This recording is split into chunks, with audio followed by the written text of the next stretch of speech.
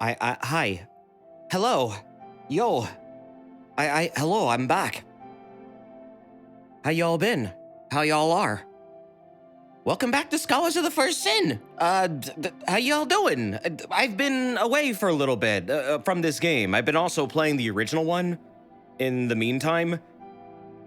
I can definitely see why people say this game is almost a ROM hack of the original game. It definitely is harder in some ways in areas that are interesting. However, it also is somewhat more refined in other ways. It's really interesting how they made this version of the game compared to the other one. But yeah, I might be doing a lot of comparisons today between the two of them. I'm significantly farther in the original game now compared to this one. And that's mostly because I'm playing it off stream and also for the Discord sometimes at night. However, I still really like this version. The things it does differently I feel like aren't bad. However, I do feel like it is the harder game objectively. I don't really mind it. Even with its faults, I don't really feel like I prefer DS2's original over this one or this one over the original. I think they're both really good at what they try to do differently.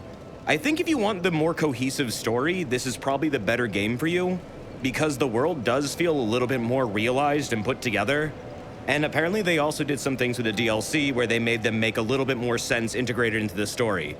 That's nice. I'm for that. The original they're just there a little bit. Also, apparently there's an ending for this version that ties in with you doing all the DLCs, so that's pretty nice as an incentive to do them. Not that you needed one, but I don't know. It's a little bit of story refinement, I guess. Either way, I like both versions so far. I think this is a pretty good game overall. Despite the fact that sometimes I wind up asking myself, Shaboya, what the fuck were you thinking for certain segments? This game is good.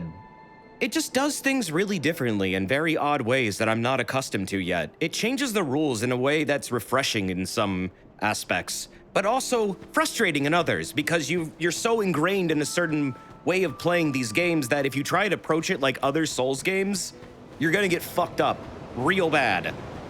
So anyways, what the hell was I doing in this last time? Let's see.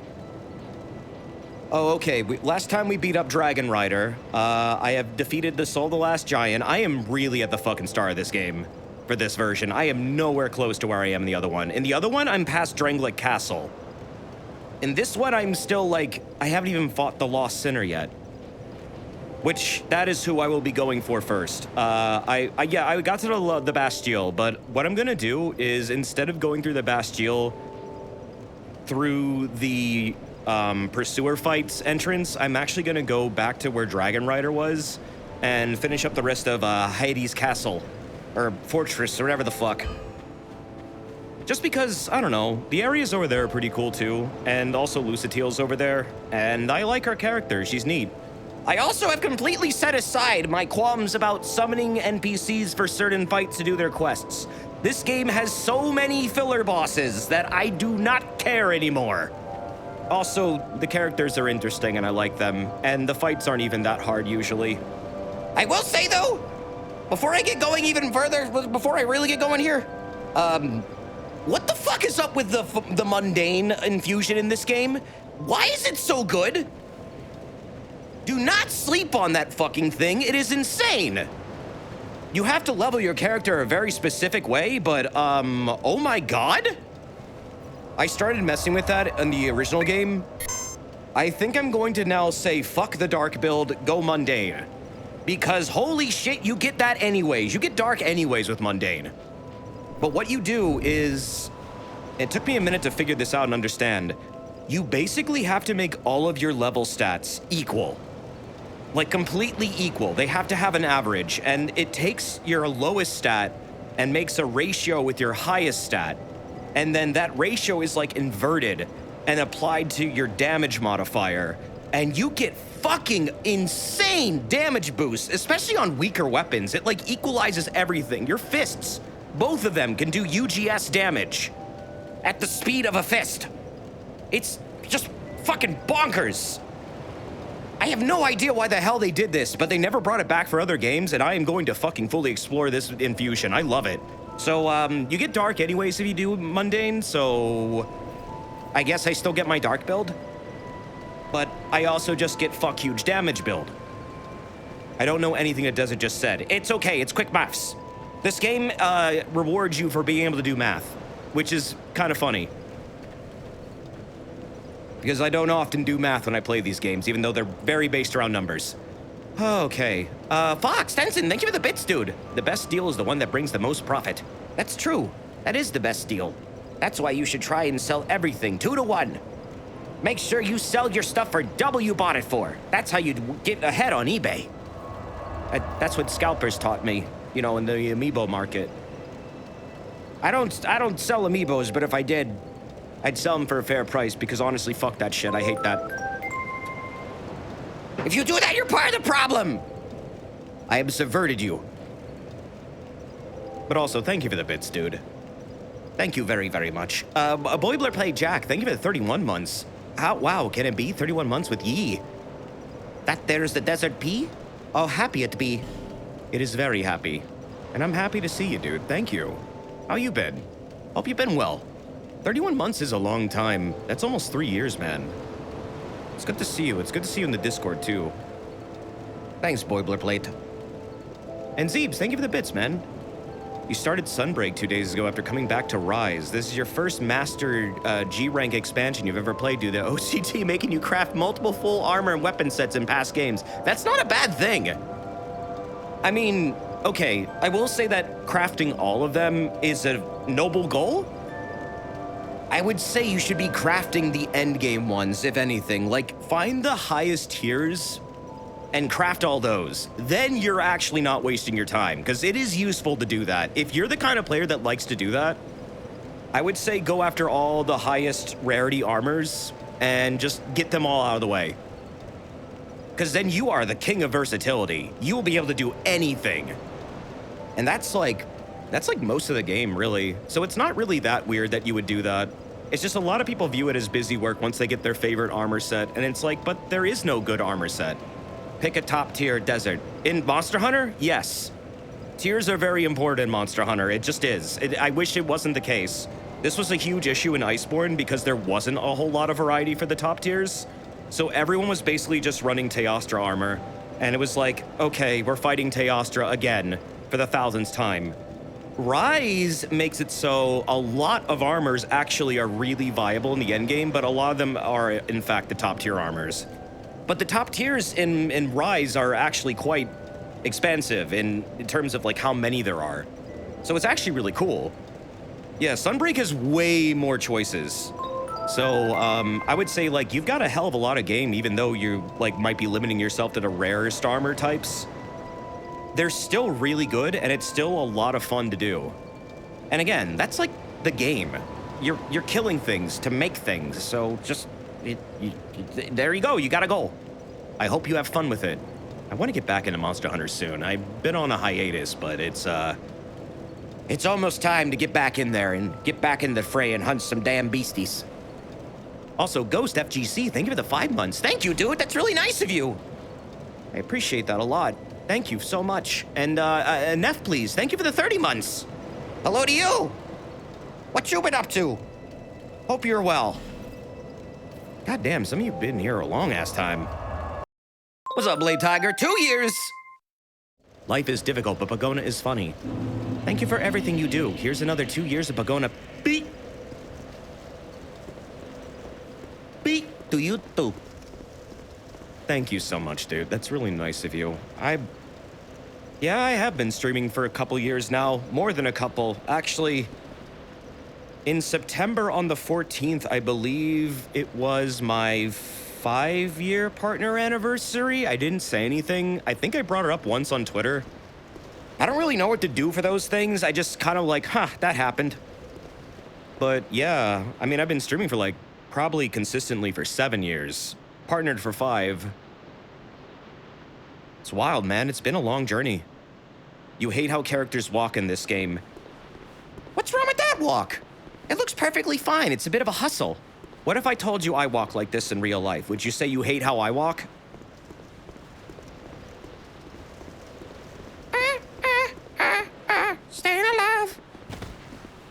Yes, maybe. I'm walking here.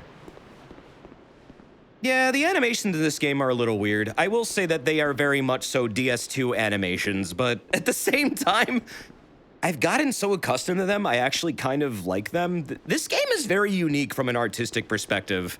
They really tried to, like, remake everything from the first game in their own... I guess, when I say they, I mean, like, Shibuya, in their vision. However, I also feel a little weird that part of Shibuya's vision was including a Heineken label in the fucking trash textures. That was a little weird.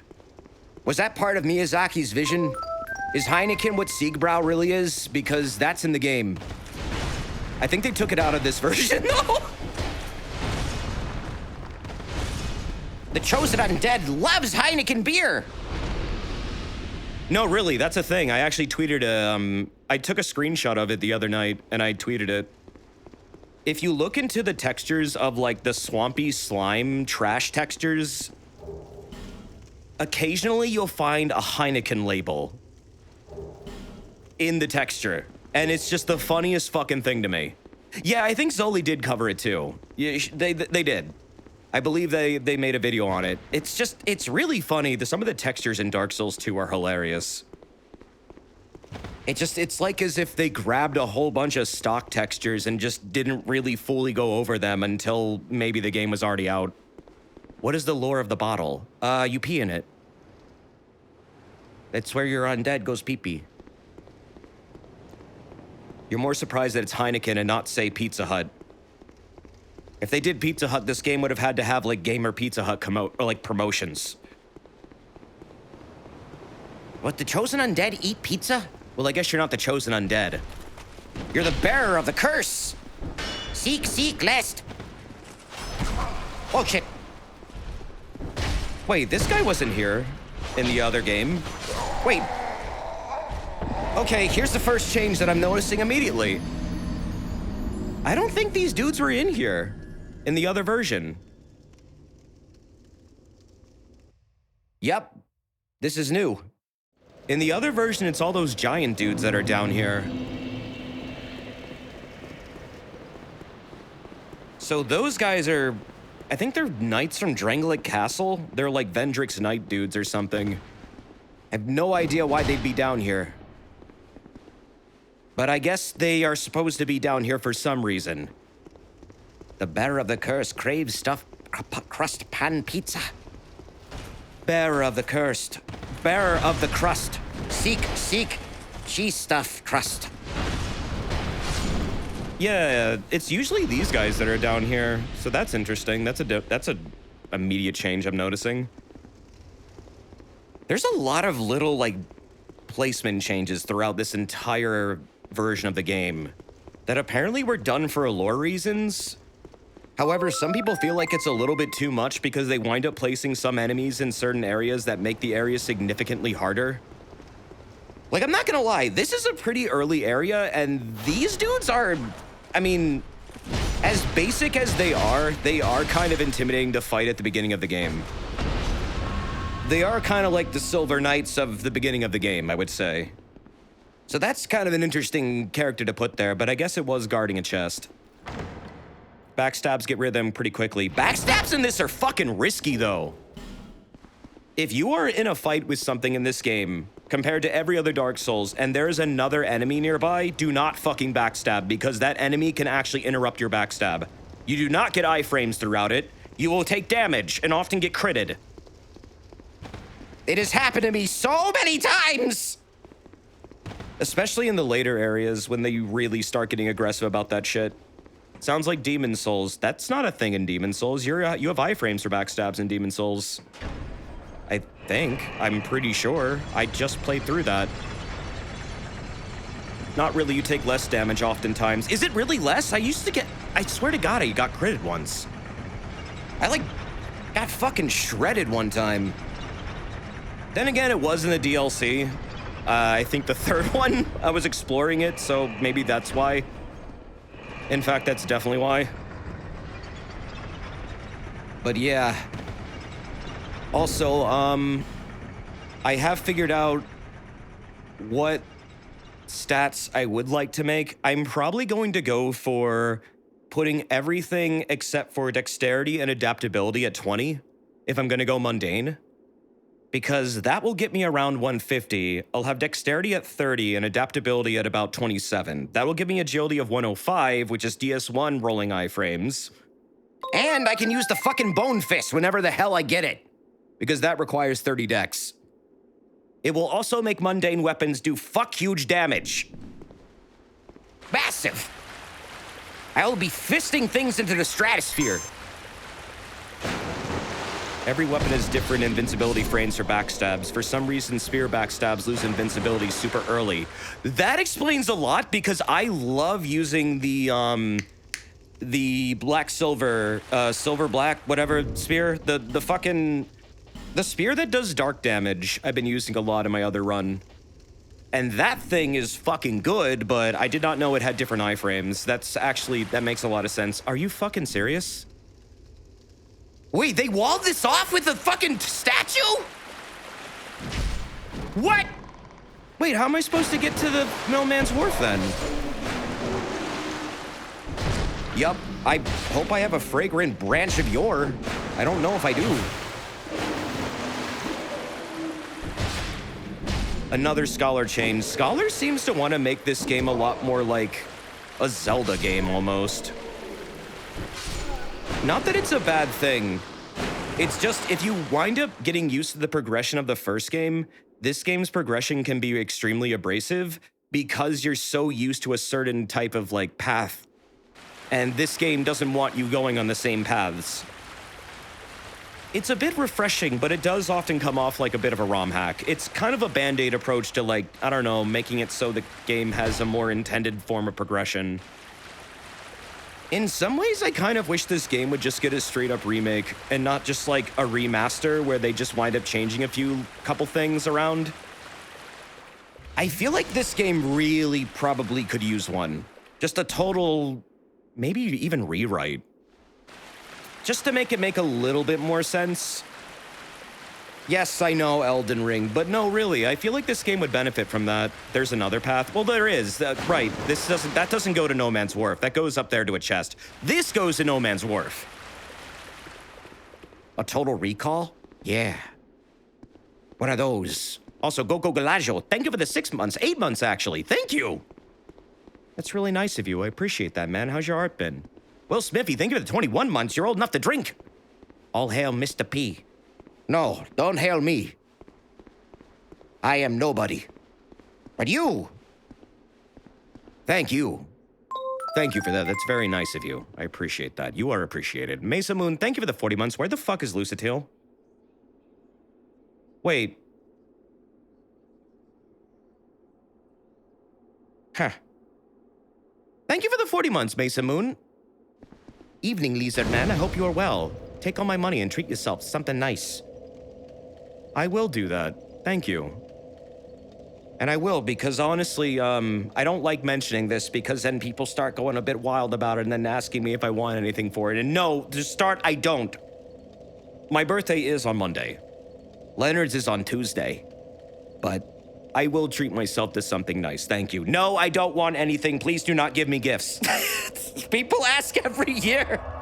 And I appreciate the thought a lot. I struggle with accepting gifts, especially like games, because then I feel bad if I don't get around to them. But I mean, just hearing happy birthday on my birthday will be nice, if anything. That's all I care about. Seriously, that's all I care about. But I guess I'll see you on Monday about that one. Maybe. If I feel like it. But thank you, dude. It's really nice of you. Also, Robopon, thank you for the bits, dude.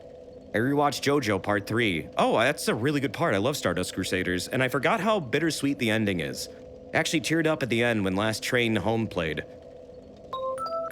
It is a pretty good ending, I think. I don't know. Part 3 is honestly a pretty standalone anime, in my opinion, when it comes to the story overall. I really do feel like that's one of the better JoJos to introduce someone to the series with. And I like how it ties into part 4 as well. Like, you can kind of watch both back to back and then go back to the first two if you really want all that backstory. I feel like JoJo truly begins at part 3, but that's also because that was where I kind of got introduced to it as well, with the OVAs way back. Even still, I really like that part.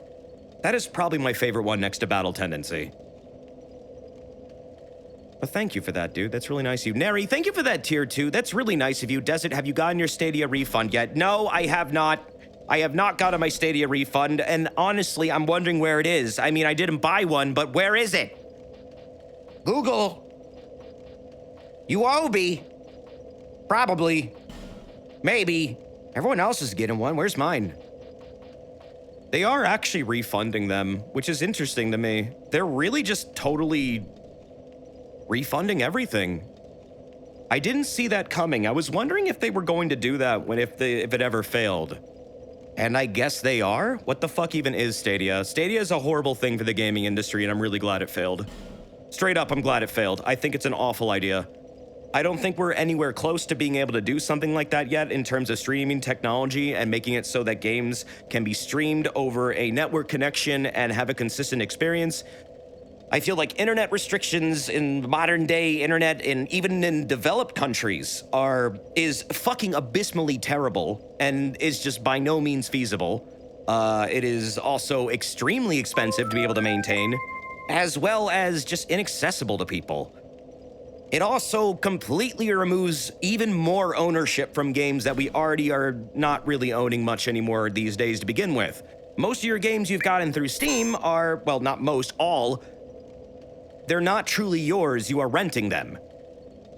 So, we already don't kind of own our own libraries, and the second that you get banned from Steam, you kind of lose access to that investment.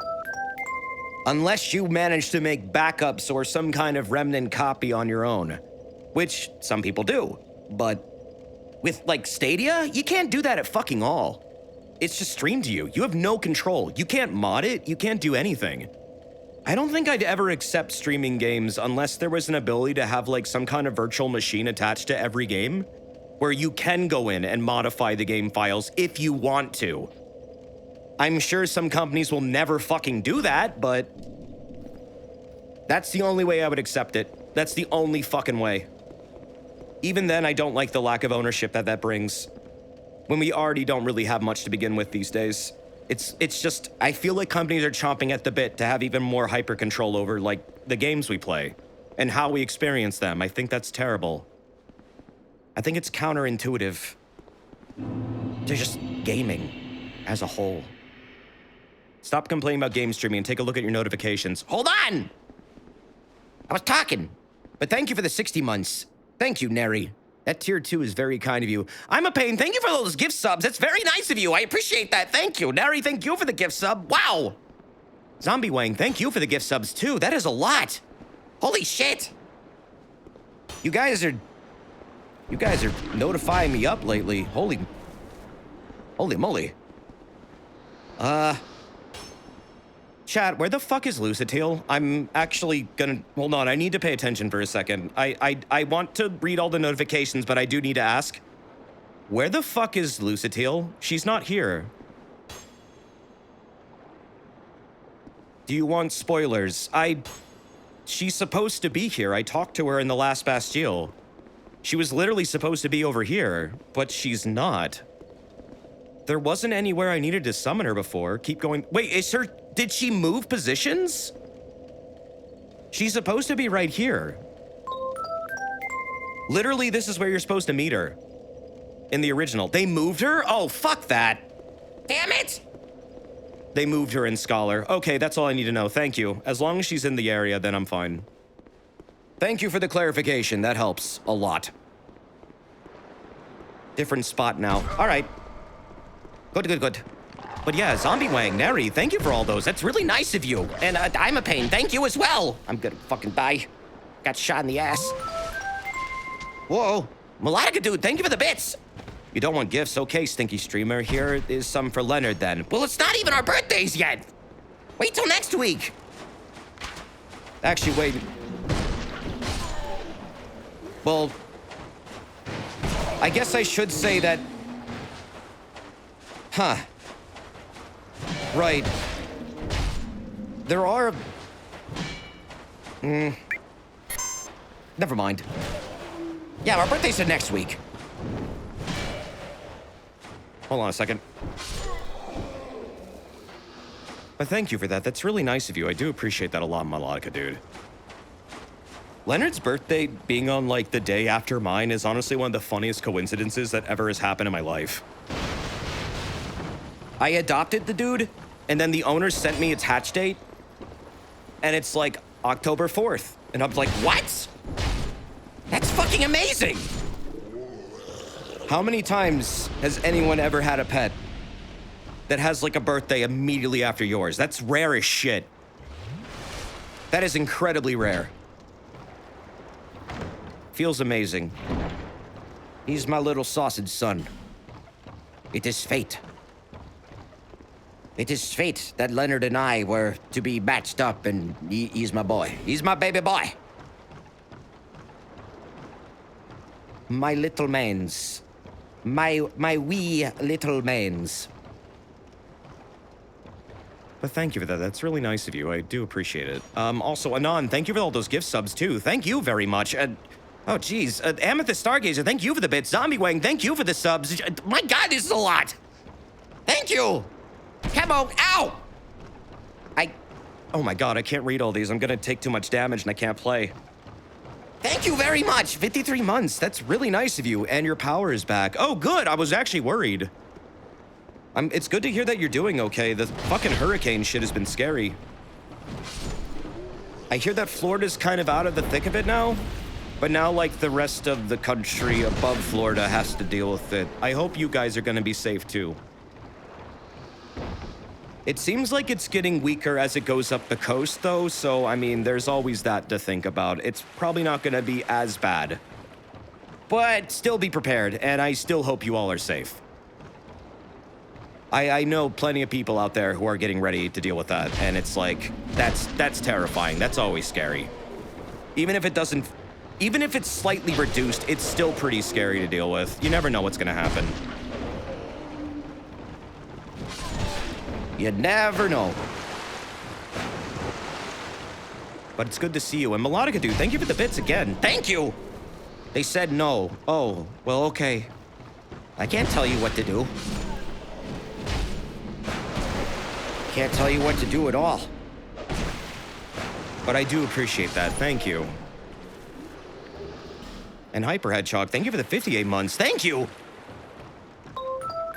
I am not a stinky lizard, but I am in fact a lizard. I appreciate that a lot. Thank you, dude. Your support really does help, chat. It really does help things keep going the way they have been. I know I say that a lot, but I say it because it's true, and I do appreciate it. Thank you. You can't tell us what to do. You can tell us what to do, you influencer. That's why I keep telling you to eat bugs, man. Except now I don't want you to eat the bugs, because, I mean, I need bugs to eat, and if you guys ate them all, well then what am I gonna eat? It doesn't work. It's not feasible. It's not sustainable. So I would appreciate it, you know, all of you who have been eating bugs, you need to stop now. Because we're going to run out, and if we run out, what the hell am I gonna eat? You could eat dirt. No, I'm not gonna eat dirt. I want to eat bugs. They are good protein. They are delicious. Don't tell nobody, but grasshoppers taste exactly like shrimp. Fucking love shrimp. That's the secret. That's the secret. Bugs, actually delicious. Especially herbivorous bugs. No, really though, they actually are. It's fucked up. Did you know that people used to view lobsters as the poor man's meal? My God, how much times have changed. Lobsters are just big-ass bugs anyways. But yeah, actually, shrimp and lobsters taste really similar, apparently, to grasshoppers. And I guess that makes sense, too. They are both arthropods. A little bit omnivorous. And, oh, hey, there she is. Found her. Oh, and Hesher, thank you very much for the gift subs, dude. Thank you. That's really nice of you. I really... Damn, that's a lot of them. Thank you so much. Thank you very, very much. That really does help things out, and all the gift subs get us closer to emotes too, I will say, so thank you.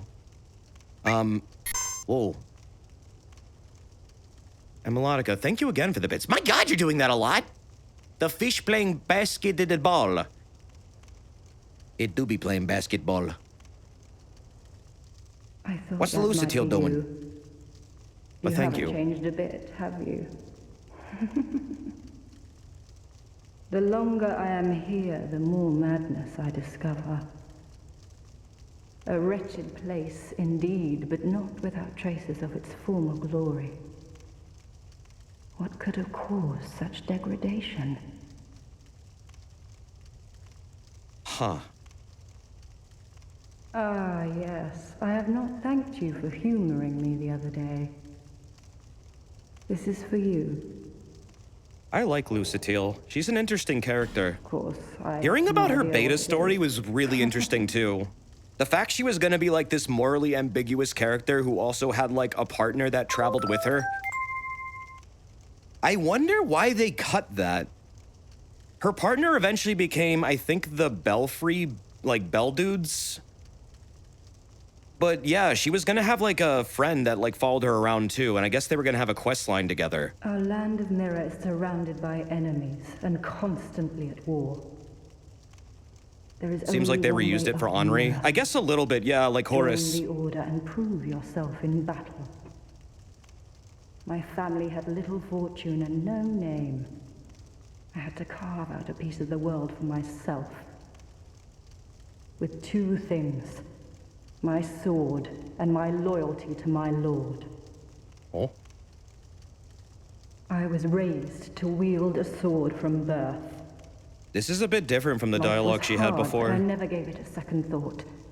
This is very different. I had swift success on the battlefield and quickly attained respectable stature. And then Or at least maybe I came here. Oh wait, no, it's not. Never mind. Have you heard of the undead? These poor souls Maybe it's not. affected by the Is it? curse. I don't remember her saying some of this stuff. Undead gradually loses his humanity until his wits degrade completely. Finally, he turns hollow and preys upon others. And a hollow can never be human again. One can skirt this wicked fate only with the help of the soul. Right, I remember her saying this. Assuming, of course, that the legends are true. I can only hope. Oh, right, she takes off her mask here. Oh, wow, you can see her face texture a lot more clearly in this one. In the other version, I struggled to actually see it. Right, she's half hollow. Depth of field, fucking please, turn off. I need to turn that shit off. That's annoying. Get out of here! So she's like half hollowed right now, which means she's died a few times or something. So she's trying to stave off her hollowness. And her journey is like, I guess, trying not to become hollow, but she has some kind of purpose for being here. I'm sorry to burden you with I think talk of she's my looking for her fate. brother. I suppose I've grown weary these days. I'm sorry. Right, she also gives you an effigy, but she says she has no idea what it does. But effigies are what give you humanity. These days. They remind you of who you are, so they keep you sane. But she gives you hers. So, not the best option. Whoops. Awkward. But, at least she's okay for now. I thought she was in the process of going hollow and she's trying to stave it off. She is, but I think she's also looking for someone. I don't know if she said it yet, but she does later, I think. Also, Desert Griffin, thank you for the tier 2, dude. 41 months, thank you. And Pokebro King, thank you for 25 months. Merry Crimbus to you as well. Commander Hoff, thank you for the bits, man. How come there's no ending that lets me kindle the flame of chaos? Oh, well, that's because it doesn't work.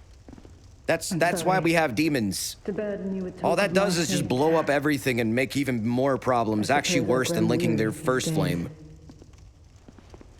It's the worst option. But I guess you could pretend you do it. Just walk away from the flame and then say your character went off and tried to do the Witch of Izalith thing again. I mean, it's not like other characters haven't tried to do that. Literally, some characters have done that. I'm pretty sure the Lost Sinner is one. But she also might be the Witch of Izalith, like, reincarnated. Which is extremely likely, because she literally has her soul. What if linking chaos works eventually? Chaos is chaotic. There is something inherently wrong with the Chaos Flame. And it's not sustainable for, like, I guess maintaining a world. Because it is so wildly erratic and unstable.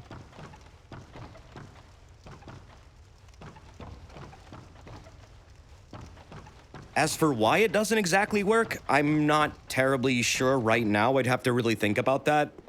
But several people have tried to relink the first flame using it, and it always went wrong and made things horrific as a result.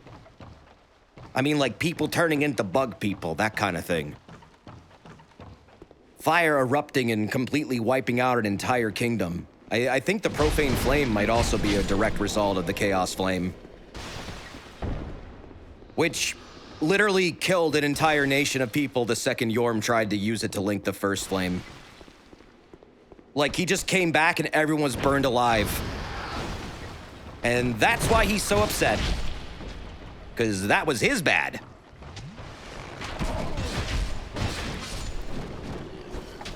Oh, shit. Oh, fuck, I'm out of Estus. No! Chaos is random. Chaos is an all-consuming fire that just wants to continue to, like, burn and burn and burn and burn without heed for any kind of limitation. It just seems to overextend itself to such a degree that things become radically unstable and start to just mutate and just radically alter its appearance, its fundamental properties, everything. It's not really something you want to use to fix a world, because it doesn't work. However, it did give life to demons, but demons are just kind of like fucked up, horrible amalgamations of humanity. Just like wildly contorted and twisted to become this new form. And wow, magic HP! Okay! Shit! God damn. Duh, duh. Whoa. I'd prefer chaos over entropy. Well, that's the problem. You get entropy either way. Chaos doesn't really do anything in this series to help against entropy. In fact, it probably makes it exponentially worse. For everyone. I don't think there's been a single time using the Chaos Flame has actually resulted in anything good. God damn!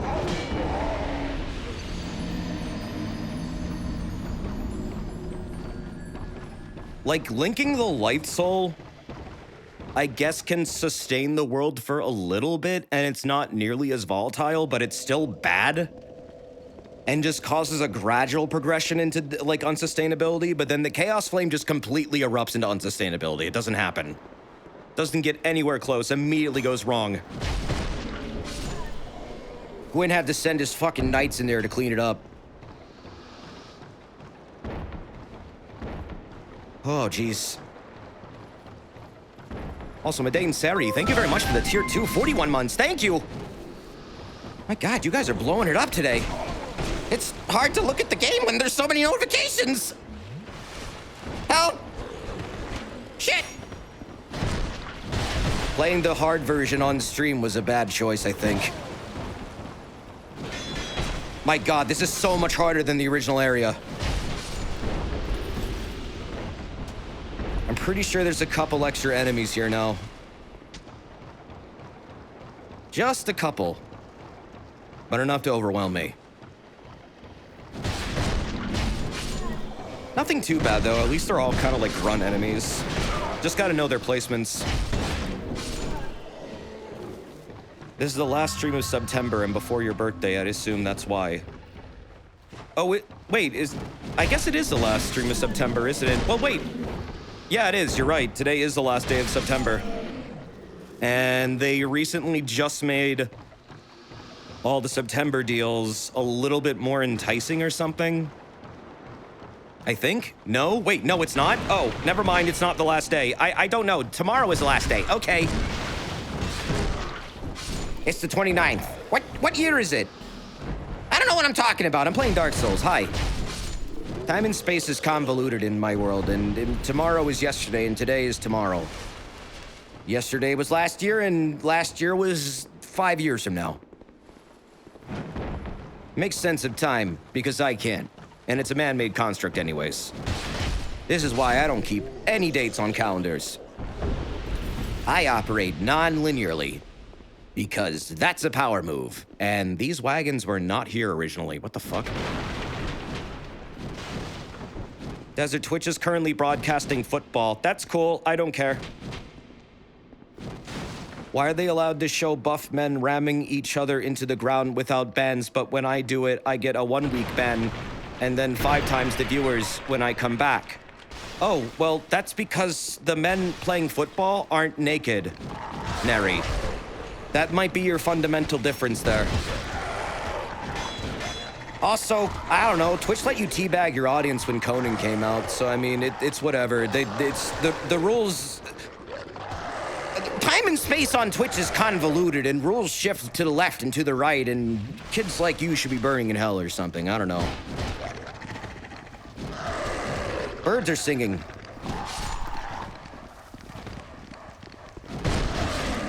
Undertale. Ow!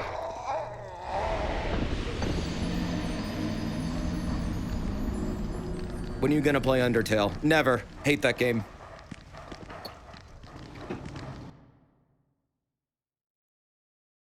You promised us you play Undertale last year, and then never did. Yeah, I don't know, I just didn't feel like it. I just kind of like, I got over it. I was thinking about it, and then I said, you know what, I hate Undertale. Undertale sucks. And then I just went on my merry way.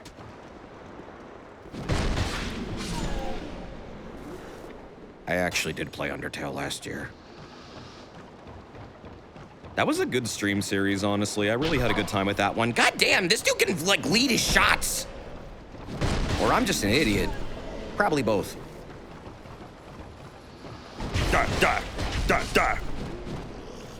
What the fuck is a Undertale?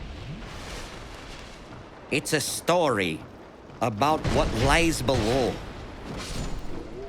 the surface of humanity. Cubits and monsters. And, I don't know, like a talking flower dude. He says fuck a lot, and he has a knife, and he likes to stab people. His name is Flo.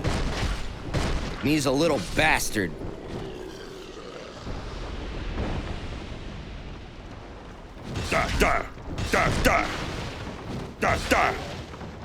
I can't wait till I get Mundane Fist, dude.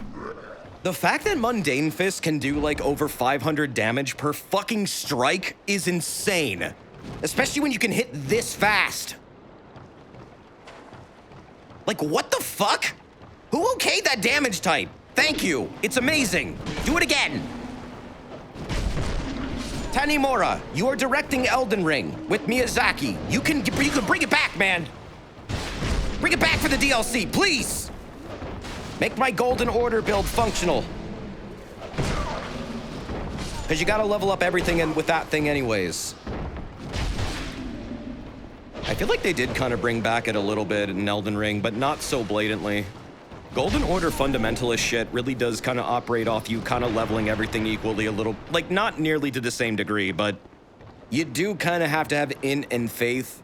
And then a lot of those weapons require a lot of strength and dex, so you are almost leveling up everything regardless. But it's not so blatantly like, no, you have to keep everything equal and with like specific ratios going on. I like that angle though, it's kind of neat. I've never leveled something like that before. And then you kind of get like a really decent loadout when you do that. Like, I don't know. It's like the only time I've ever leveled Vigor up to like as high as I did it when I went mundane.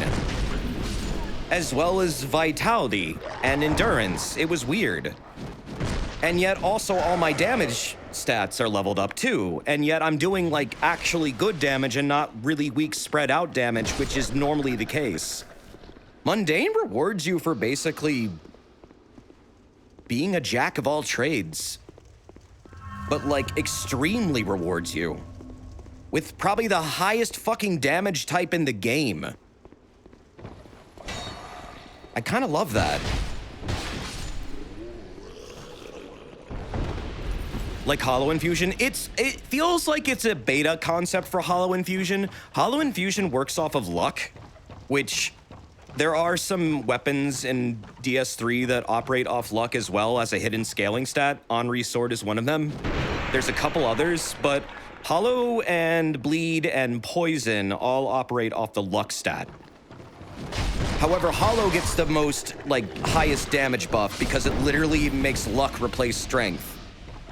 That said, you wind up getting extremely fast weapons doing Ultra Greatsword damage, very similar to Mundane in this game. But instead of leveling up every stat, you're just leveling up luck. And, like, the base stats for whatever weapon you wanted to use up to, like, their required amount. Because you don't have to go beyond it. It's pointless. They're not going to scale. Normally when you go Hollow. I love these things. They're like Dagon creatures. This whole area is basically Innsmouth. It's like Shibuya read like some Lovecraft and was like, you know what? Let's just put this entire fucking like town in Dark Souls. I don't care how it's done, just do it. And so they did. And then one of them was like, you know what we should do? We should have a boat. And they're like, yeah, we should have a boat. And then we should have a boss fight on the boat while it's on fire. And apparently they couldn't get that done. But they did make the boat move, and that's pretty cool. I was reading about the development of Dark Souls 2, and there's a really fucking funny interview where Tanimura basically admits that the Earthen Peak to Iron Keep thing was actually a communication failure. There is no in-game reason for it. It is literally a fuck-up, and they admitted it. And that takes balls. That takes balls to admit, honestly. Desert, I'm not allowed to gift you any more subs. You've gifted 69 gift subs to Desert P's channel. Give 31 more to unlock your next badge. Sounds like you got a choice to make there, buddy. That's a lot of gift subs, though, Neri. Thank you. Impossible Space is interesting anyways. Well, I mean, I like the fan explanation for why Earthen Peak gets to Iron Keep. I think it makes sense in terms of the game's lore. However, it is definitely not what the developers wanted. Literally, the intended idea was that Earthen Peak was going to have a windmill that was backed up to a giant mountain that was an active volcano. They forgot to put the fucking volcano in the background of the scene for whatever reason. It used to be there actually in one build of the game, and the thumbnail for Earthen Peak shows it. It's mysteriously missing in every other build of the game. However, yeah, there was supposed to be a big fucking fire mountain in the background, and it's just gone. But that's where Iron Keep was supposed to be. There was supposed to be like a tunnel and then an elevator from the boss fight in Earthen Peak to go up into the caldera of the mountain. Instead, what wound up happening was they tried to communicate this to whoever was doing the design for that area, and they misunderstood them, and they thought they meant, oh, okay, when you beat the boss, you go up an elevator in the windmill, and that takes you to the fucking sky? And in the sky is Iron Keep for some fucking reason? Even though it's not visible at all in any way, and it's just kind of there. Everyone's talked about this fucking thing to death, I know. Over the years, you've probably heard this a million times. But it is fascinating how it was actually a miscommunication. But yeah, you basically go up an elevator to the top of what you think is going to be the roof of the windmill, where there's nothing fucking up there. But then you suddenly are in a volcano that wasn't there, that's mysteriously in the sky. And it's like, okay, what's going on here? For years, people were like, oh, your undead dude is hollowing out. He's losing his mind. Time and space is convoluted. It's a double whammy of your character is getting fucking confused. And, you know, there's just a nonsense, non-linear progression of areas and space-time just conflicting with each other. Things do not make sense because they literally don't make sense. And yeah, that does happen time to time in this series. And there is such a thing as non-Euclidean geometry throughout the games. In fact, in Dark Souls 1, where you fought Gwyn, was not really where you think it is. It's not really in a... When you go down that staircase in that, like, white void, that's a teleport. That's not really a literal staircase. That's like you teleporting to another location. But you're just walking through it instead of just, you know, being popped in there. It's a dramatization of what teleporting is like throughout the series. Because it's powered by the Lord Souls. You have to have them in order to make the journey. And then there's a bunch of, like, Gwyn's, like, night ghosts, like, walking around there and all that stuff. It's really interesting. But you're basically fighting him in a place that doesn't really exist where you think it does. I don't even know where it actually is, like, location-wise relative to everything else. It's kind of been on its own. Almost like a impossible pocket dimension in some ways, but that's the kiln. And Dark Souls 3 doesn't really make it any more obvious where exactly it is either, because it gets even weirder with that game. That said, strange pocket dimensions where things exist in certain areas but don't really reflect in the geometry of the world, that's not an impossible thing. So Iron Keep, like, being in this weird space-time fold that, like, in the sky above Earthen Peak, it isn't so much out of the question. And what's even more, like, what adds to that is the person who runs Iron Keep has Gwyn's soul.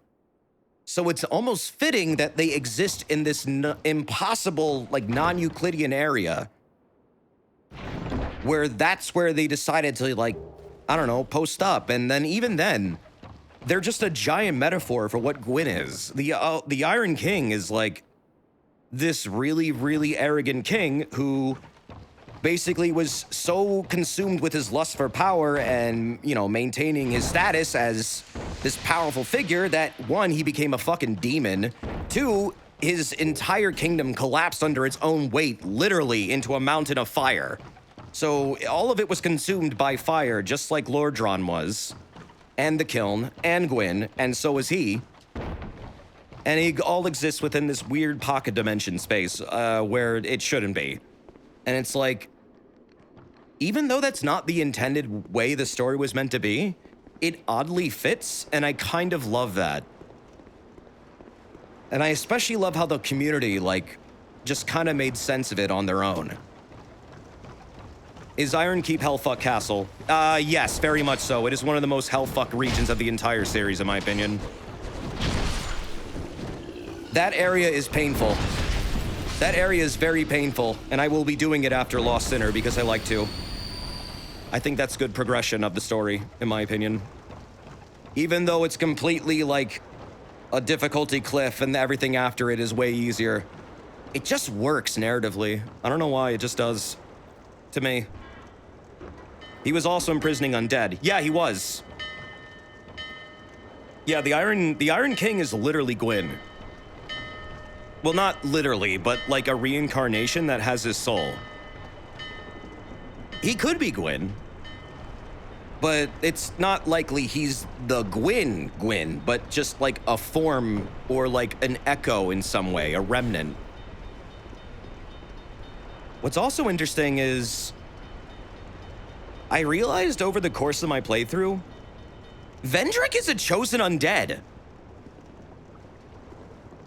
He is one of the many other chosen undeads throughout the multiverse. This game is exploring his timeline, where he defeated all the Lord Souls, but then said, fuck linking the fire, I'm going to do something else entirely.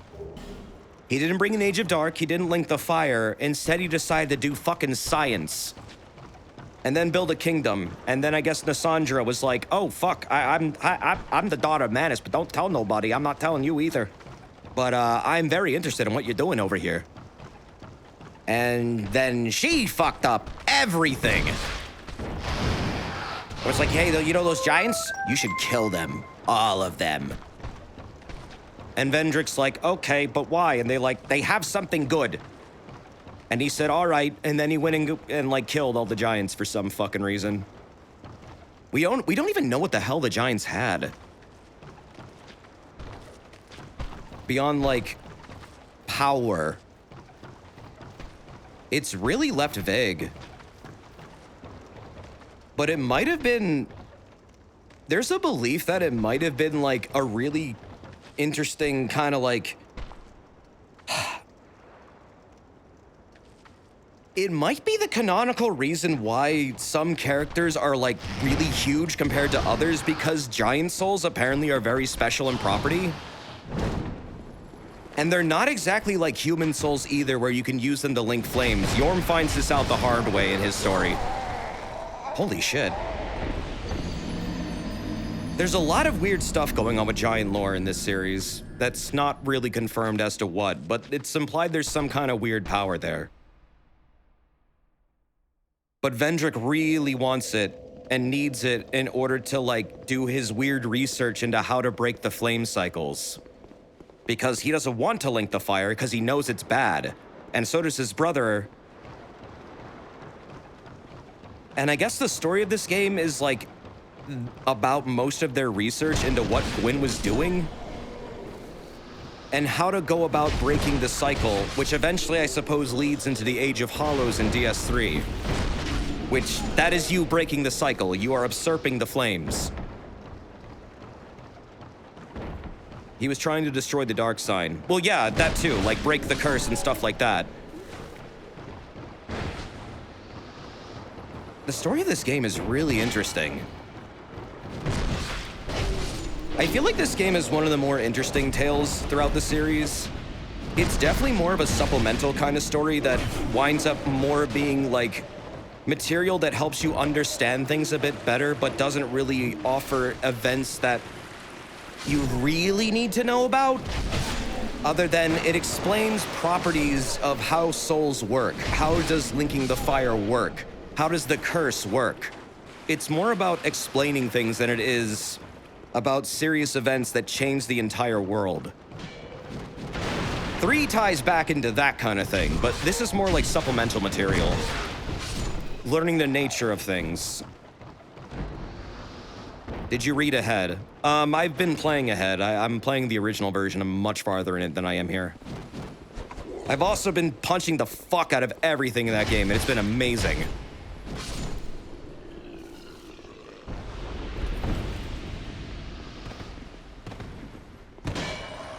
You think DS2 comes before 3? It literally does. That's actually outright told to you. It's not so much I think it, it's that literally in 3, Aldia is the person who trained Lothric and made him say, I don't want to link the fire. 3 would not have happened if 2 had never happened. Aldia is literally the reason why 3 happens at all.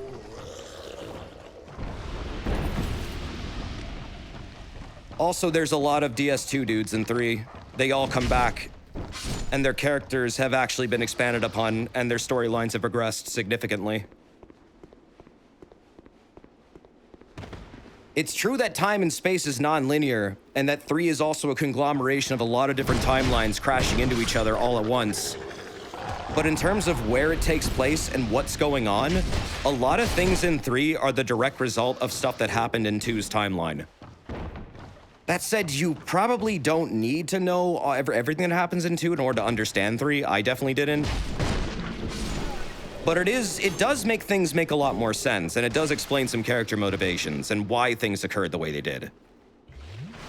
Also, yeah, Fume Knight's sword is in 3, as well as the shield, Pursuer shield.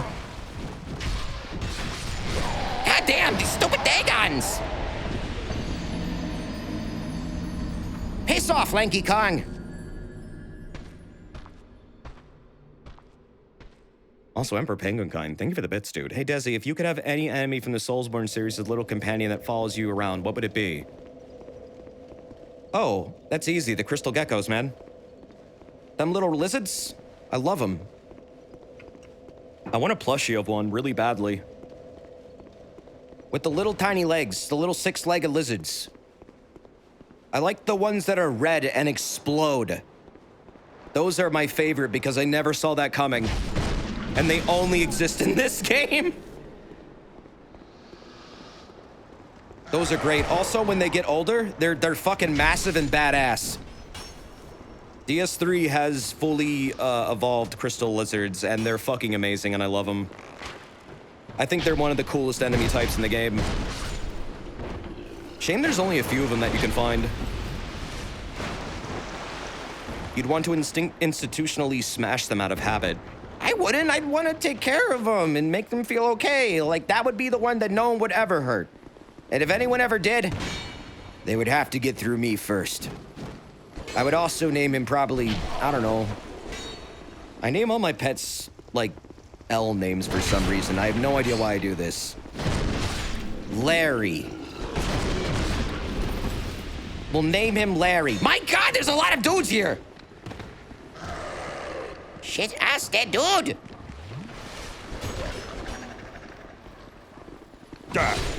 Whoa. So much kiting. Get the fuck out of here, dog! Whoa. My God, there's... This fucking dude is an ace sniper! Stop it! In some ways, I kind of like the despawning system in this game because, I mean, at least you don't have to take on the hordes forever. And you can always infinitely respawn them later by joining that one covenant, but it does make them a little bit harder. But, I mean, it is the farming covenant, so at least there's a slight risk to that. You can always opt out later. And there's bonfire aesthetics if you really don't like that route. Stop! Jesus! My God, this area's nuts. This is so much harder than it was in the other version. What the fuck? Have you seen Happy Souls yet? No, I'm aware of it. I'll watch it after I beat the game. I think a lot of the jokes I wouldn't understand until I actually go through the entire thing. But yeah, to explain, the reason why I'm knowledgeable about things that I haven't seen yet in this version, even though this is technically still my first playthrough, is because I'm playing the original version alongside this version off-stream. And I usually stream that to my Discord. Just as, like, I don't know, something interesting to, like, talk about and compare the game to, and my fucking God! Why did they put a dog here? Bruh, ease me into this. Did your Discord bot break again? I have no idea. Maybe, maybe not. It's inconsistent as fuck. I need a way better... I need a better bot for this shit. If Dynabot is not reporting that the stream is live, I do not know why. I do not control how it does that. All I can do is tell it to do it. It seems to be doing it consistently lately, but sometimes it fucks up. I don't know why it happens. It's a bot. It worked for you? Well, I mean, if it's pinging in the Discord people, well, it's working. Maybe you have it muted.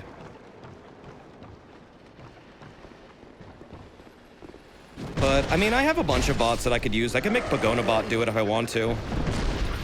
Which would probably be a lot more reliable. But, I don't know. Dynabot's kind of cool, too, because it has a lot of interesting features. It has fun features. Like, I don't know, stupid ones. It can also make polls, which are fun to use. It did its job today, you see it? Okay, good. Oh, boy.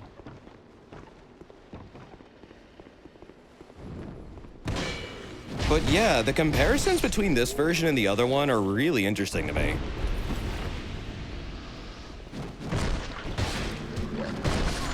But man, is this one harder. Like, exponentially. I would definitely say you should probably... If you haven't played through these games, it's really hard for me to recommend one over the other. So maybe I shouldn't say I would definitely say play the original over this one first. But you will probably have an easier time because at least the enemy hordes are not anywhere near as, like, nutty. They're not impossible to deal with, but they are definitely significantly harder at times. It's really, what kind of experience do you want? Do you want one that's more oppressively difficult at times, but also is more of a cohesive story? Or do you want one that's a little bit easier to go through, but is often not as refined? In fact, you could also say that they are often unrefined in different ways. At the end of the day, this is still Tanimura trying to make Shibuya's fucking mess viable as a game, which at times he's able to do pretty successfully. I feel like the DLCs are definitely way better directed because that's purely Tanimura. And he, despite all the shit people talk about him, he actually does know how to design dungeons and bosses properly. Way better than Shibuya does. I'm not his biggest fan. I still think he tends to get difficulty wrong. I still feel like he tends to make things just difficult for the sake of it instead of being a challenge. And that's just a design philosophy that's kind of his signature. Shibuya doesn't seem to understand a lot of things. Shibuya wants to turn everything into a fucking Tuhu for some reason. I don't know why. That's not really how this series is meant to be. They're also a real big fan of 1x1 hallways. I have no idea what's up with that. I can definitely tell things that Shibuya has designed because they piss me off often. But then you can also tell where Tanimura steps in because then you start to approach like DS3 style level design, and I actually like DS3 level design a lot, where it starts to incorporate narratives more into the environments. I think a really good explanation for what it's like to play through a Shibuya style level is like the dude was basically trying to recreate Sen's Fortress this entire fucking game, where areas don't feel like real places but instead just feel like a series of murder boxes that you move between that have just fuck you enemies placed within, and they just have an overall theme throughout them. Like, I don't know, Dragon Lake Castle, for example. It's a castle level. All the areas are castle themed, but the layout of the castle makes no fucking sense. The rooms don't really have any specific purpose and don't feel like real rooms. I keep thinking of that one Nashandra painting room, where it's like, it's just a big fucking square in the middle of the castle. Nothing else in there. No tables, no furniture, nothing. It's completely empty. Except for this one giant stupid painting of Nashandra that is not even like centered in the room. And there's just 3 knights in there dicking around. What are they doing? I have no idea. Is that room important? I have no idea. What is that room? What is it fucking for? Why is there only a painting in there? Why does the painting curse you?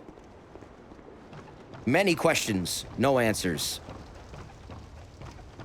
But it just feels like a nonsense room just for the sake of having a room there, and then like, we'll put one object in there and there you go.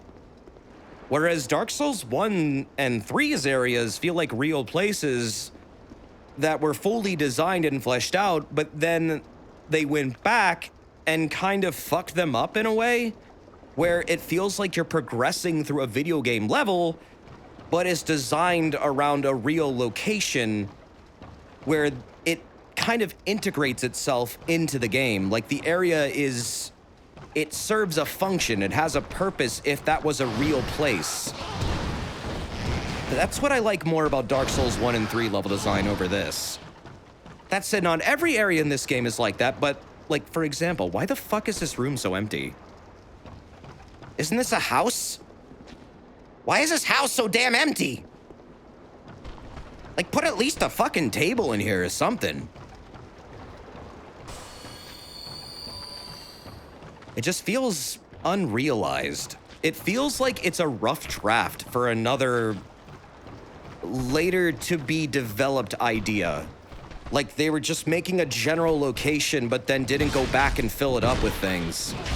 Or really tried to define what the progression should be like. It just kind of feels a bit unfocused. Which is kind of why I feel like people say DS2 feels more like a Souls-like than an official FromSoft Soulsborne. Because it gets some things a bit wrong. I will say that. I like this game. It does tend to get things wrong because I do feel like Shibuya didn't quite understand how level design is supposed to be approached for this series. The one-by-one hallways exemplify this. This series is about letting you risk assess and, taking risks and also being able to plan out your encounters and potentially move around them if you want to. You should have the choice of being able to avoid fights if you want to. That's something that all the games that at least Miyazaki worked on give you the option of. You can avoid certain fights, not bosses, but actually sometimes bosses too. The issue with DS2 is you are often forced into fights, and they often come off as extremely unavoidable. Sure, you can get around them if you try really fucking hard, but the game often is pressuring you into fighting literally everything. It seems like this version of the game does a little bit of a better job in giving you a little bit more choice in your encounters, and that's a new enemy. What the fuck? That is not in the base game. Fun. I'm actually looking forward to fighting that thing. That's a new one. But yeah, I don't know, the design philosophies are very different. I don't think it makes the game bad, it just makes it different. And often people say different game means bad, but that's not true. You're getting just a different approach at how these games could be played, but I mean, honestly, I do prefer 1 and 3, I will say that, over this. I do like this game a lot, though, for what it tries to do. And I definitely feel like this is still a very good game. I think it gets a lot of undeserved hate. Like, a lot. There are things in this game that do piss me off. I mean, there's going to be a region later that I'm probably going to get extremely angry at, which is the fuck you mage sniper zone. Immediately after Drango Lake. Whoever designed that, whoever made the map for that, whoever worked on that, what the fuck were you thinking when you decided to make an entire squad of mages throughout the entire area with infinite aiming range? And their spells just don't stop. They just do not stop. It is just like a fucking, it is like goddamn Omaha Beach. It is D-Day. And you cannot outrun that shit. It is just, it will follow you forever. Literally infinite range there. You need a bow to get through that area reasonably, I think. Just nothing else feels right. Or like just excessive amounts of defense. It is very weird. Probably the weirdest area I've ever seen in this entire series because of how much it clashes with how encounters should be going about themselves. That's kind of a little issue I have with this game a lot, but I don't feel like it breaks the game. I just feel like it's kind of a low point. There are lots of high points in this series, as well as in this game, that I feel like, make moments like that a little bit excusable. Still, though, really fucking hard area. Unreasonably hard. Kinda wish they would go back and refine it again. Even after all the nerfs, I feel like it's still a bit too much. In later New Game Pluses, that area becomes a slog. Oh, I know, I've been reading about it. It's fascinating how bad it is, actually. I would say that's objectively a bad area. But it's also not the only game that has a bad area. I mean, Smoldering Lake exists. I don't think Smoldering Lake is as bad, but it is objectively a bad area, and that is in my favorite game. The Demon Ruins are even worse. In fact, that entire region of the game is pretty insufferable. could have done without any of that. The Dragon Ass Pit. Honestly, I've never really been stuck in Dragon Ass Pit. You mean Los Izalith, the outside area? It's a really underdeveloped area, but not impossible for me.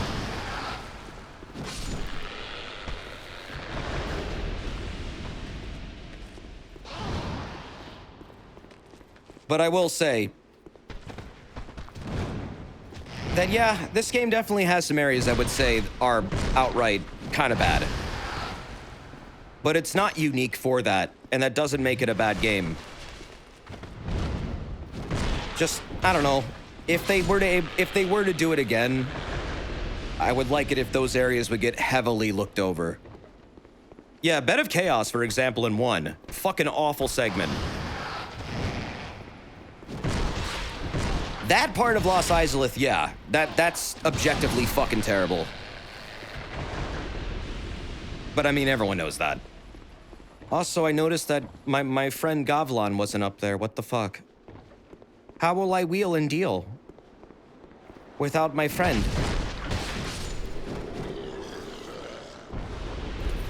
Yeah, I know I can backstab him. I like the 1-2, though. It is fun. He's elsewhere. They moved a lot of characters in this version. Like, a lot of characters. It is interesting how the progression is almost completely different in this after a certain point. I do wonder what the reason for that was, other than maybe offering a new experience for returning players. I still feel like, though, I prefer how 3 handles a lot of NPC quests, in that, like, in this game, in order to progress, like, Lucatiel's quest, for example, what you have to do is you need to know where they are on the map first.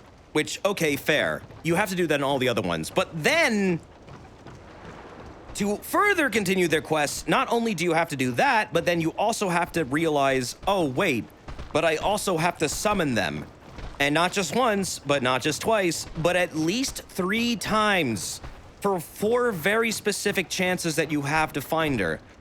But here's the other part. Sometimes her summon sign is hidden in, like, unconventional areas that you might not have realized would have been there. And if you don't find it, well, you fail her quest if you don't do at least 3 of them. That's not really the best way of doing it. I like how Bonfire Aesthetics can fix it. I do appreciate that. What I appreciate more, though, is how in Dark Souls 3, whenever an NPC has to fight something as part of their quest, they just appear in the fight. Because you've been doing their fucking quest anyways, so you probably want them there. And it doesn't really happen even that often. The only instance I can really think of is, like, Seek Word. That's about it. Like, it happens with Seek Word, like, twice. But they'll just show up. To be fair, you don't even have to summon them. All that summoning them just gets you is their gear and the Chivo, I guess. Their quest progress is normal. Right, but if you want, like, their armor set, for example, if you want, like, Lucatiel's entire set, you have to do it that way. There's no other way to do it. Unless you're gonna, like, trade with somebody, but then, I mean, you can get everything that way, so why bother? Or if you want Crichton's, like, you know, armor set, you gotta do his quest. Well, I mean, well, I guess he doesn't really have boss fights. In fact, the only NPC I can think of that, like, forgives you for not using them on a boss fight is Pate. Pate is the only one. My phone says they didn't understand that, so I will elaborate. I don't know why my phone is replying to me, but it did.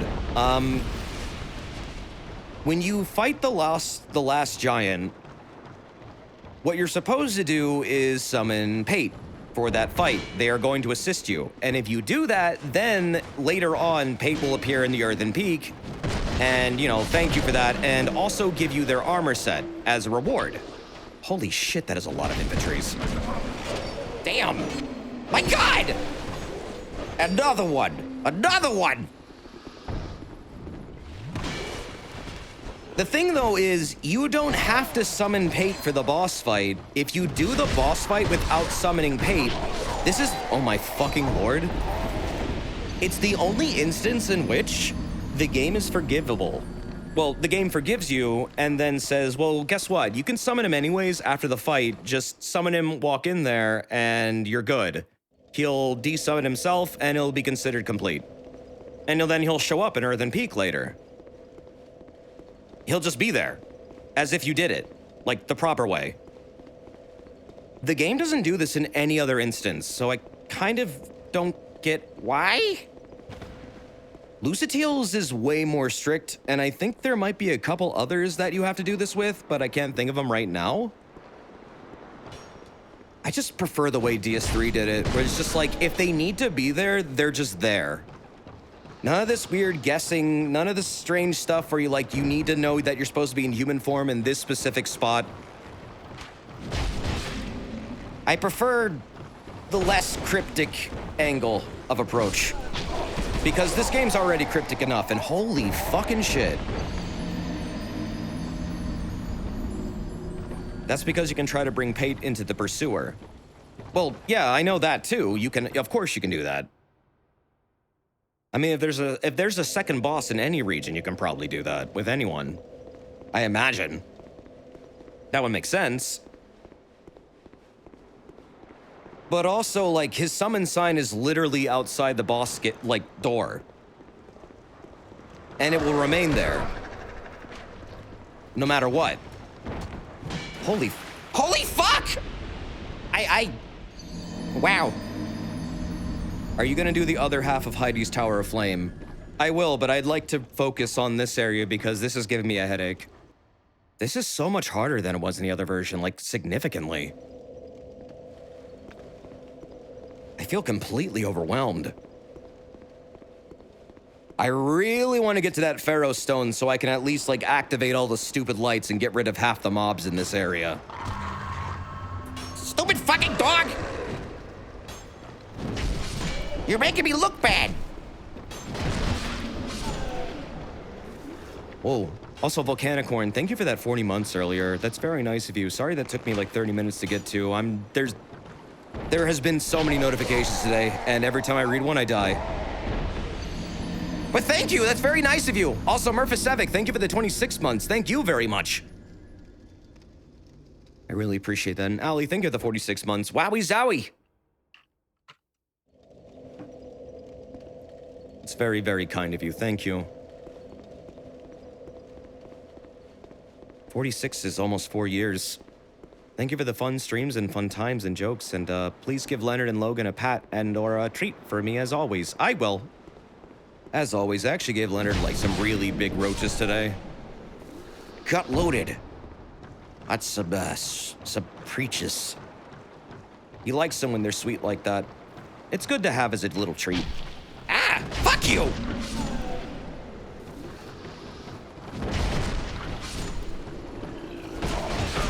Damn! Some of these rushdown movesets are brutal. You did this area first. I mean, it's designed to be approached first. It's also just kind of I don't know. I feel like the Forest of Giants, I feel like, is a little bit easier than this route. These are all designed to get you to the same place. This still goes to the last Bastille. After you complete it and get onto the stupid boat. But it is a little bit longer, and it does have a lot more of a difficulty cliff as a result. At least in my opinion. It feels significantly harder than the forest right now.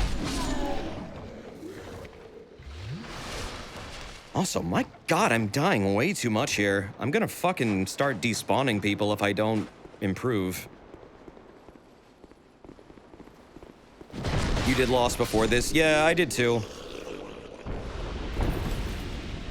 This still feels like double the enemies I'm used to.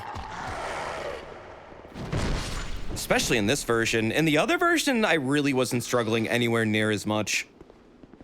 But it also felt a lot more sparse in terms of enemy count, or at least the spacing out of them seemed a little bit more reasonable. Like, this just... That's a lot of dogs, man. I think enemy despawning actually works in terms of a narrative. When you do die too much in this series, you do wind up disappearing. That is why NPCs eventually, when they die, quote unquote, they don't come back. It's usually because canonically they went hollow and they let go and they are just gone. They're not even there anymore. They're not themselves. If they are still around, they're a mindless hollow. Like, their soul is gone. All that's left is just the shell, the meat shell, which is what a hollow is. A hollow is merely just a template for a soul to inhabit.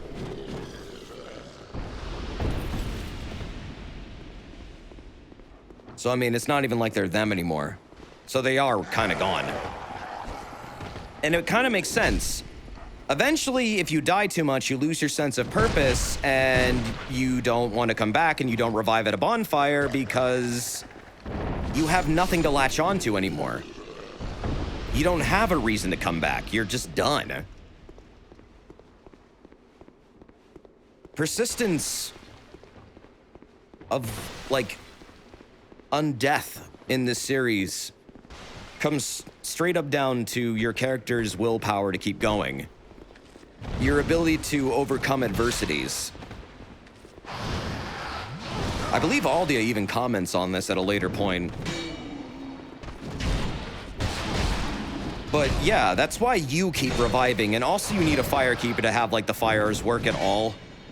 They're integral to the reviving process of an undead. And Estus is also you carrying like a little bit of fire in a bottle to remind you of your own purpose every time you take a sip. That's what Estus is, by the way. Estus is fire in a bottle. It is how your character remembers what they're doing and why they're here. Jesus Christ. Canonically, yeah, if you stopped playing the game, your character basically hollowed out. And they don't return to normal until you start playing again. Did you start any of the DLC in your other playthrough? Yeah, I did. I really like them so far. I think the direction for them is a lot stronger. But that's also because it didn't have two directors kind of fighting over each other's direction, which is what the entirety of the base game pretty much is.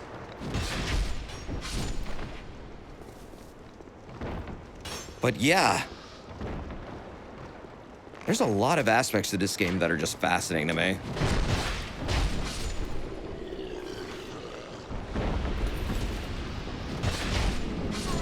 Especially between the two versions. God, I wish I could get to the Pharaoh's fucking Lockstone and activate the stupid lights already. I keep dying before I get there. 'Cause I get totally overwhelmed.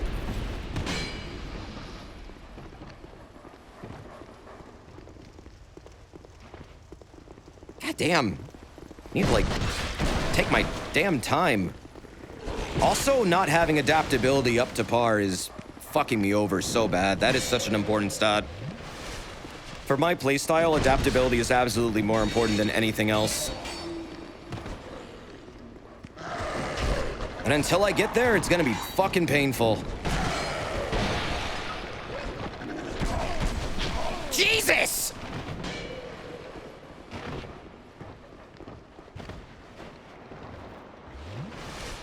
Holy fucking aggression.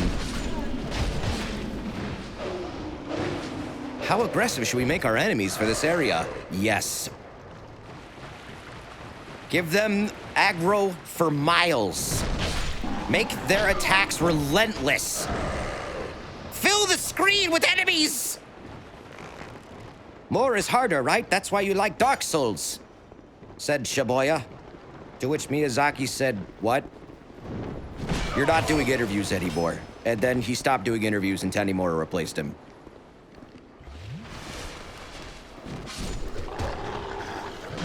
I really am interested in what Shibuya's original, like, path of progression through this game was going to be, because I actually have never seen that. In all the interviews, they mention how much they had to change and how much they had to rearrange the game completely. I'm really wondering what the original route was. Like, what connected to what and where? And holy fuck! Bro, there was nowhere near this many dudes in the original version. What the fuck? This is insane!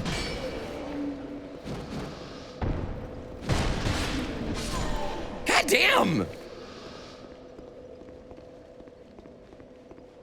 Yeah, I mean, technically this area is optional, but it's also like one of 2 intended routes to get to a very specific required point. You could also say that the Lost Forest is optional as well, but you have to go through it to get to the Lost Center. You also have to go through here to get to the Lost Center. So no matter what you're doing, you're still headed towards the same location, just a different way. It's really down to preference. Do you prefer this or the other way? I want to see everything in this version, so I'm doing all the optional stuff that I don't really need to do. And yeah, it is a huge fucking departure from where the original left it. Yeah, this town became like a fucking fortress. Holy shit. I mean, there were still a lot of dudes here in the other version, but it's like they doubled them. And made a lot of the stronger enemies a lot more present, I feel like. I don't know, this feels way more overwhelming than it did before. It wasn't any kind of cakewalk, I guess, in the original, but yeah, this is totally different. In some ways, I like it. At least it offers a challenge, but you also have to be ready for said challenge and what kind of challenge it is. This is not the normal Dark Souls experience, in my opinion.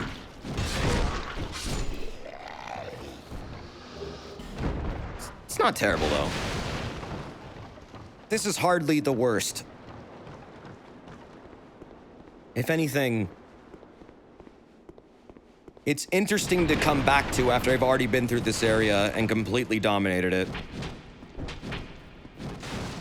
That was your friendly guy? Wait, oh, is that the dude? Did they add a torch hollow here that follows you around? Because I know they're in Undead Crypt. They have one in Undead Crypt that follows you around. And he never attacks you. I didn't know there was also one here. That's very funny. Yeah, there are some hollows are actually like completely non-aggressive and they just like, they want to just help you navigate the area. It's kind of cute. They follow you around with a torch like a lost puppy and help you see. And then just go like, ugh. Jesus, where did you even come from?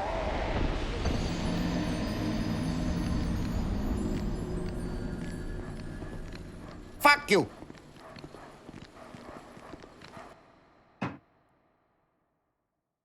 My God. It's really funny. Fists feel like an overwhelming weapon to use against enemies in the other version. In this version, I feel like I'm actually gonna need to start working on another weapon. This was not a run where I'm limiting myself to fists, by the way. I just really like them in this game, but until they become mundane, I feel like I'm gonna struggle a little bit with them. They definitely need that damage boost. For the number of enemies I have to fight compared to the original, this is going to probably require me to start working on a spear. I like the spears in this one, they're pretty fun.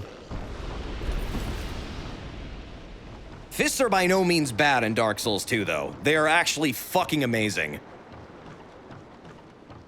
Just, you gotta get them up to snuff first. And until they are, it's a little bit oppressive. Have you tried the Sanchir Spear? I have not, but I'm aware that's one of the best mundane weapons, so I'm interested in it. I was using the Silver Black Spear on my other character because it also does dark damage, and I like dark damage. But knowing that one just all around is a fucking amazing weapon for just damage output in general, I kind of want to look into it. What do they put in these fists? A very good power stance, which is very important. The fists that I'm working up to using, though, let you shoot Hadokens. I cannot wait to get those fucking things. I'm gonna be so happy when I finally get them. They're at the ass end of the games, though. Unless I do the third DLC early, which, depending on how this progression goes and how difficult this version is, I may go for them, but my God, that's gonna be a headache. I am not looking forward to fighting Invisible Cat. Something tells me they made them significantly harder in this version, and they're already a bit of a nightmare for me. I don't know why, but that boss's hitboxes are fucking weird.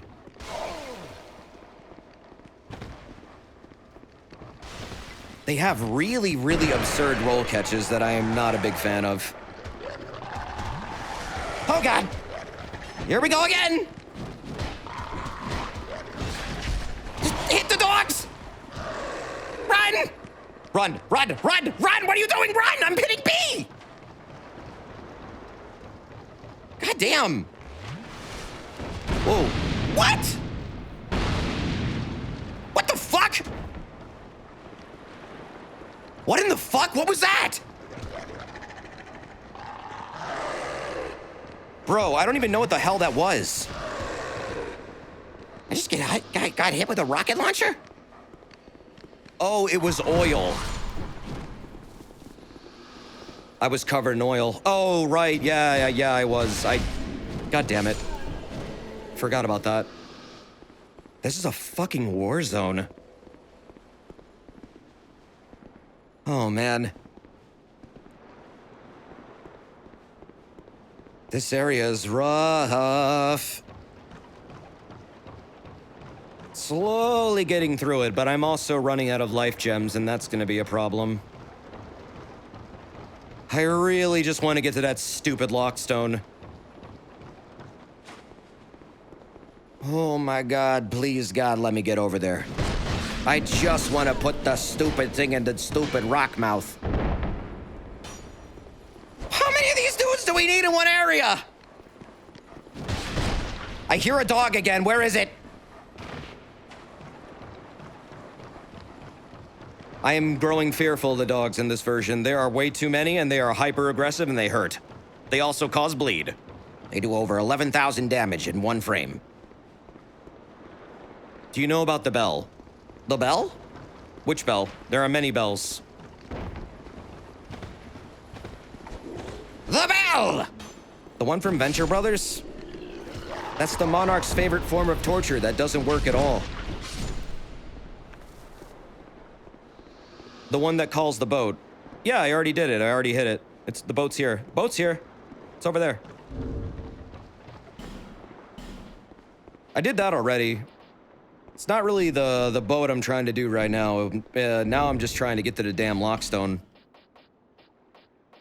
Oh my god, I'm running out of heals fast. This version of the game, man. Wow. Lots of death. It's actually kind of hard to read for this one.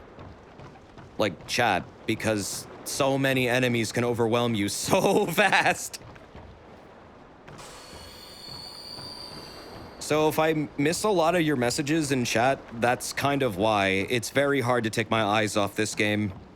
Compared to other Soulsborns, it is incredibly hard.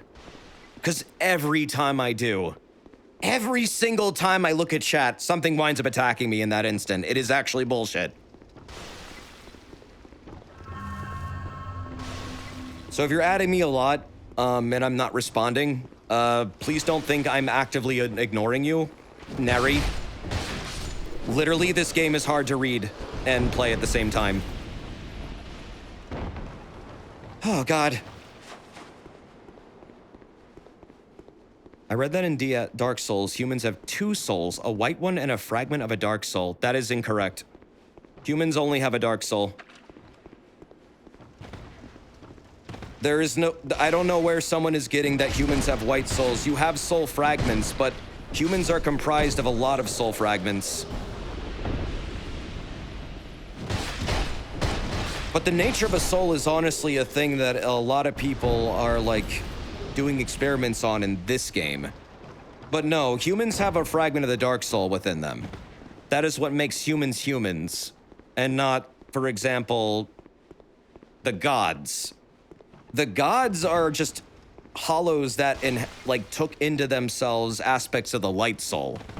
Now, that said, there are some humans who have the light soul within them. The four kings of New Londo were given a part of Gwyn's light soul. That's why they have a Lord Soul. They do have two souls within them. They also have a Dark Soul. But every other normal human in the game does not have that, like, aspect to them. You do not have Light Soul aspects. The Chosen Undead does not. That is why the Undead Curse is there to begin with. It's because Gwyn is trying to basically seal away the dark fragments within every human. And it has this weird fucking chain reaction that results in undeath. Which is what Aldia is basically researching in this game, why that happens.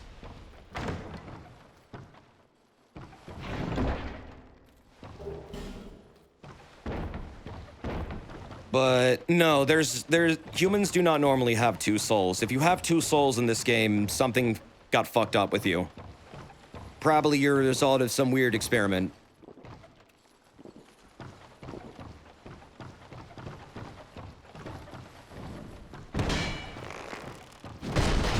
But it's not impossible. Just, no, not everybody has that.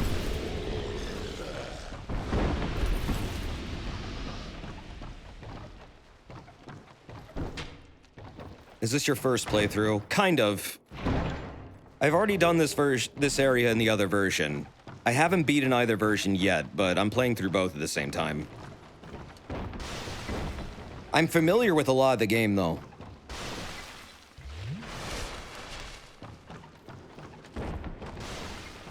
Like, especially story-wise.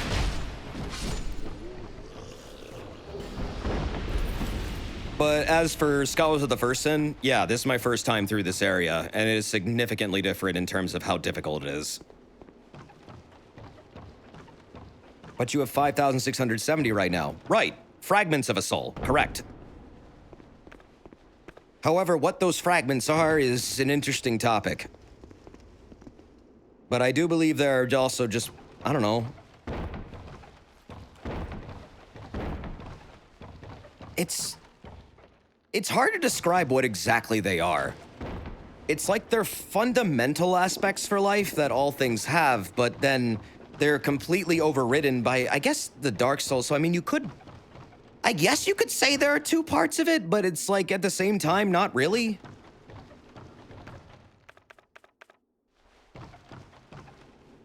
Souls be a weird topic. I need to open this door. That's where Gavlan is. I'm also out of fucking heals.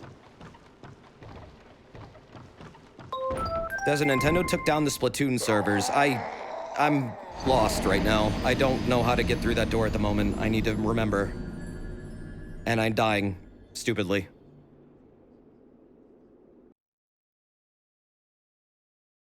He do be enjoying the beverage, though.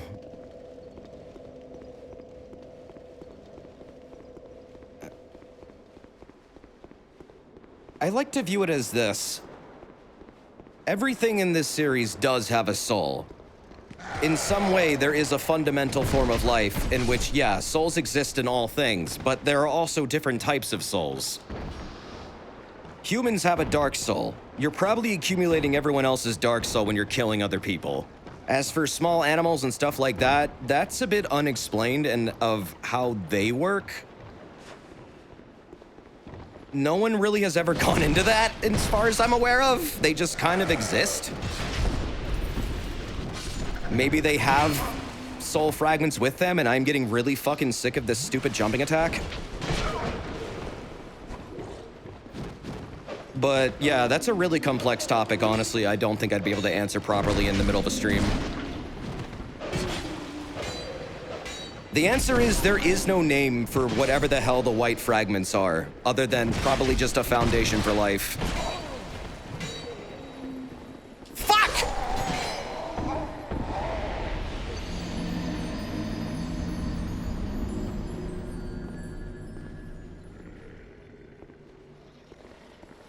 Yeah, well, pygmies... I guess calling them pygmies would be the proper way of calling it. Like, everything used to be basically a pygmy or a hollow. Those were the creatures that inhabited the dark before they found the Lord Souls. They are the ones that where they say, then they came from the dark. Like, they were already there. Just blank templates of life, some weird kind of hollow being that really didn't have any kind of semblance of self or anything that made it different from other things. Kind of like a blank slate. Like, yeah, they had to be made of something, some fundamental essence. But it didn't really make them anything either. It's kind of like, I guess you could say it's kind of like the biological components of your own body. Like, everyone has, I don't know, some amount of sodium in them as like a fundamental thing. You need it to live. If you don't have sodium, you fucking die. I guess you could say the same thing about the stuff you're accumulating, the soul stuff. They're like dregs of parts of a soul. Everything has them and they need them to live, but they do not define what they are. It's just if you don't have them, well, you're probably not a living, breathing thing. But if you have a dark soul, you're a human. If you have a light soul, you're a god. If you have a chaos soul, you're a demon. That's where things start to differentiate. So, I mean, I know I said it was incorrect, but I also don't feel like the white soul fragments really can be considered what a true soul is. At least to me. Maybe someone else would have a different opinion on this. So, I mean, yeah, I guess you could say there are two of them. I don't feel like there are two souls within everything. But maybe there is, I don't know. And then there's like humanity also getting tied up into it, and my fucking god! These things are gonna start despawning, and I'm not gonna get any fucking souls out of this area. It's kind of funny, we need sodium, but we can't eat pure sodium. You know what's really funny about that? If you eat too many souls, you become Aldrich. Or the covetous demon. Which, I don't know why they call that thing a demon, because it's not actually a demon, it has nothing to do with the Chaos Flame. Apparently there are ways where if you accumulate too many souls in some specific fashion, you do wind up mutating and becoming a weird blob organism. It's fucking strange. I don't know really how it works. They don't really explain it. Other than gluttony is a thing in this series, and if you are way too gluttonous, you do wind up becoming a monster. Quite literally. An all-consuming one that just is insatiable in hunger.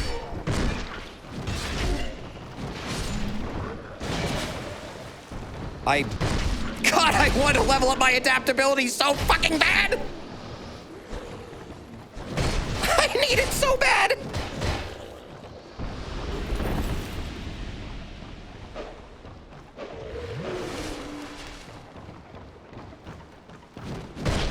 Yeah, I mean, greed in this series is a huge theme. People get greedy and then they become monsters as a result.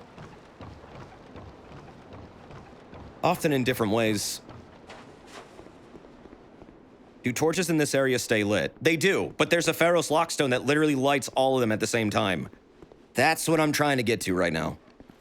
I keep fucking dying before I can activate it, and I also don't have a Lockstone. I didn't realize that one part until I tried to interact with it, and now I'm trying to remember if there are any around here. There might be one, but I don't know where in this version.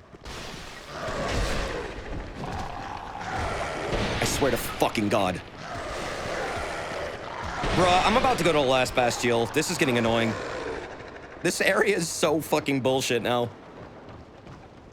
This is actually horrible. Help! I need a bow! Oh. Bruh, dogs, please. Can you buy the one off the hag? I can, but I'd have to go back to... Fucking Majula. Stop! You have a crossbow, don't you? Yeah, but it's not, like, really leveled or anything.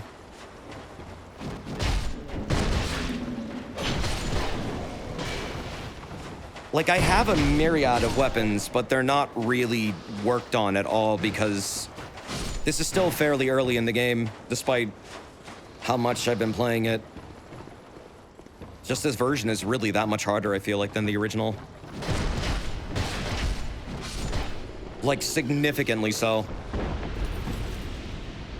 I can definitely see why a lot of people recommend against this version, especially if you haven't played it before. The other early game Lockstones, aside from the Hag, are also in Majula. Wait, are there any here at all? I think you looted one. You can get them from random drops from some enemies, but no, I do not have one at the moment.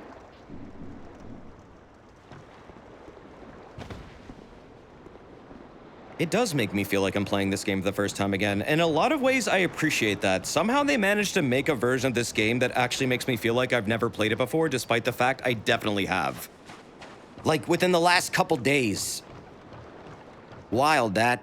Also, coffee. Thank you for the 44 months, man. Thank you. Merry Christmas to you, too.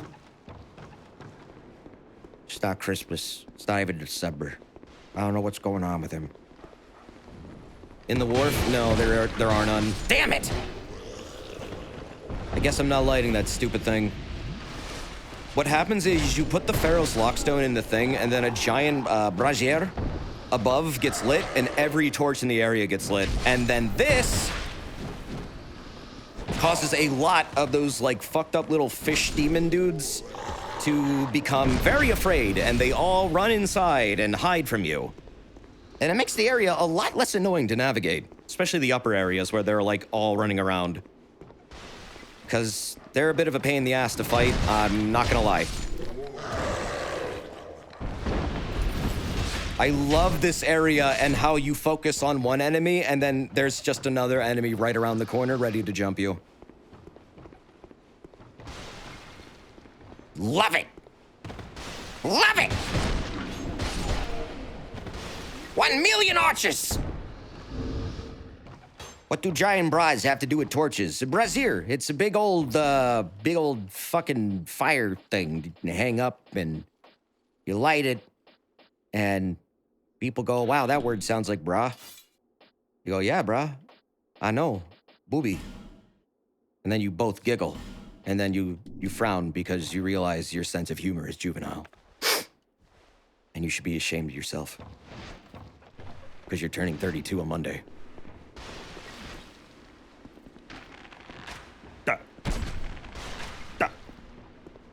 Who fucking shot me just now? Where? From where? Eh? Good! Ooh. Oh, okay, never mind, actually. These arrows actually do a lot now. Don't know why. I haven't really leveled this bow up at all. And these are just normal arrows. That was a lot of fucking damage. I keep forgetting how strong bows are in this version. Or in this game in general. They feel a lot stronger than I'm used to. Well, sometimes I do.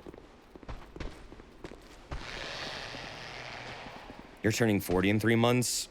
I'll be there soon, dude. Give me a few more years. But we all getting up there eventually, hopefully. Hey, that means you've survived for that long. That's an accomplishment. No, really, it is, actually. Congratulations on making it this far. You have much farther to go. Much, much farther. Don't give up now, skeleton. If you do, who will link the first flame? Hopefully nobody. Fuck that thing. I love that weird attack. What is that? That's like a big weird slap. The stabby slap. Oh yeah, I know these things hate fire. I mean, they'll run away from you if you have a torch. It's just, I don't know. I really need the souls right now. Especially because I've been dying so much. Also, I'm out of fucking heals again. That's not good. I really need to get that heal incantation going here. Gavlan will Gavlan deal, but I cannot talk to Gavlan because he's behind a fucking gate! Ah!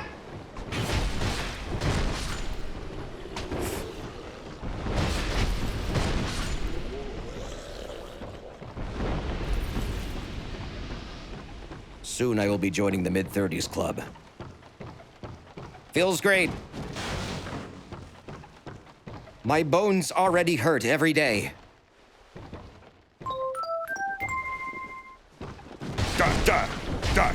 Oh, fuck. Why do they burp? Why do they burp when they die? I thought you, like, shat your pants when you die. You don't burp. All right, I've got to find the way out. I think I need to go up again and around. But I also again... Fuck! I keep forgetting there's not a walkway there! Oh my god, how many times am I gonna do that? Again. Yep, again. Welcome to Streamer Brain, the one time of the day where I don't retain anything. Ah!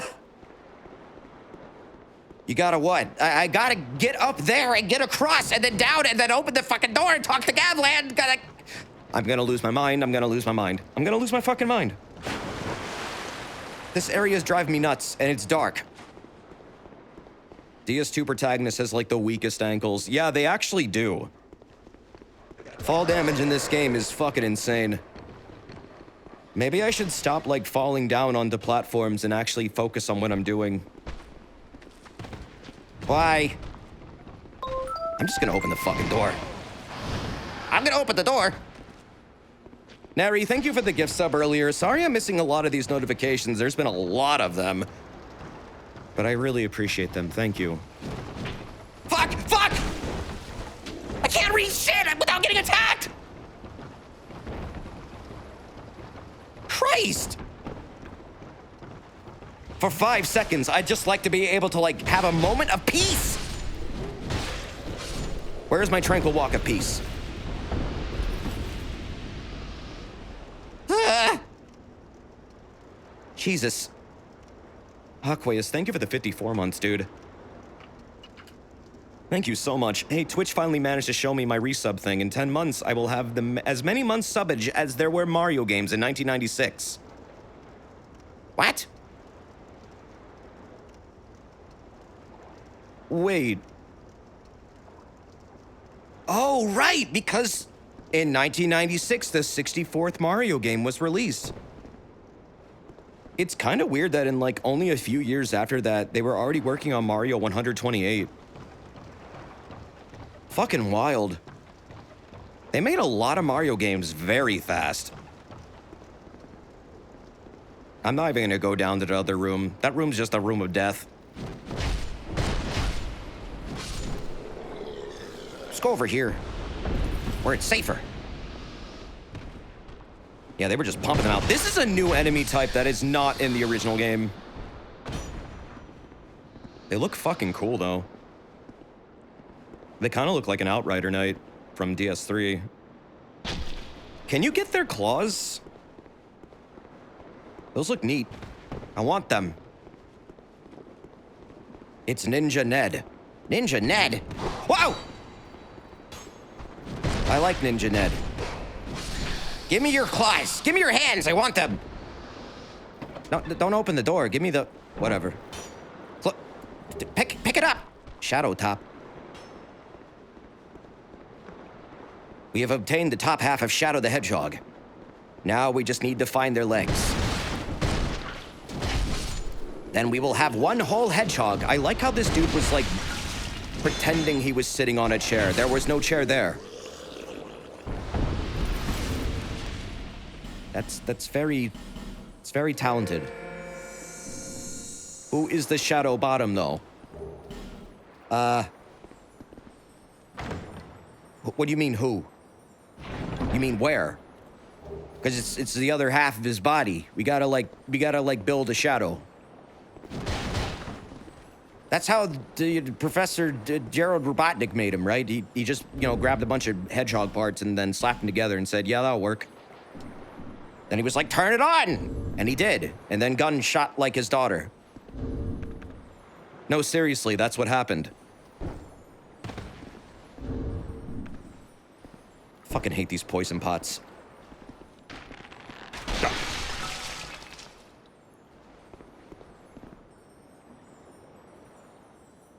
I hear a gecko. Ha! Get him! What the? What? No! What? R1! What the fuck? Get him! Bruh! Are you serious right now? The fucking tracking with some of these weapons is infuriating at times for tiny enemies. I swear to God! That happens so much to me, and it doesn't even matter what weapon I'm using. That happens with, like, every fucking weapon in the game for me. Just, I never fucking connect them. It's... either they run away way too fast, or I just can't hit the damn things. Break Club Heavy Attack is the best way to get them. I imagine it is because it's a straight slam down. And not every weapon does that. So I'm probably just gonna get a dedicated Lizard Basher. That's what I'll call it. I'll hear the lizard sound and I'll say, well, time for my lizard stick. And I'll bust that puppy out and start bashing. What about a jumping attack? Jumping attacks are not like they were in DS1. Not everything... I don't think everything has a jumping attack in this. Oh, god damn it. No, fuck you. I'm out of here.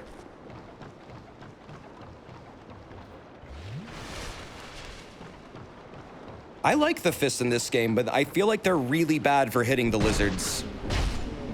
It's just... they always seem to go over them. I'm trying to power stance and I keep not... oh my fucking god. I keep accidentally doing one-hands. Or two-handing one weapon. Okay. No one better be following me over here. Oh, that dude is, I think. What is that guy doing? I want to talk to this dude, but I don't want this asshole following me over here. I think he's stuck, whatever he's doing.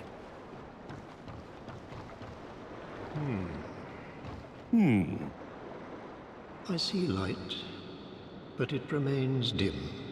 How can we help?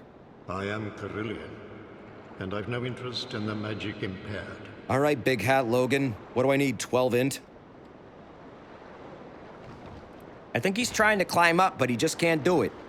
That or he's doing pull-ups. Working those lanky arms. This guy won't fucking talk to me until I have higher int. Oh well. Let's see. Oh wait, this is different. Wait, that's not in the original. Oh, thank fucking God. They put a shortcut here? Oh my God, that's amazing. That is exactly what I wanted. You know what? That actually makes this area way better. That's not it. I don't believe that's there at all in the original. I don't remember it being there. I think it's just like a pile of trash that's there.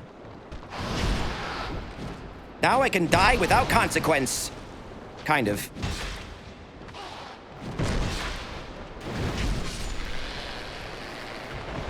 Wait, it is there in the original? I don't remember it being there. It's only in Scholar. Okay. That I'm not crazy. Well, that crazy.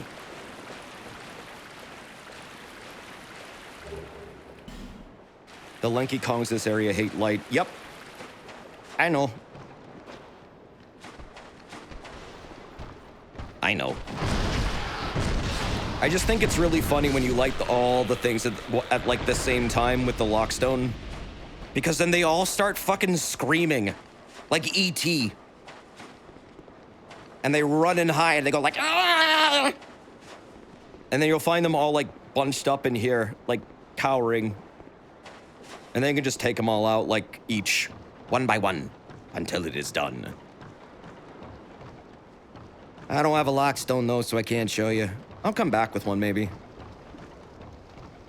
Sometimes I like to come back here. It's a cool area. I can't believe they wanted to set this boat on fucking fire at one point. And have the boss fight, like, on the burning boat. That's so unnecessary, but amazing. I wish they had fucking done that. The boss you actually fight here is not that amazing. It's actually a common enemy later. Surprising nobody. That's a Dark Souls thing in general. Yeah, it does sound really cool. I wish they would have done it. If this game ever gets, like, I don't know, yet another director's cut or, like, another, like, attempt at it, and I kind of hope they do. I think out of all the games, it's the most needed of all of them. I really hope they wind up, like, trying ideas like that, but I mean, the chance of that happening are also slim to none.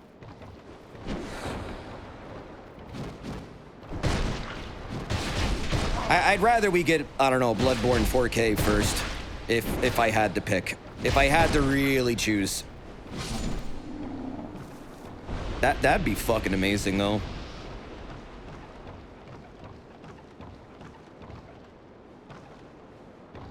I'm on a brooch hat.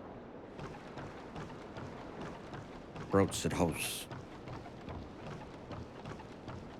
Gotta get me boats at house. Demon Souls on PC would be cool. I would play the remake if they ported it. I mean, I love Demon Souls. As janky and hard as hell as it is, I really do like that game. And I really do feel like it's a cornerstone game for, like, not just, like, Soulsborns, but honestly an entire decade of games. I feel like the 2010s are completely defined by that game. Like, and honestly, the fact that Dark Souls came after him was the actual influential one is what I really mean. I really feel like it's definitely a game if you're interested in, like, I don't know, how game design evolved over that decade. One to look at, and then to go and play Dark Souls and see how they refined it. Gives you a lot of context for what was popular.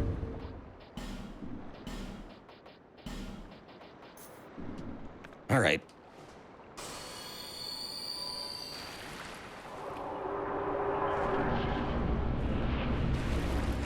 So where the fuck is Lucatiel? She's supposed to be here, but I couldn't find her summon sign. I don't want to do this if I can't bring her here. I thought it might be inside, but I guess not. Fucking damn it. I have to bone out. She's way before the boat. Wow, they really moved her around. All right.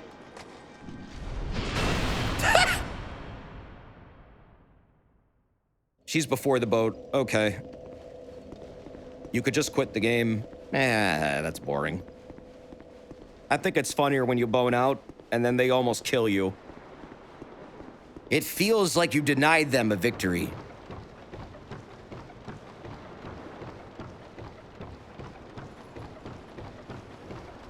Who?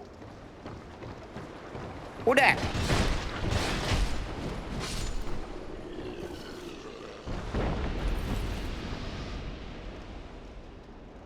Oh my god, I really did start despawning things. Wow, we have died a lot today. Bradley of the Old Guard. This is so unnecessary to summon, like, more than one character for this fight. You don't even need to summon any. You can summon this dude and Lucatiel, right? I haven't seen any of these new NPCs that they added. You can summon both? Yeah, okay, why not?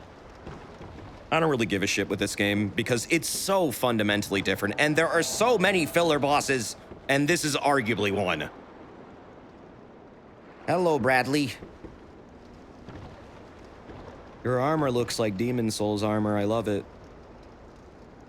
That looks like Fluted Knight. Is that Fluted? That is so fucking close to the Fluted Knight armor set.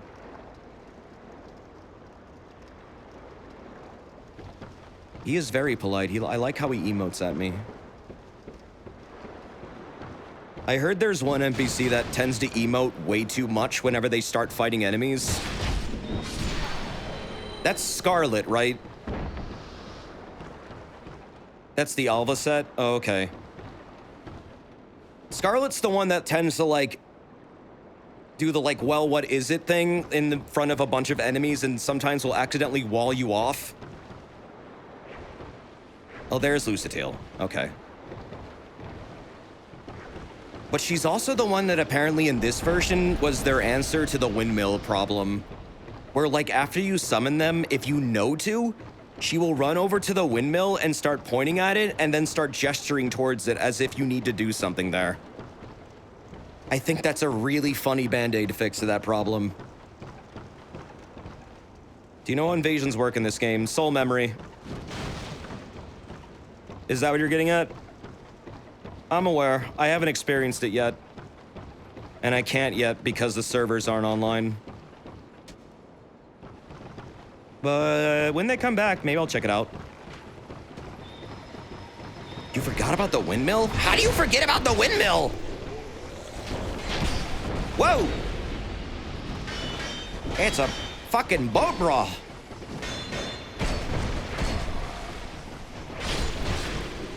The New Game Plus version of this boss fight is 2 ninjas alongside the boss. I do like how this game does change some encounters when you go into New Game Plus. The other games don't really do that. Like, at all. Some bosses even get new moves. However, I've also heard that a lot of New Game Plus, like, specific enemies that only appear in New Game Plus, some of them have really bad animations and they feel a little unfinished. Still though, the idea of adding like new encounters when you like replay the game and also giving you even more story when you replay the game in a New Game Plus cycle, I think that's something I wish the other games would have taken. Because like, for example, when you fight one of the old ones in New Game Plus, you don't get their normal soul when you beat them. You get, for example, the Witch of Isolus soul when you beat Lost Sinner instead of the Lost Sinner soul. Because the game wants to spoon feed you who they really are. In case you didn't understand the first time. And I just think, I don't know, that's neat. That gives you replay value. That and they get new attacks. So, I mean, it's also like, yeah, the fight's actually harder in a different way than just more damage. Also, they have ads, I think. This dude's neat. They're like some kind of weird lizard thing with like 2 asses. About to make them into fucking mincemeat. Your mincemeat! Mincemeat!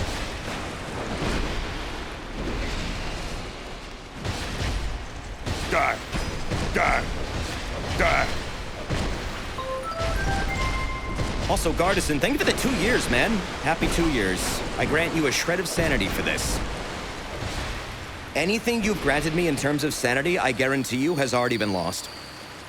But I appreciate that. Thank you so much. It's good to see you, by the way, man. Hope you're doing well. It's always good to see you, Garrison. Appreciate you, buddy. And Kenju, thank you for the bits, man. That feel when your birthday comes around, you suddenly hear the original Poke Rap guy say, it's downhill from here, just 24 more to go.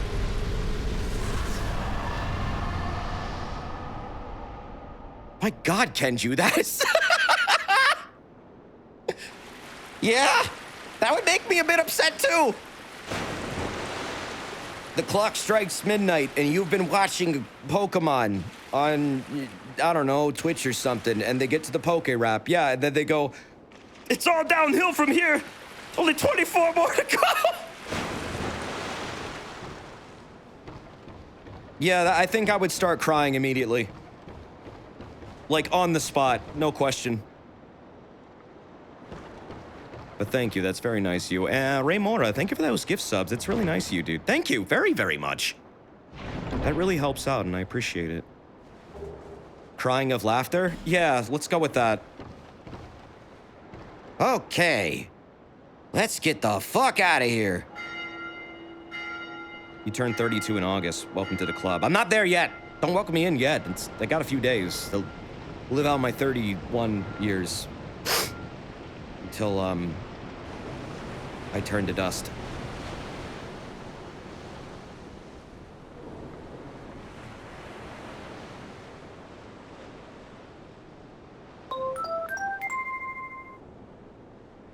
Oh. Wow.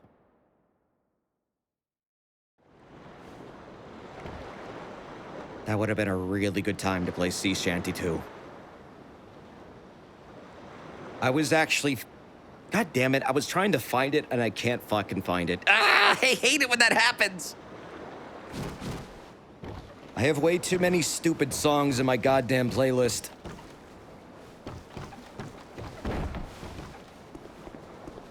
Gotta cut down again. I've got too many memes. Too many! I cannot find it. Oh well. Oh, thank you, Shade, for the gift subs. It's really nice of you, dude. Thank you. You know what's interesting about Majula? The sun is shining. Why is that? There shouldn't be a sun.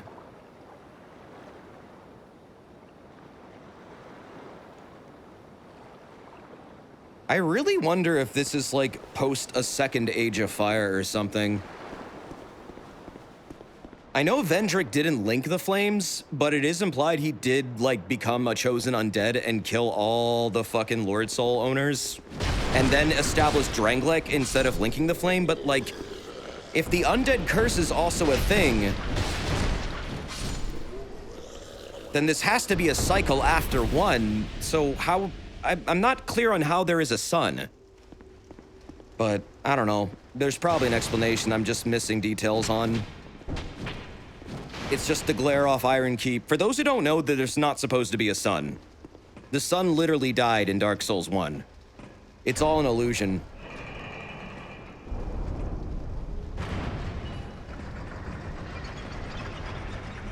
And Dranglek is very, very, very far away from Lordran, as well as, well, not technically far away. It's actually not really known where exactly it is. It's implied to be Lordran, built on top of it, but also it might not be. They left it extremely vague.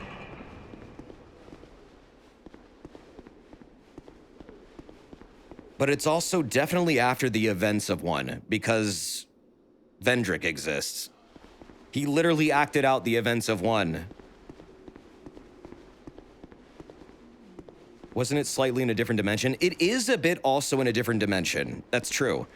To get to Dranglek, you have to fall into the Abyss portal, which takes you to some space in limbo between time and, like, isn't really a location that's meant to be where it is. Again, it's another impossible space sort of thing, but also it used to be a part of the world and it may have been swallowed up by the Abyss like Ulasil was. The origins of Dranglek are very interesting. They are also very, very complex and unclear. Some characters imply it's Lordran, some characters imply it's not. Some people believe it might even be, Vinheim, because there's a dragon skull. And Vinheim is infamous for that. However, it also apparently went by another name at one point that another character talks about, but they don't outright tell you what the name of that region was when they were around.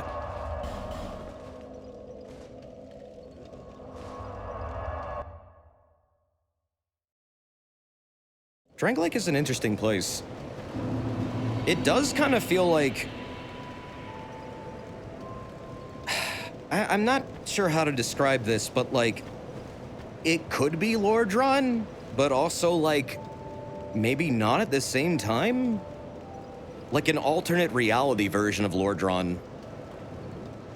Basically, this game feels like Majora's Mask. And I think that's probably what it more likely is. It's another timeline of Lord Dran where, like, I don't know, a bunch of other kingdoms probably got established here, and a lot more history that probably didn't happen in the original timeline happened. That's kind of how it feels. I think that is exactly what's going on, but yeah, I mean, different timelines are always converging in this series, so you never know what it really is. I feel like DS3's approach to that concept makes a lot more sense. Even though it's meant to be nonsense, they actually managed to make it work. I love Majula, though. It's very, very pretty. Very mysterious and dreamlike. Oh, hey, Scorpios. Thank you for the 41 months. 41 is a number. It is a big one. That is true. Thank you. Hoping the streams are still going great for you, Desert. They are, actually. I'm having a lot of fun with this series. That said, I really need to upgrade these fists or something. This game is getting harder. Much harder. Much harder than the original, even. I may need to start upgrading armor, too, to be totally honest. I just haven't found the sets that I want yet. In fact, there is a set I do want that I know how to get that I think would be a good idea to go for right now. I believe I just need to spend 15K over here. I don't know if this still works in this version, but I found this out. I hope you find something of use. And I was so fucking happy when I found this out. So this guy, Moglin the Armorer, I really like their character. They're a very humble, like, meek merchant who just really wants to make a successful business, but they wound up here and they don't know why. Yeah, it's 15K and then you talk to him with 0 souls, and he gives you a really fucking good armor set. But it's interesting because he starts off, like, so humble and grateful that you're even giving him the time of day. And, well, you'll see. It gets interesting. I'll just buy everything he has for the moment until I have no more money. Oh. Grab that. There you go. You do kind of have to buy a little bit, though. That should do it. I know I could have gotten levels off of that, but honestly, what he gives you is seriously good. It makes up for it, trust me. Yeah, I like the character arcs in this game. I feel like this game really did a good job with, like, character storytelling. I mean, the other games do it well too, but this one especially does it really well. Clearly, that's the director's stronger suit. Instead of, like, difficult things, they're a really good storyteller. Anyways, check this out.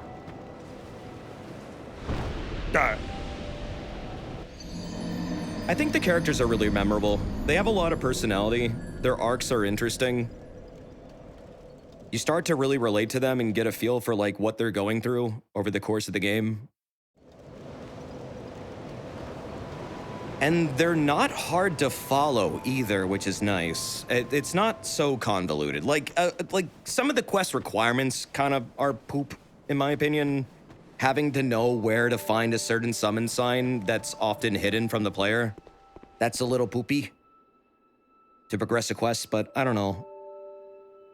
Once you start to, like, do them, though, they kind of flow into each other. Once you understand what to do. See, look at him now. Look at this fucking disposition. He was sitting on the ground, like, cross-legged earlier. Looking like an anxious little Andy. Now look at this guy. He's chilling and maxing, relaxing, all cool. Fucking man-spreading. Look at that shit. Sorry, have we met? Sorry. It's just I've been awfully Oh, sorry. busy Do I know lately. you? Care to look over my wares? Please, be my guest. He has a totally different personality now. Recently, although it may be a bit out of your reach.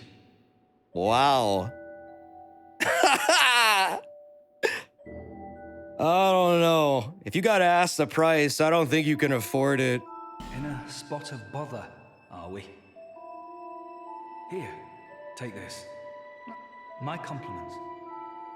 You don't got any money? Have some free shit, pauper. This is one of the best armor sets in the fucking game. It's actually stupid good. I'm rich! I'm rich! It's insane how good that armor set is. Anymore. It lasted me so long until I got like my endurance up to like a certain point, or vitality. Where is home? So he finally realized his dreams and became a successful businessman in his eyes. But he also has lost his sense of where is even home. He obtained his goal, but he doesn't even know himself anymore. How ironic that. I'm rich! I'm rich! That's a really fast character arc. Honestly, I actually kind of rushed that one. Anymore.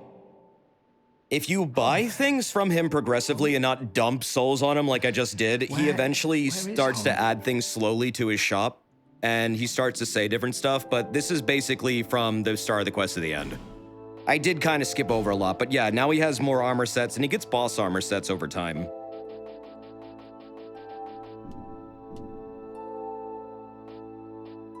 It's not really this fast. Sure. Well, I basically unless I speedran run it. away. I just love the contrast, man. He's still a really good character, though. He looks out for you. He throws you a bone. This armor is totally translucent, by the way. It's great. We've been robbed of story. It's only a few lines of dialogue. It's just you're not meant to, like, dump it all at the same time if you want to, like, see everything he's got to say. It's a bit of a process. Nakey mode. But also, the defense for this shit is pretty fucking good. And look at the goddamn, like, percentage of weight I have. And then you look at, like, the properties of this armor. Check this out. Raises equipment load. They all raise your equipment load. It's fucking absurd. So they not only give you a really good defense, especially for the beginning of the game. Like, that's pretty good medium armor, I'm not gonna lie. But they also make it so you can fast roll. And you can upgrade them.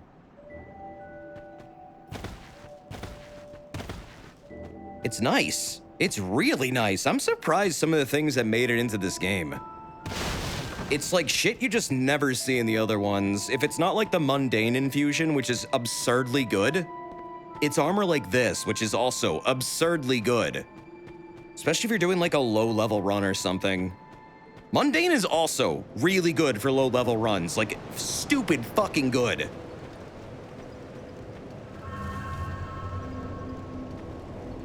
This is a Scholar version. If so, you can get the visible version in the gutter. Oh, that's cool. Yeah, this is Scholar. I didn't know about that. Did not know. Let's go to the last Bastille.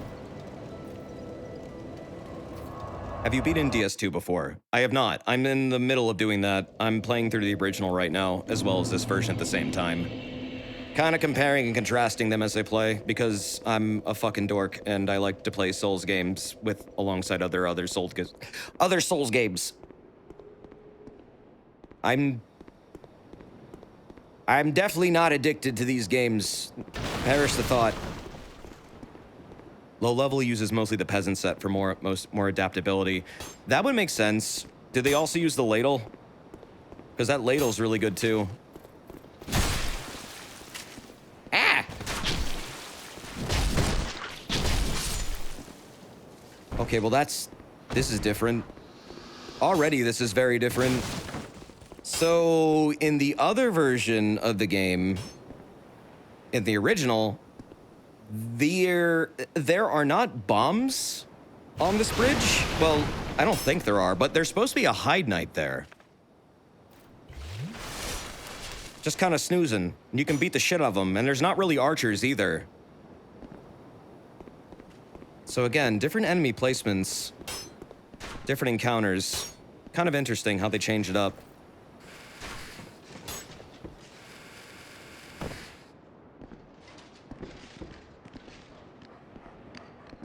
I'm curious how the last Bastille winds up being different, because there's a lot of really weird parts of this area in the original that I feel like were just a bit overtuned. The fucking walk to the Ruin Knights really sticks out to me. With, you know, like, the 50 dudes with goddamn claymores just coming down on your head. I'm wondering, honestly, if they added more. Get the fuck out of here! Nope. Yeah, he's not here in the original. What? Huh? What the pursuer doing? Ow! Get pursued, nerd. I need to clear out this area before I take that asshole on. Where's this dickhead? Get the fuck down from there. Die. You know what he did? Shot him in the penis. There's like 3 different spots he appears here. Yeah, I've already found the other one. It was in front of the Covetus Silver Serpent Ring. Covetus. And then there's this one. I can guess where he would appear next. Oh. I'm out of normal arrows. Uh-oh. Is he still down there? Is he still pursuing me? I'm worried about getting on that platform because it's a breakable platform. Duh. Shit! Is he down there? He ain't down there, is he? He wouldn't just wait down there, would he? Oh no, he despawned. He definitely despawned. I think. Hello?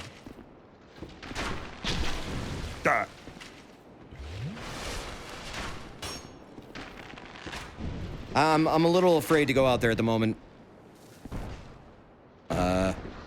I hear the shuffling of armors.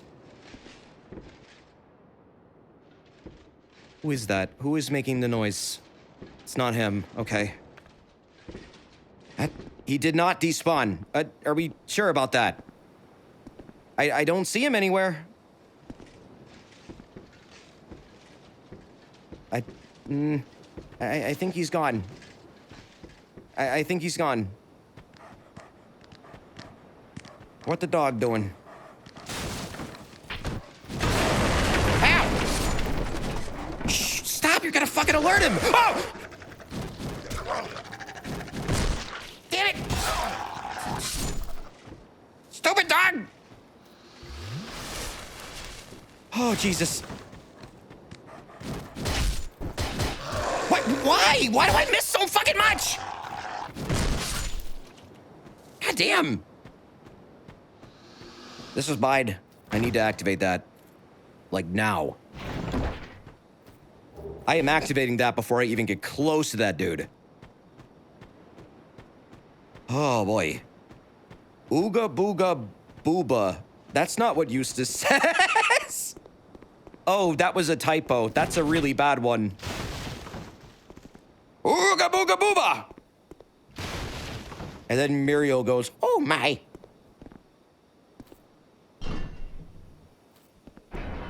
What? What did I do? Oh, God! Shit. Why are the dogs so fucking scary? Oh, God.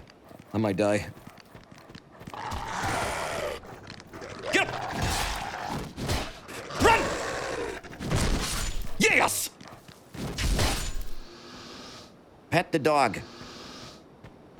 And then they go to sleep. It's that easy. All you gotta do is just give them a little pat, maybe 2. And they go down, and they stay down. Forever.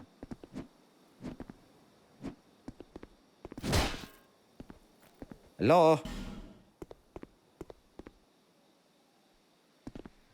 Oh, he actually fucking kicks it in this one? Oh, well, that didn't go well at all. I could never get him to kick that stupid thing.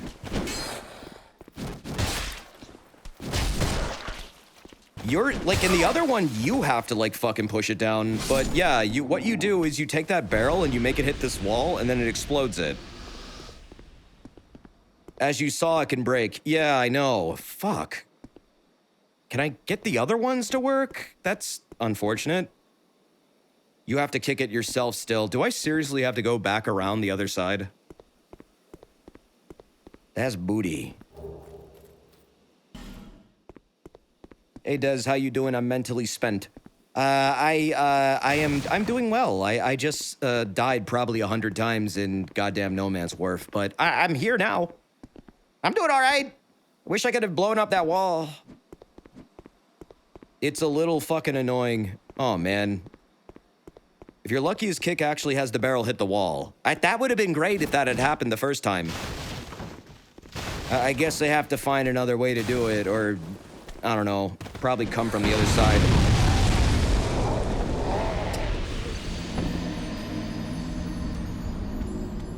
Whoa!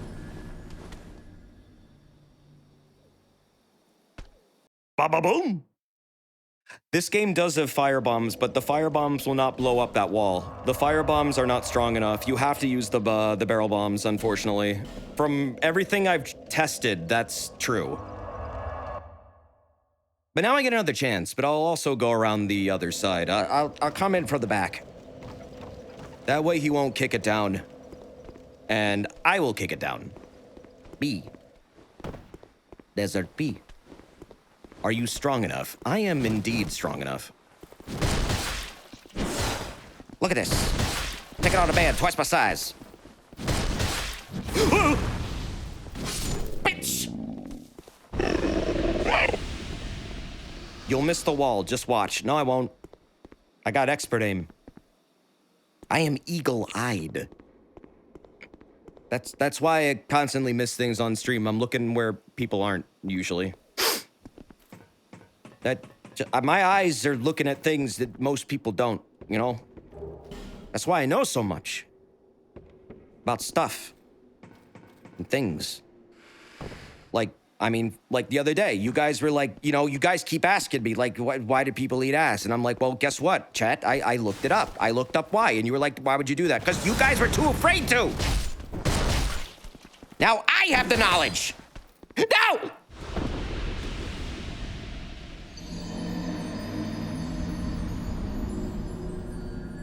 I know things about stuff. So why? It's because people are weird, is what I deduced. There you go. Is that the knowledge? Yes. Yes, it is.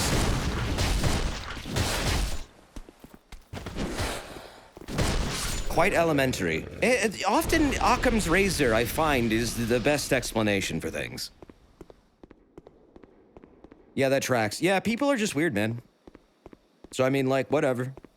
Miyazaki likes feet. Just don't get hepatitis A, all right, there, sport? Do not fucking hit a barrel. Do not fucking do it. Thank you for not hitting the barrels. It's because that's where people keep their snacks, right? Sure. If you like brownies. Okay, Google. Why do people eat ass? Google isn't doing the search. I don't know why it's not responding to me. Did anyone else's Google activate and do the search? If so, I'd be very curious to know the results. Not that I don't already know them. But, I don't know. It's science, you know? Yes, I heard mine in the other room. Wait, why is yours in the other room responding to me? How loud do you have the stream? You are very brave to listen to stream without headphones. I just want to let you know. You are a damn Marine. I don't know. You should be very afraid. I think your Google is alive. Desert, I have people eating grilled donkey now on my Google, thanks. Oh.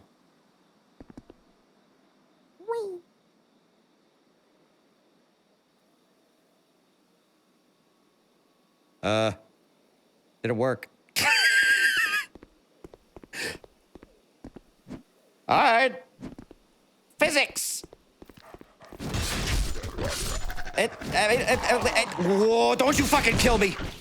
No!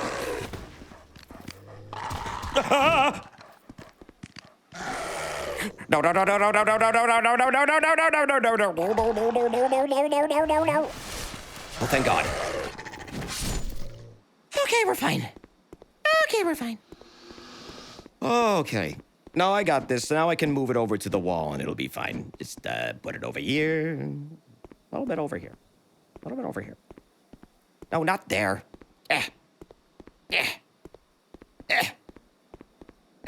Against the wall. Get in there. Get over there. Against the wall. Against the wall. I want to press you against the wall. Come on. Gonna make you explode. Okay, there we go. Ready? Ready? This is... Don't blink. Don't blink. Wow, I have a lot of souls.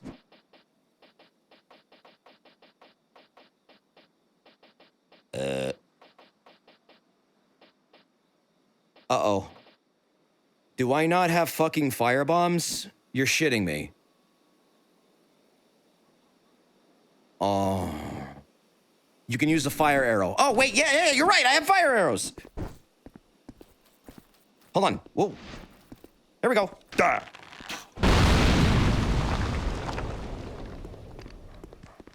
Thank God. Okay, did it. Jesus. You know, I just realized I didn't talk to Gavlon in No Man's Wharf. Is that going to make him move, or is he still there? I mean, I guess I could have used a weapon with, like, that was metal in order to hit it, I suppose. Yeah, that should have worked too. He would still be there. Okay, good. So this is the other blacksmith. He kind of looks like Gwing. Just a little bit.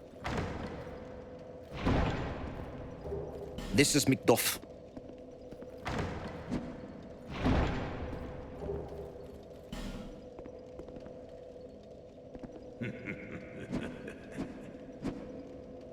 Oh, why can't they all be this easy? Flame. Oh, flame. We've got a wild one here. What is he swatting at? He's like turning hollow, I think. Shape up, I say. Oh, that's it, yes. That's the way. Dear flame, how brightly you burn.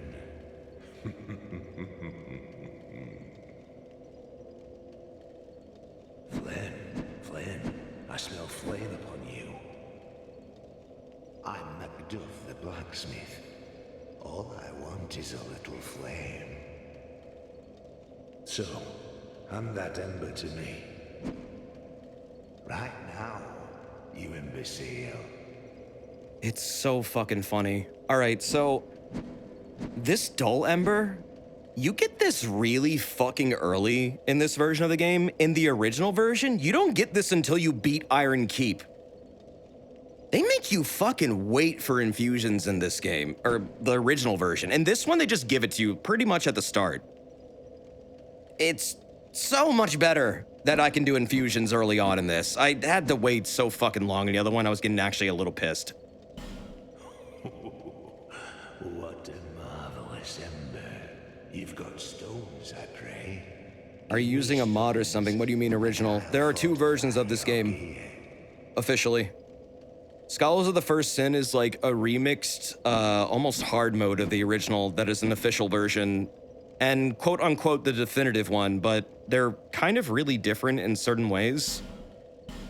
And they offer different progression through the game, as well as refining some story points between each one. There's a lot of differences between them that is quite a hefty list.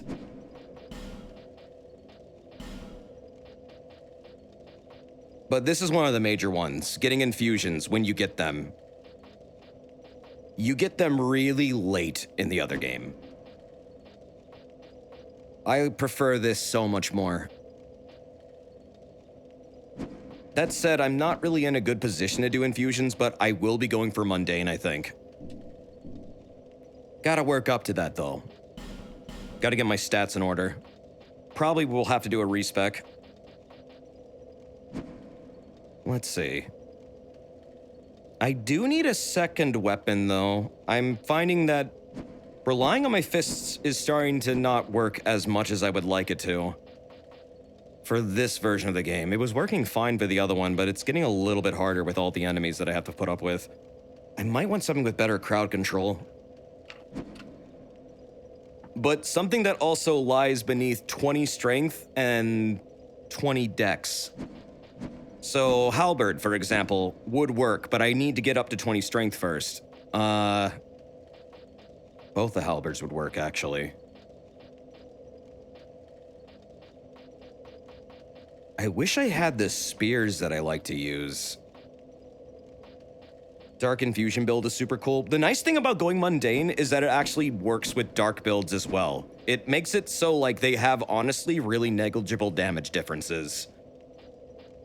Because dark builds are basically like the quality version of like a magic-based damage type build. But mundane is like both a physical quality build and magic type quality build. So it's like super quality. It's really interesting how that damage scales with that one. You'd have to see it to understand. It's hard to talk about and just have people understand, just because the math is really strange.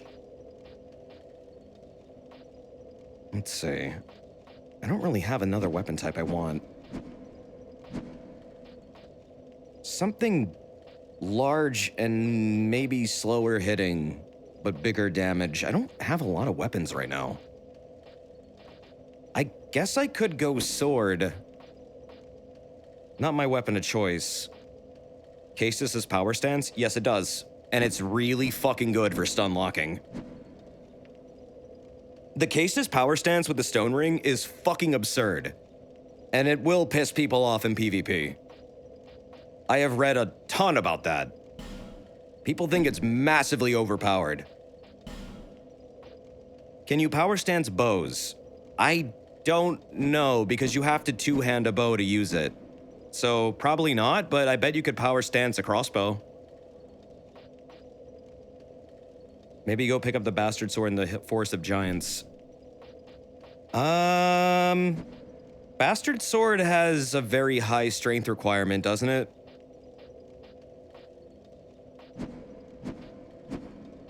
I think it does.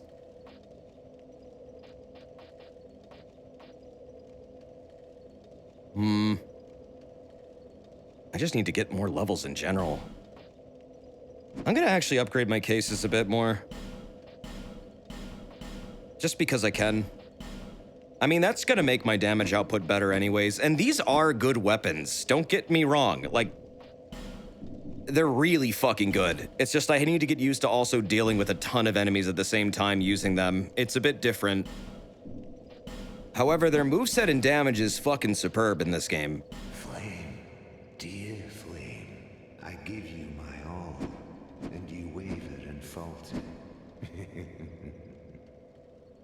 Flame. Dear flame. Gotta get you off that stupid chest, man. Here we go. If you light this torch, you actually move him when you respawn the area. And then he'll move over to this anvil because he loves flames so much. So here you go. Here's a flame of your very own. Now he's happy. Bastard sword is stupid fast in this game compared to most great swords. Really? It's just 16 strength for that one? Oh yeah, I guess you could two-hand it too, and then makes it even less. Now he's happy. From the start of time, flame allowed man to flourish, and even now he devises new fiery arts. This dude is Gwyn's biggest fan, I swear to God. Makes in doubt flame. And so He looks like him, he won't shut the fuck up about fire. the power of flame. He loves the power of gods. In the end, it is all beyond our reach. And so, Okay, Karai. flame allures us, and we attempt to harness its power. Flame, dear flame. I always thought it was really interesting that Macduff doesn't look hollowed out, but he talks like a hollow. Whereas the other blacksmith, what is his name? Fucking Langareth? Lannister? Whatever the hell. That dude looks like a hollow, but talks like a normal person. Lengrass, thank you. However, there was a time where I thought their models may have gotten swapped accidentally and they just never fucking fixed it, but then another character comments that, yeah, Lengrass is a dude who looks like a hollow, so it's not a mistake. I guess there's just various degrees of hollowing, and it just affects everyone differently, and some people are able to keep it together despite their hollowing status better than others. Wavered and faltered. From the start of time, I think this dude just might be crazy though, just like normally. flame. He's got a little obsession with pyros. He loves fire. Leningras's body is hollow, but his mind is human. His daughter's body is human, but her mind is hollowed. I never caught that about his daughter. She seemed fine. She's hollowing? Really? I never noticed that. Oh, I need to burn this. There have been instances of hollows retaining their sense of self, like the hollows of Londor. That's true. I mean, there's the hollow merchants in Undeadburg that, so long as I guess they're running their store, they're mentally sound to some degree. Is that a shard you found? But they Here, also get irrationally let me see. angry when you're not able to, So like, that I do may business help with them you. or you start fucking with them. To see light, to see hope. She However doesn't remember faint why it she came to might be. Drenglek. I don't think anyone does. I don't think even you do. I guess that is part of the hollowing process, though, yeah. So, I mean, that makes sense. Everyone who's losing their memories is hollowing.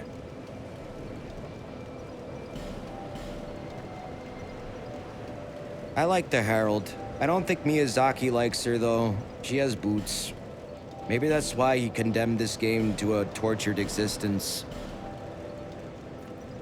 And why he fired Shibuya. No feet! Bad game. And then he turned to the Hulk and threw him out the window. No, I like her too. She's got a lot of character. She's neat. I don't think Shibuya got fired, though. Probably just like, I don't know, told to go work with some Legos or something in a corner. He's still in the credits, kind of. I don't know if he's in this game's credits, though. He might have been removed from this version. I remember someone talking about that. He fired your boy, Shibuya. Yeah, Leningrast's daughter does think he's just some weird hollow guy. She doesn't recognize him. But she's like, that weird blacksmith hollow dude keeps fucking looking over at me as if he wants to talk to me, but he never says anything. It's weird. But I feel like I know him. And it's like, yeah, that's your fucking dad, dude.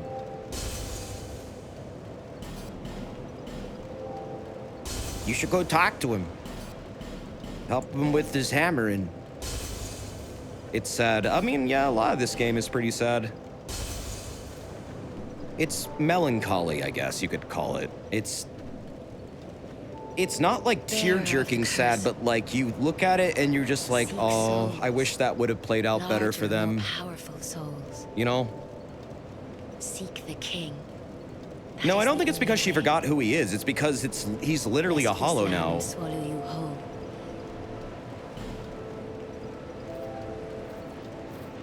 Like, he doesn't even look like he did probably in life. I mean, my character, when he becomes hollow, doesn't look anything like he does in life. Just kind of how it is. Let's see. If I were to upgrade now, what do I want to upgrade? I gotta get these all even. As soon as possible. Adaptability, I need to get to 27. I gotta get this thing up. That is important. I need to get this fucking finished. A 2-minute 20 and adaptability at 27 really improves the fucking dodge game because that gets you at 105 and then also gives you spell slots. I'm gonna go for that. First thing. And then when I get some more damage stats in, I think I'm gonna start to disperse them across the other stats and then work towards mundane. I normally level Vigor, Endurance, and Vitality last, just because I feel like dodging this game is a lot more important at times, especially early on. But then later on, when you finally level them up and you're starting to come across enemies that do wind up fucking destroying you, yeah, it's useful to have them, but I don't think right now is really ultimately important. Nothing really one-shot you at this stage of the game outside of, like, extremely overwhelming amounts of enemies and just giant tail attacks.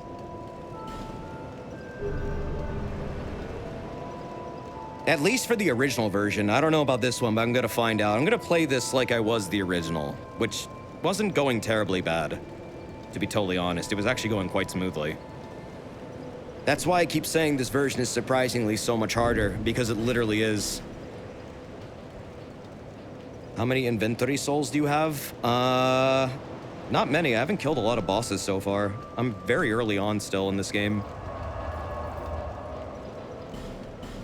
Like, these are quite literally all I have. I'm also going to be putting these away because I don't need them out right now. I should probably go visit the birds and give them these, though. Wait, do I have a petrified something? Oh, fuck, I do? Oh, yeah, we're visiting the birds. We are doing that. Oh, Mouseman. Bro. That's so fucking nice of you. How you been, man? Thank you for the tier 2. 52 months? Has it really been that long? I hope you're well, man. I really do. But also, thank you for all those gift subs. And once again, thank you for the streams and the memes. You're welcome, dude. Thank you for everything you do, man. You're such a helpful guy. And you're also a really good friend. Thank you, man. Mouseman's a cool dude. You fuck with him, you fuck with me. Copy she? But nah, man, thank you so much. It's good to see you, dude. Also, John Vidar, thank you for the 39 months. You're doing a great job, Desert. Thank you! You too are also doing a great job. Congratulations on your great job. But no, really, thank you. That's very nice of you. Desert, I woke up this morning because a big and got into my ear and got stuck in there. I now have furnished you with this horror. You mean an earwig? What is a big? Hey, did you mean to say a big earwig got in your ear and got stuck? That's fucking terrifying. big thing. An ant? A spider? A tiny person?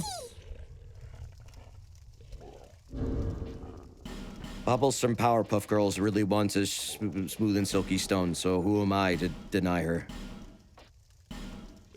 There you go.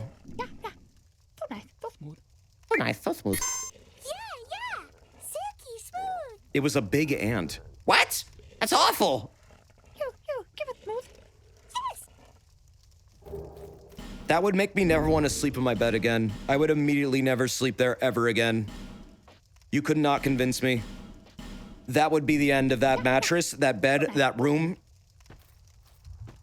They would be purged in fire and they would not be rebuilt. The earth would be salted after it was scorched. Yes, you. Give us silky. Red ant or black ant, it's important, red or black. What about the ones that are both? The ones that have little stripes? Silky smooth. They're cool looking, but I think they also hurt when they bite you.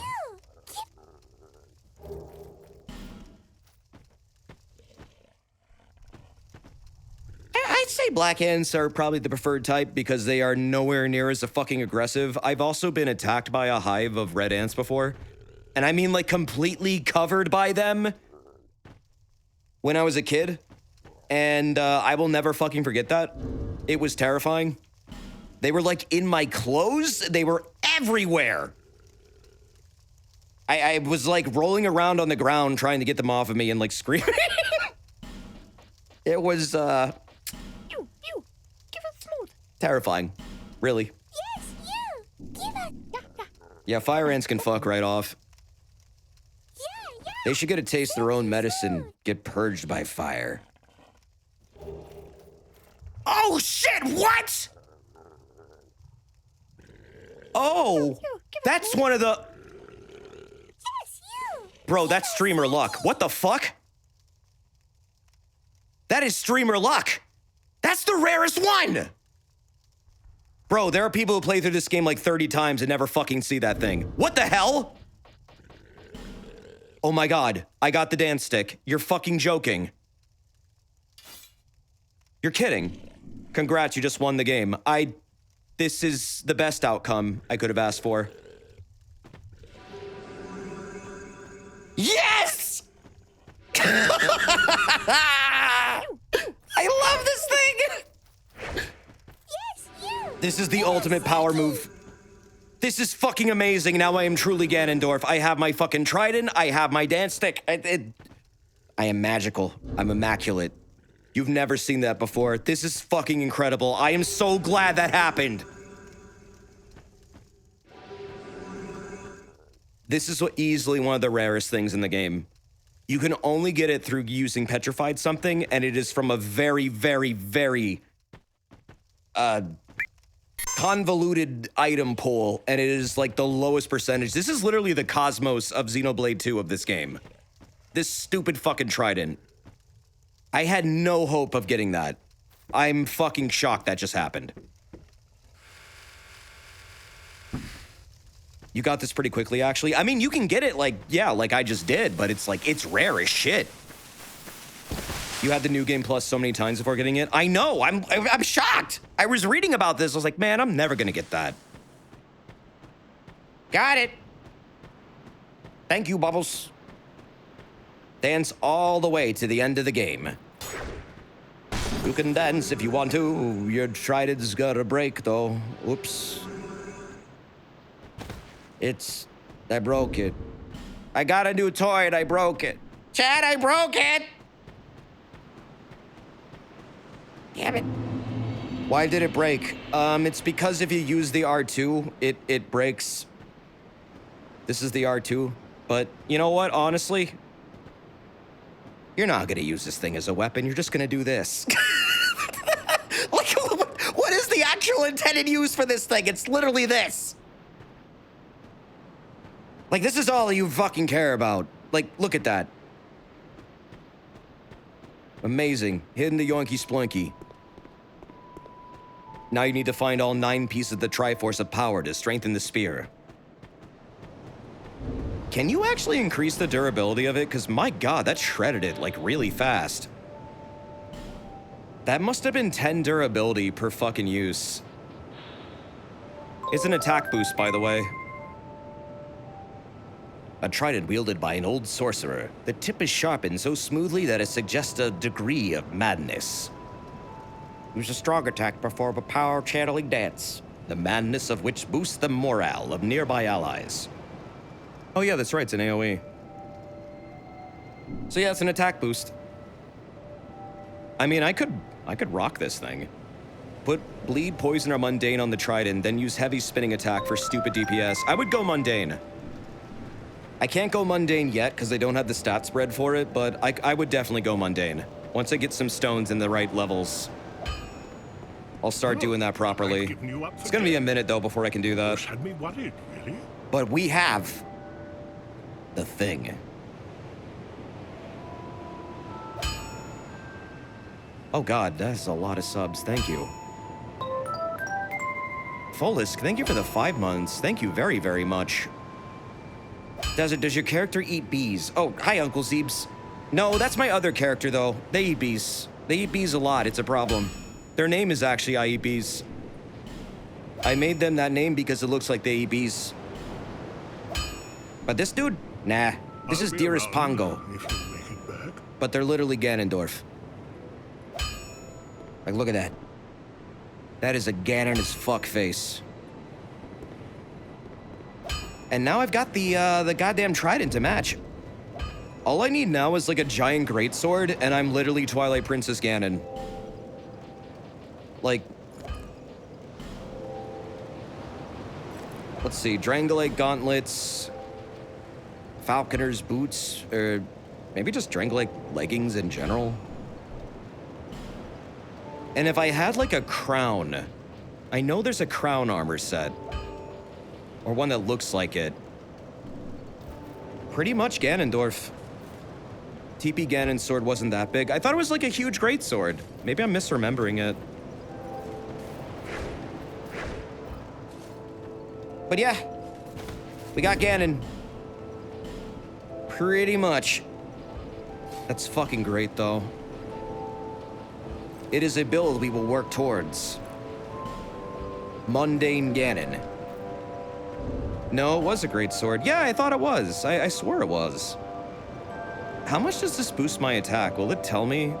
I notice so often that, like, the boosts don't get reflected in the status screen. Let's see, 175.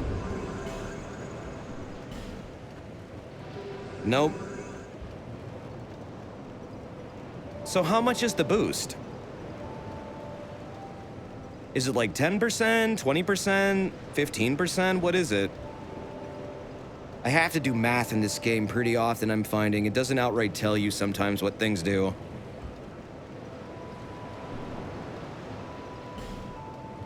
TP Ganon's was like a broadsword, wasn't it? I remember him having a huge-ass sword in that final fight. When you, like, spar with him, it might be an ally-only boost. Is it allies only? Wiki says it's 25%. If I remember correctly, it's 10. It is a boost. It's a 25% damage boost. Okay. Does it affect you?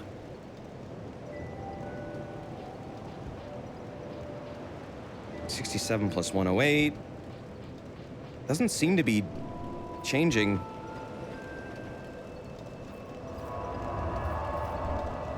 10% is the magic ring. Oh, the blade ring? This thing? I love this thing. Oh, I forgot I even had this. It affects you and allies. Okay. How much does this improve your thing? 3%? Wait, that's only 5? That's really pathetic.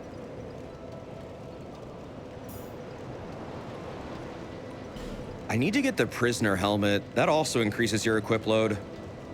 There are some really fucking good armors in this game.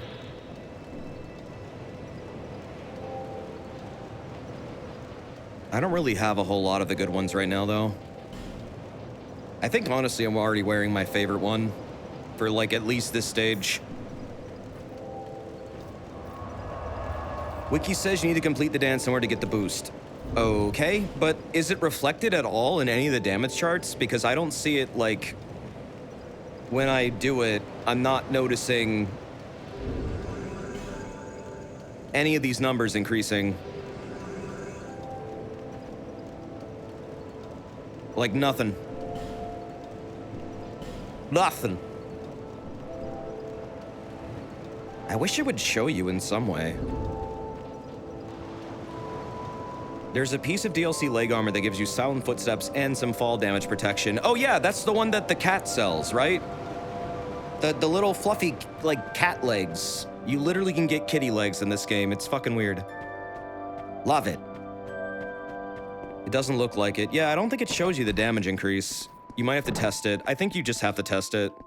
Mundane also kind of works that way. Mundane is really dishonest about how much damage it actually gives you.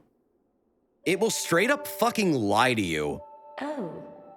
And you'll use it, and you'll realize you're doing, like, double damage than what you probably were doing before. Serious.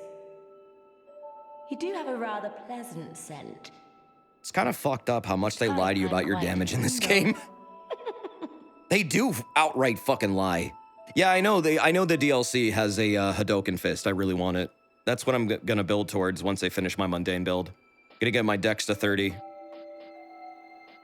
And then, start slinging Hadokens. Oh, she doesn't sell it yet. There's a point later on where she'll sell the armor set. I need to get this ring. I need to get this ring as soon as possible if I'm gonna do Lucatiel's quest. She's gonna fucking die if I start fighting Smelter Demon. Presume? Well, that's dismaying. Kitty cat. Lucatiel will die apparently really easy against Smelter Demon if you don't have that stupid ring.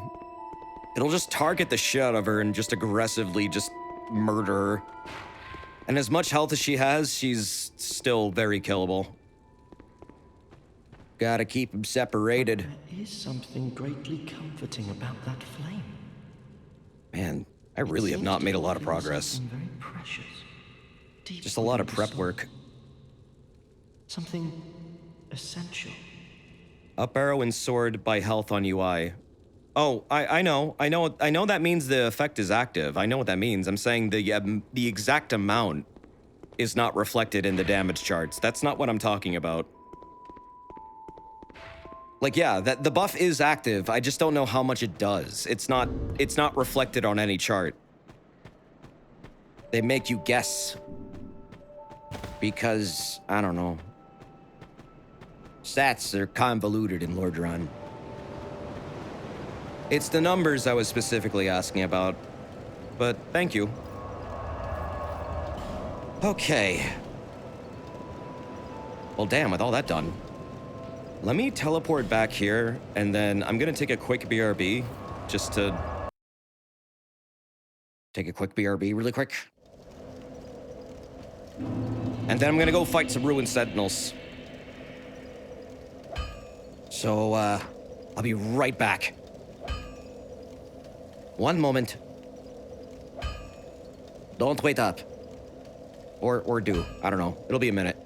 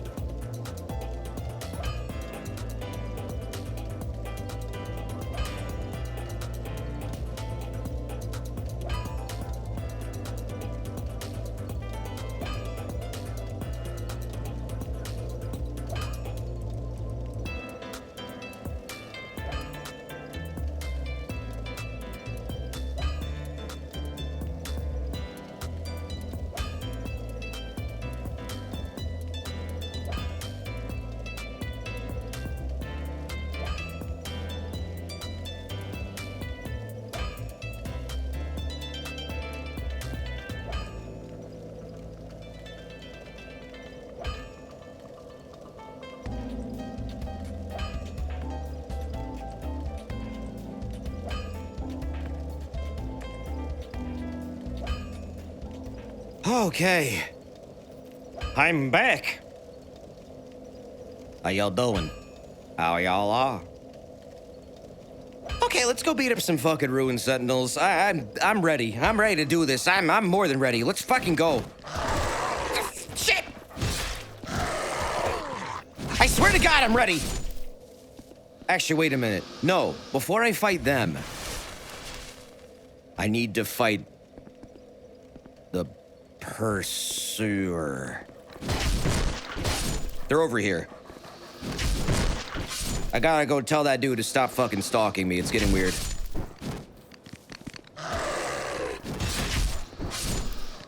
Also, Medane Sari, thank you for those gift subs earlier. That's really nice of you. Thank you!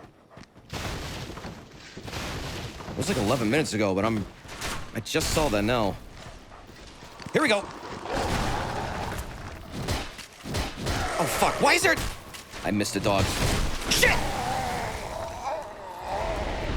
I forgot about that dog. Ah, there's always another dog. There's always another dog. Oh, man.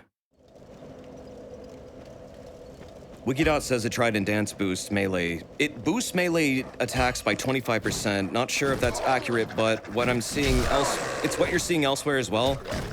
Yeah, okay. I just wish it would show you, like, in the game. Fuck! Really? Alright, that's it. We're going unlocked. I can no longer rely on the locked combat when it comes to dogs. Piss the fuck off, man. Pet them aggressively.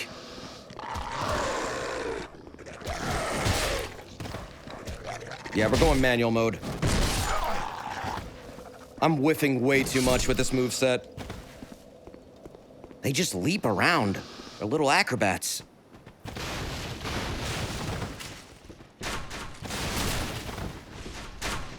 Woo.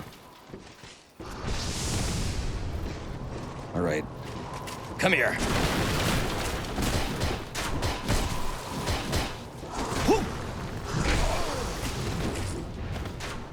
The fucking archers. This is not good.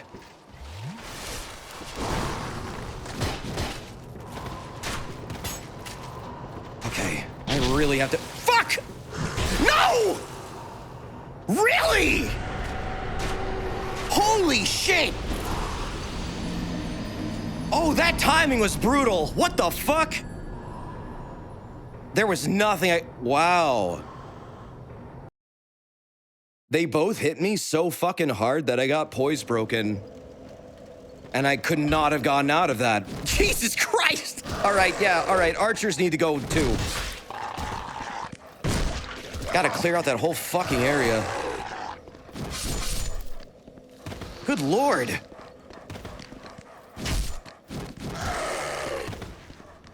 Putting the pursuer in that little spot is a fucking brutal change. What the hell? I really like the idea of them, like, just constantly showing up to fuck with you, though. That wasn't a thing in the original at all. It's like they have a goddamn grudge to settle with you. And just, like, they're so fucking pissed off you kicked their ass back at, like, the lost giant forest area. Last giant. Lost giant. I guess it's a little lost. But no, I need to get the hell up. Climb up the ladder. Do not come in here. They saw what you did to the boss version. You fool, that's the same guy. Pretty positive that's the same exact dude. They're just pissed off that you kicked their ass and now they want to come back and just kick yours instead. Let's get this stupid bow out. Not a bow. There you go. All right. First of all, you piss off. Get out of here. And then where's the other one? There's another one there.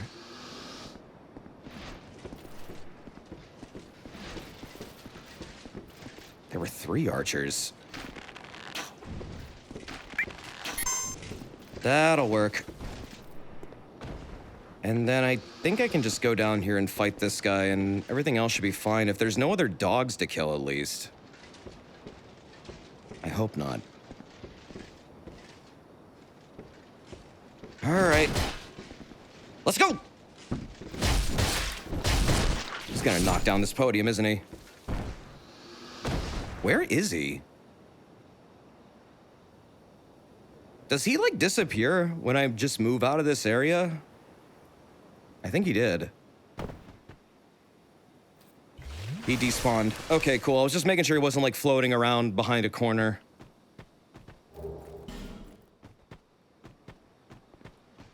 Oh, he really despawned. What the fuck? Really? Oh. I mean, okay, damn. Wow. I thought, like, he would come back. I guess he really does fuck off if you run away. He'll come back. You gotta stay down if you want to kill him. Oh, okay. What's up, Sky? How you doing? Also, Pep Man, thank you for the 25 months, dude. Thank you! Gelato Gecko, thank you for the bits as well. Buy Leonard some birthday V-Bucks. I will. His birthday's actually on Tuesday. I don't think he plays much Fortnite, though. I forgot these dudes explode.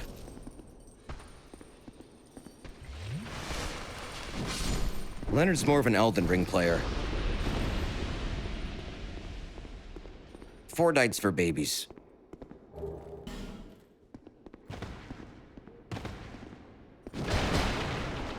I love how they added, like, Dragon Ball Z characters to Fortnite, and now a lot of that Dragon Ball Z, like, action figures are now being advertised as from the hit game Fortnite. That hurts me in ways I can't even describe to you.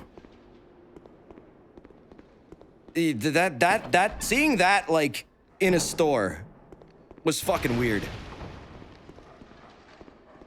I don't even know what to fucking say. Do kids not know what Dragon Ball is anymore? Ah, yes, Vegeta from the hit game Fortnite, season fucking 8 or whatever. I know them so well. I love it when they turn Super Saiyan. No, they don't, Gramps. That is so fucking terrible. It's like Marvin the Martian all over again. You guys just don't know who they are. Nobody knows who Goku is. Not even Goku. Goku doesn't even know he has a son. Not surprising. This area has a different layout, too. Oh, shit, right. The Stinky Boys are here. Always forget these dudes fucking explode. Ah! Shit!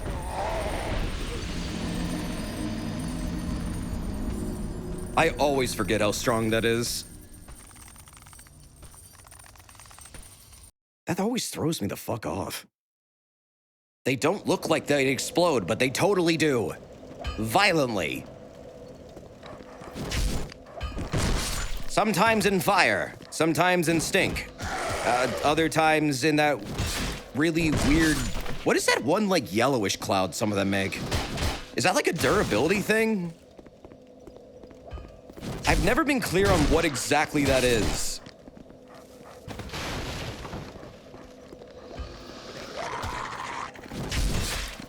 Yellow is durability. Oh, okay. Figured. Wasn't sure. Oh, fuck off.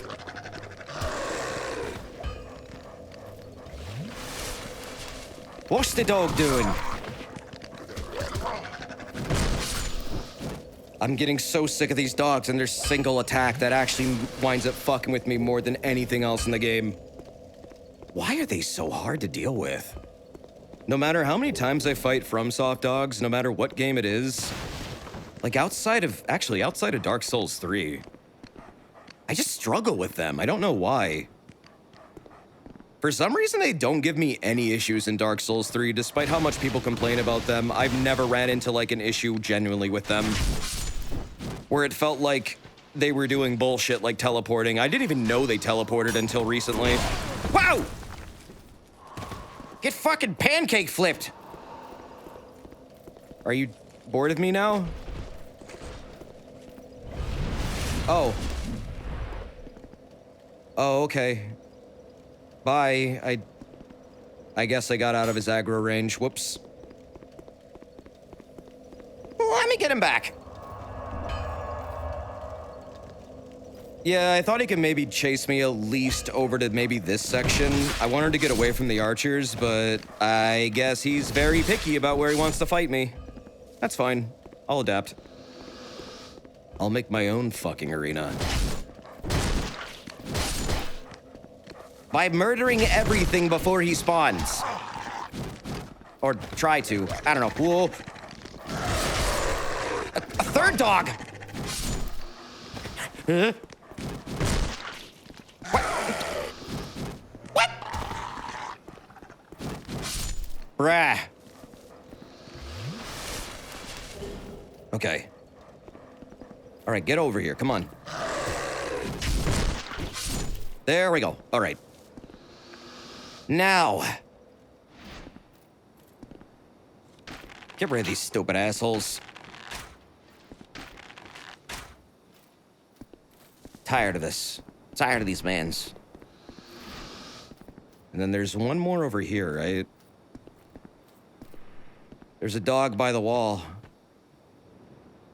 Dog's in the wall. Oh. Yeah, we call that dog Walter.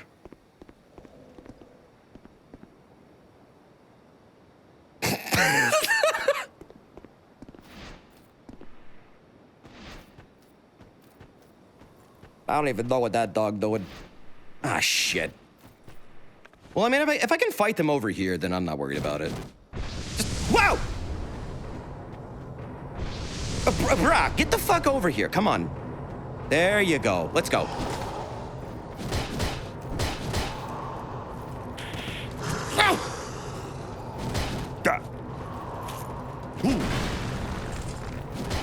Yeah, this is enough room. I got this.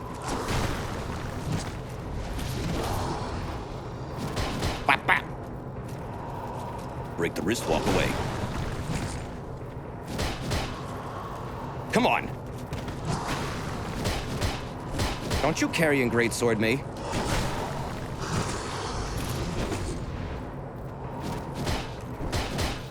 Getting there.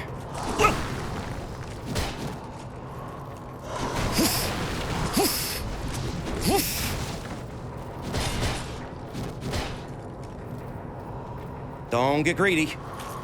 Whoa. Look at you, you're making a fucking mess of the place. Get the hell out of here. Starting to get weird. Stop chasing me. I fucking love beating the shit out of that guy. I don't know why, it's very satisfying to just, you know, punch them in the dick until they die. Something about that is just tickles me. Just, it feels very good. You didn't get an item, though? I got Twinkling Titanite. No, I got it. It gave me Twinkling. That's what he usually drops. There was one time I didn't get it, though, because I fucking died. But I think he normally just drops Twinkling. And then that's it. I don't know if he ever drops anything else. At least for now. I'd appreciate if all the undead in this room exploded. Thank you. You too. You gonna explode? No? Okay.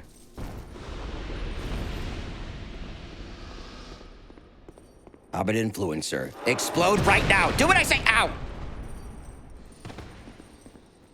Okay, damn.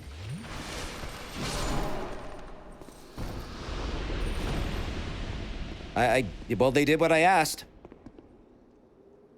There are 2 pursuer encounters that drop really good stuff.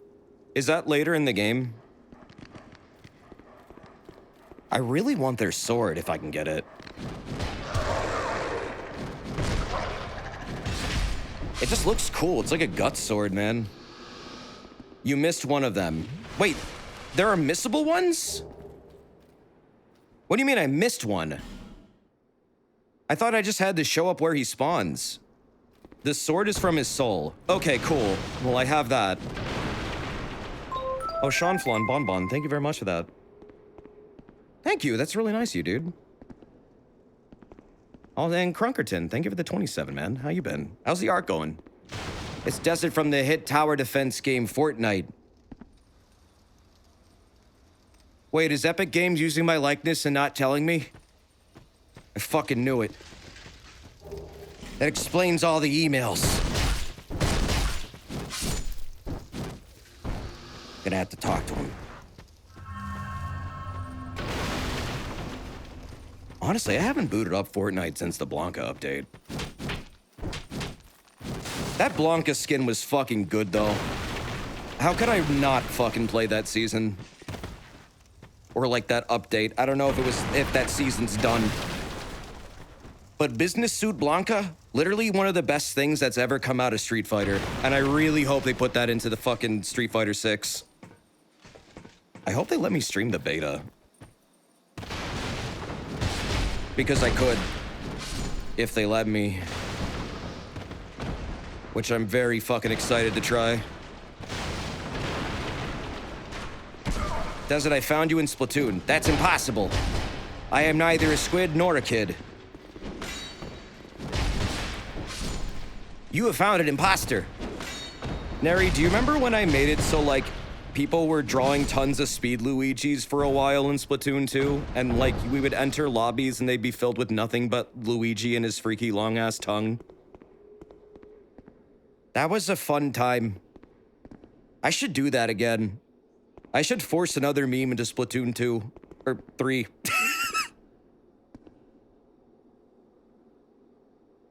Bro, this wall is pogging.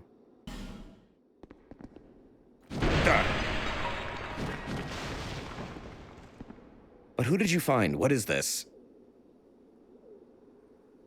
I started getting really fucking creative with the speed Luigis. My god, I made so fucking many. Tear-stained therapist, Pongorma. Squid 2 and Thig 2, Plat Fatuti. Quarterub to os even. Hey, Nari, can you report this guy? Please? No particular reason. I'm just wondering if you can, and I would appreciate it. Thank you. It's you, Pongrama. Yeah, you should report them. Report me. In Splatoon 3. Do it. You know you want to. Yo, Bone Staff?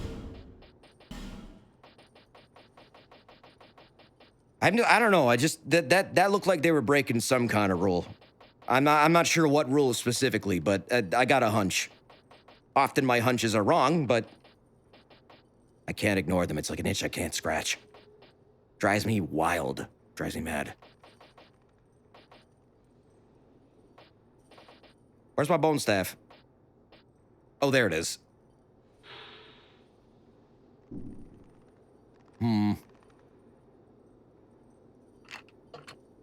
This thing gets pretty good dark scaling, to be honest.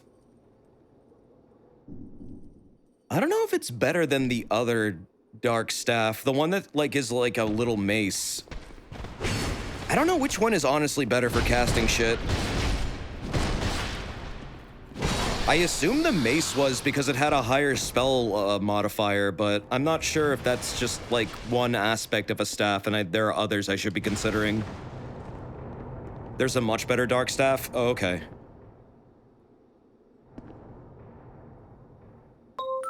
Damn. Atmosphere in this room is good. Also, Pepman, thank you for the 25 months earlier. Sean von Bonbon, thank you again for the gift subs. That's really nice of you, dude. Thank you, man. That seriously is really kind of you. I very much appreciate that. I'm glad you enjoyed the stream, man. Thank you. What the fuck is that sound?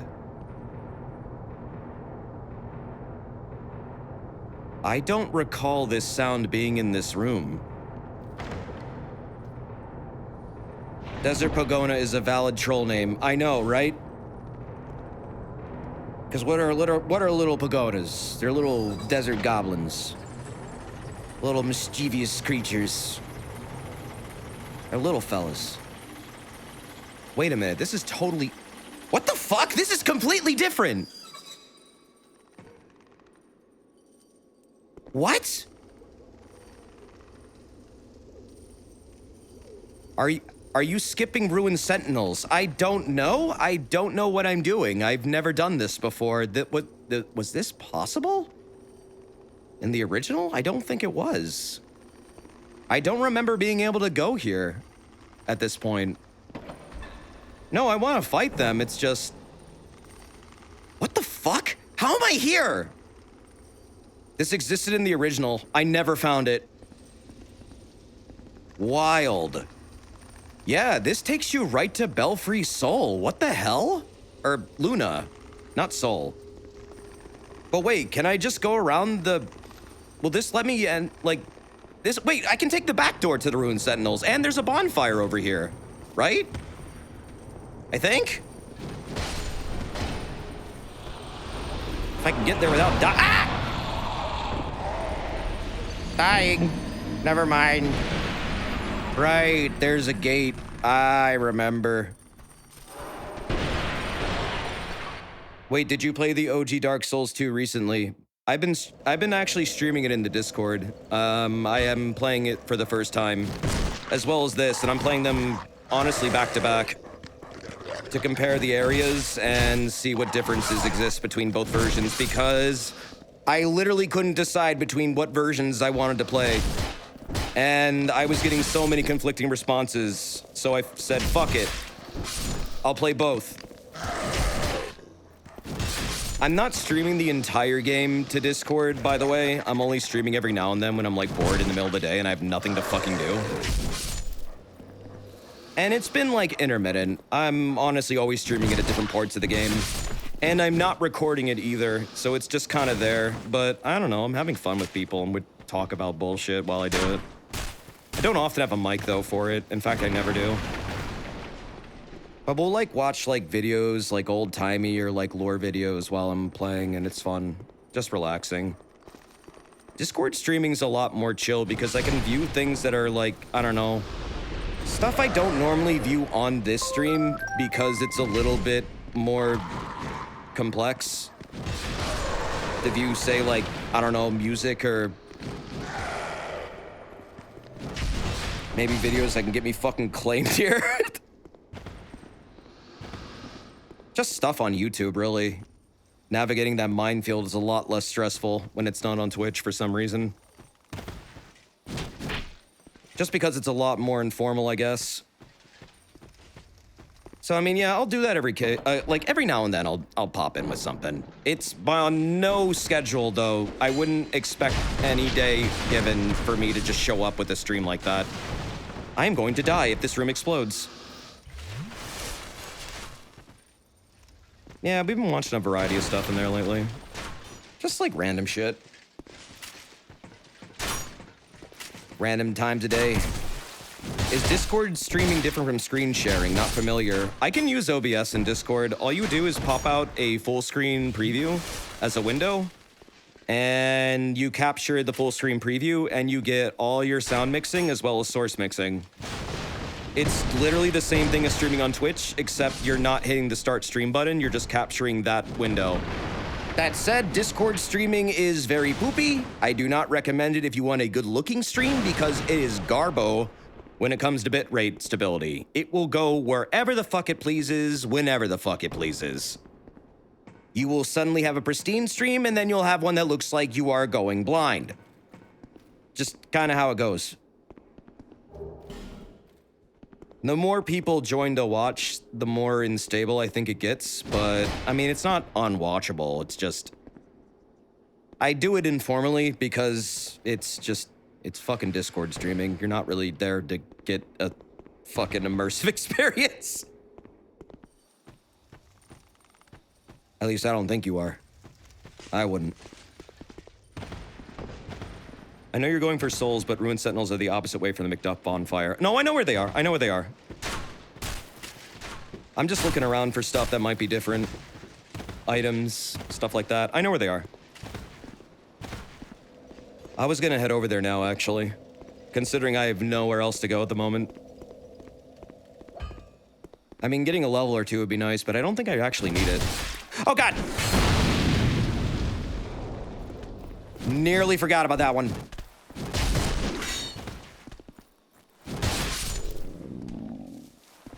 Do you know how to get the item on the ledge above? I was trying to figure that out the other day. I still haven't gotten it. I do believe there is also a key for that gated door down here. I was looking around for, like, I don't know, maybe a place I could drop onto the wall? What about getting your souls back? I don't even remember where they were. That's okay. I don't care. They're probably somewhere. Maybe I'll run into him. Who knows?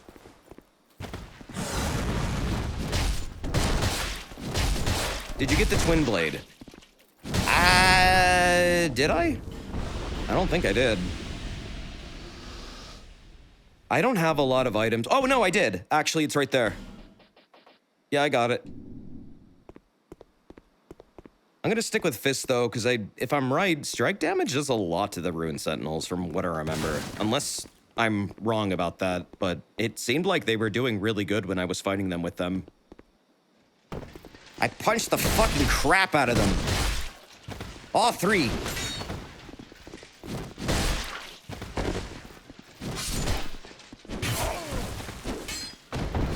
It felt good.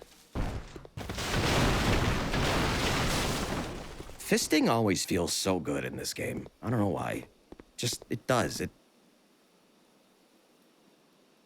Wow, they really like to place these around the map. There are so many more of these than normal. All right, come on.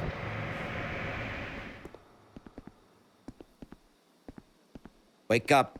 It's time to get fisted.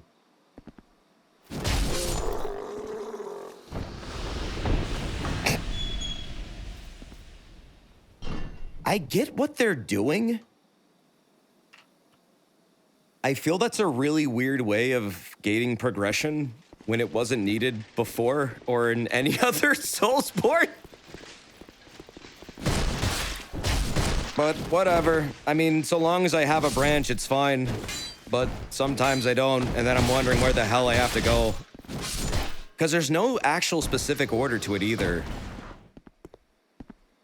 So, like, if you use it on a branch that doesn't go to, like, a fucking story segment area to progress the game, you kind of have to run around and find another one. Okay, this is completely the same as it was in the other one. Actually, there might be less. This is less enemies. What? Wait, did scholars actually make this part a little less stupid? This is definitely less. This is significantly less dudes. In the original version, it's like 6 dudes in there that all rush you at the same time, and I wind up doing this to them just to fucking do that. Yeah, exactly that. Because fuck that, I am not fighting 6 of those dudes at the same time. It works so consistently. Yeah, there's usually a bunch of other ones down here. Huh. I don't get the direction of this fucking definitive edition. It's like some areas they made significantly harder and others they made them significantly easier. But they still have this issue in Dark Souls 2 where there's no set difficulty for any given area. It just kind of ping-pongs around. And is like whatever the fuck they were feeling in that moment, it should be the difficulty of said room.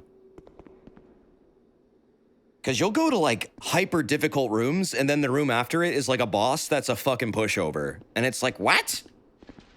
All that for this? Or what? Like, what is going on? Just an interesting consistency issue when it comes to like what they intended for the areas to be like and when you should be tackling them. It's almost like there's no intended level at all for anything.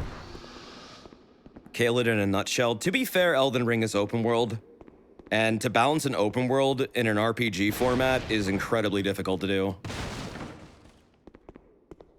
But this is an open world. It was going to be, but then they realized they couldn't pull it off.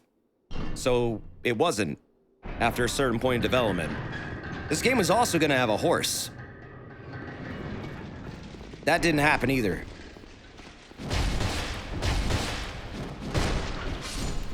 But yeah, I would say this game has some areas that are pretty inconsistent in terms of what they're throwing at you. Like back to back.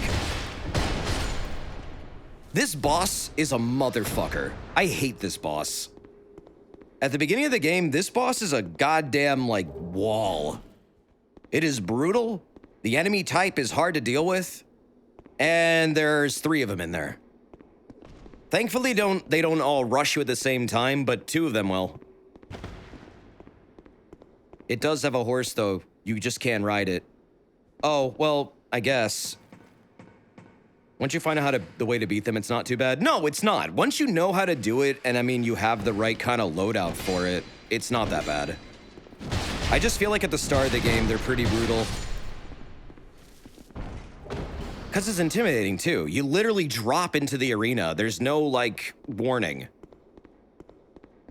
Just, like, sink or swim, motherfucker.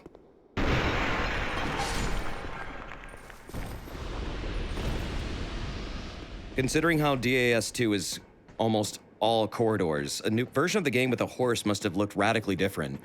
Yeah, I imagine it did. I imagine they were trying to make a game that looked like Elden Ring. I'm pretty positive of that.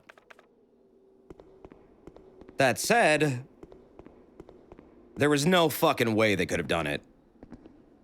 The developers, while making this game, didn't think they could even make a game bigger than Dark Souls 1. They felt it was impossible. This game is like 3 times the size of Dark Souls 1. That's kind of already an impressive step up in terms of scale. Can't imagine the amount of work they'd have to do to make it open world, jumping from 1. That would have been an insane difficulty. That would just been like difficult as hell for any developer with the amount of resources they had back then. Because they weren't even like huge yet. Like they were getting well known. But I would say FromSoft started to get really noticed after Prepare to Die, but didn't really explode in popularity until Bloodborne. When Bloodborne happened, that's when people started to really fucking notice them. Or at least that's how I feel about it. That seems to be correct. But feel free to disagree. Bloodborne and DS3. I mean, DS3 was pretty divisive, but I feel like it was an incredibly good game. I don't think it was as divisive as this game was, though. Man, when this game came out, people were fucking going nuts about the lighting. Just it being totally different from the E3 show. Lots of things seemed to really radically different. That and just the direction. People were trashing the game because Miyazaki wasn't on board. And I mean, arguably, yeah, I think that did heavily affect this game. But what really affected it was just having directors swapped mid-development halfway in. That definitely fucked it up big time. Bloodborne and DS3 felt more mainstream. DS1 and 2 felt niche. I would agree with that. I still think as accessible as 3 is by comparison, I still feel like it's still in the niche territory of knowing it's a fucking hard game and presenting itself as such, but also it does it in a fair manner. I feel better than this game, and that's my opinion. You don't have to agree with it, but I just feel that way. I feel very strongly about that. Oh my god! Get fucking shredded! Oh yeah, this is done.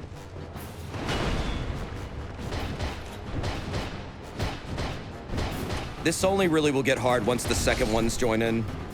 All right, so now they're done. This dude's gonna walk over here. I can beat him up for a little bit before the other one joins, but I need to be careful. He's gonna jump up here and attack. Okay, let's go. Faster, faster, faster!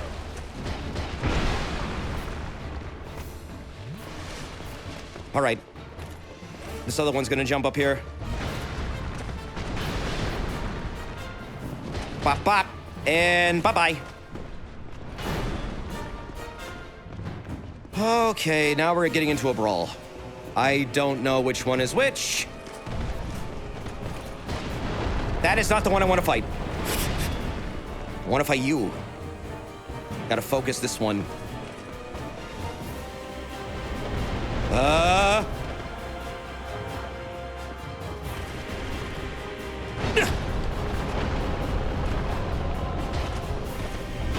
Break the wrist, walk away!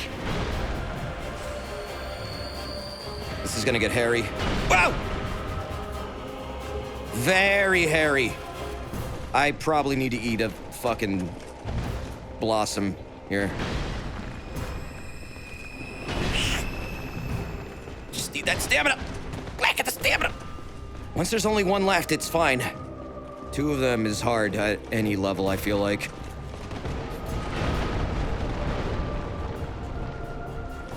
Just take your time. Not a race. Come on.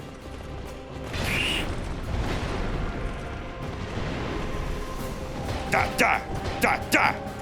Okay.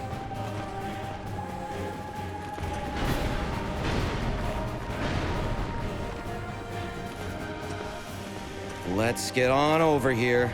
Come on, lower your shield. Attack, attack, attack. No! Fuck. Need to back off. 2 radiant gems left. Ow! Shit!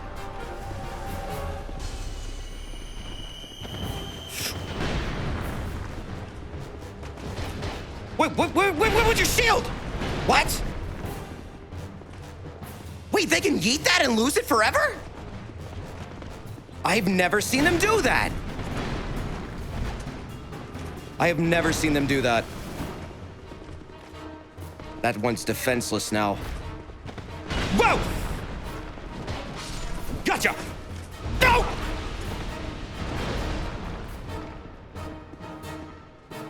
Okay. I thought you never played this before. I haven't. However, I have been playing the original alongside this, and I'm much farther in that one than I am in this because it's significantly easier. I started them at the exact same time.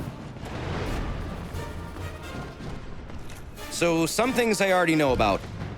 However, this game also changes some stuff up, so it's almost like a different experience half the time. That said, this is hard, honestly, at any point. Boom!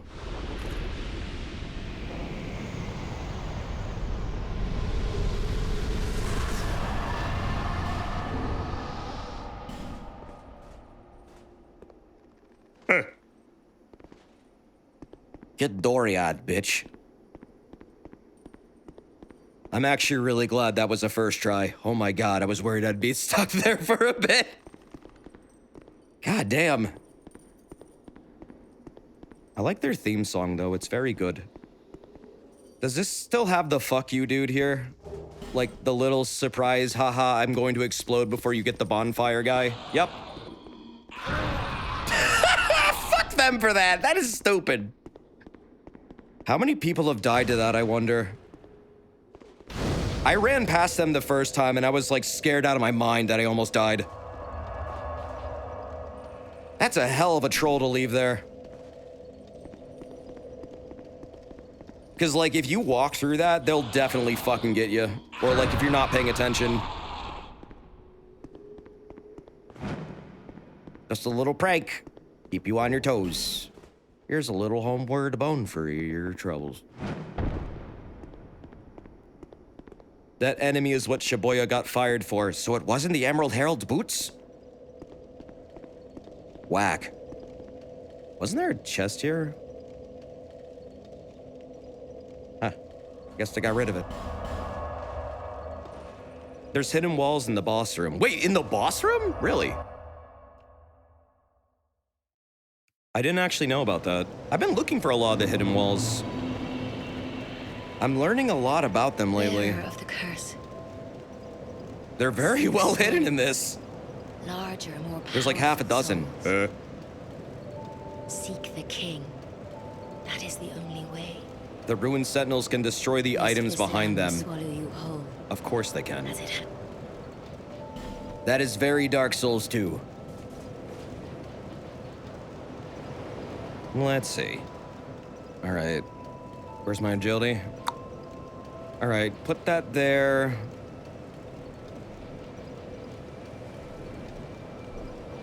Oh, it only has to be 19. Okay, cool. That's DS1 roll frames. I don't have to level these anymore. I can focus on everything else now. Okay, so the goal is Dex 30, everything else 20. Everything else 20. So Dex 30, adaptability 27, everything else 20. Trust me, this build works. It's good. Like, very fucking good. In DS2, you check for hidden walls, Kingsfield style, ride walls, and spam interact. I mean, you could say the same about, like, Dark Souls 1, except you're attacking them. But yeah, you have to use the interact button specifically in this one, which is very, very different. What if that build isn't so good in this version of the game? Well, mundane still exists exactly how it did, so I assume unless they've completely changed the scaling, which I know they haven't, it's exactly the same. It's stupid good. I knew you'd be around soon. Go on, show me what you've got. Never sleep on mundane builds. They are fucking insanely good. I could upgrade the shit out of this. What kind of damage does this do? Thrust? Someone said to make this mundane, and I do really like spears in this. How much does this weigh? 4? I mean, I have this weapon and it's super fucking rare. I am definitely rocking this fucking thing. Not we're powering you the fuck up, man. I am going to use a stupid ass dance stick. Yes.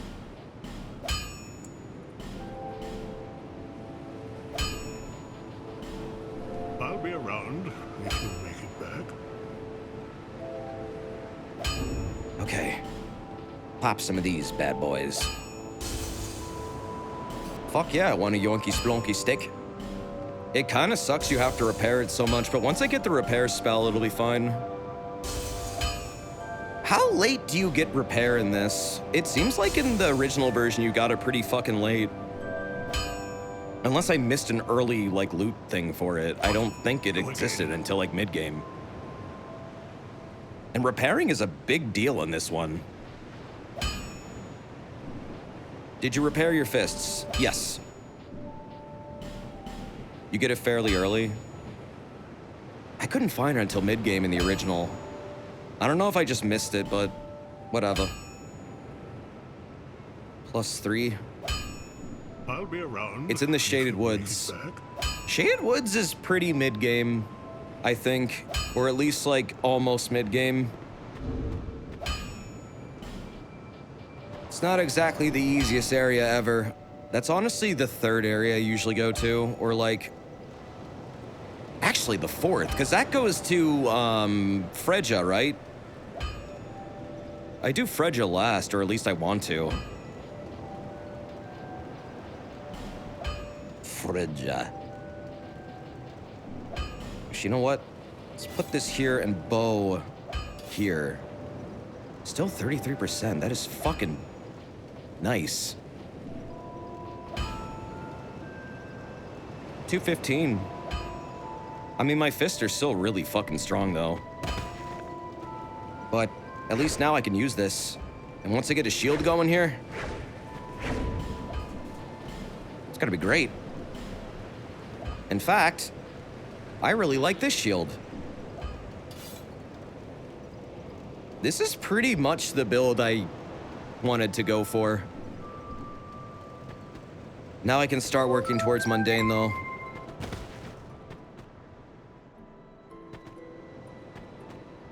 Also, Acrid, did I thank you for the 3 years earlier? Thank you, man. I did find the Nike armor.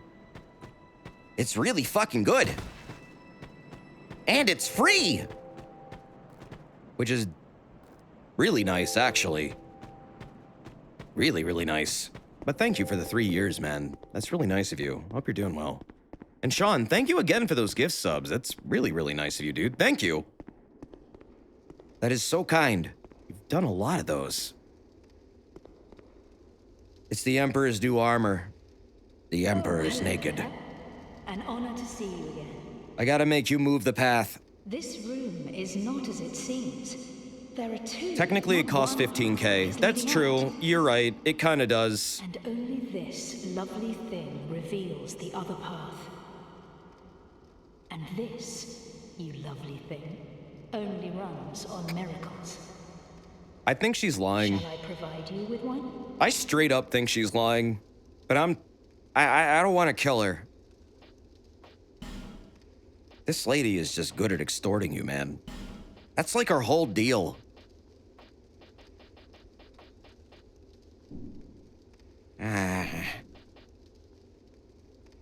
To cast miracles, you must have strong faith in the gods. Miracles began as tales told by gods.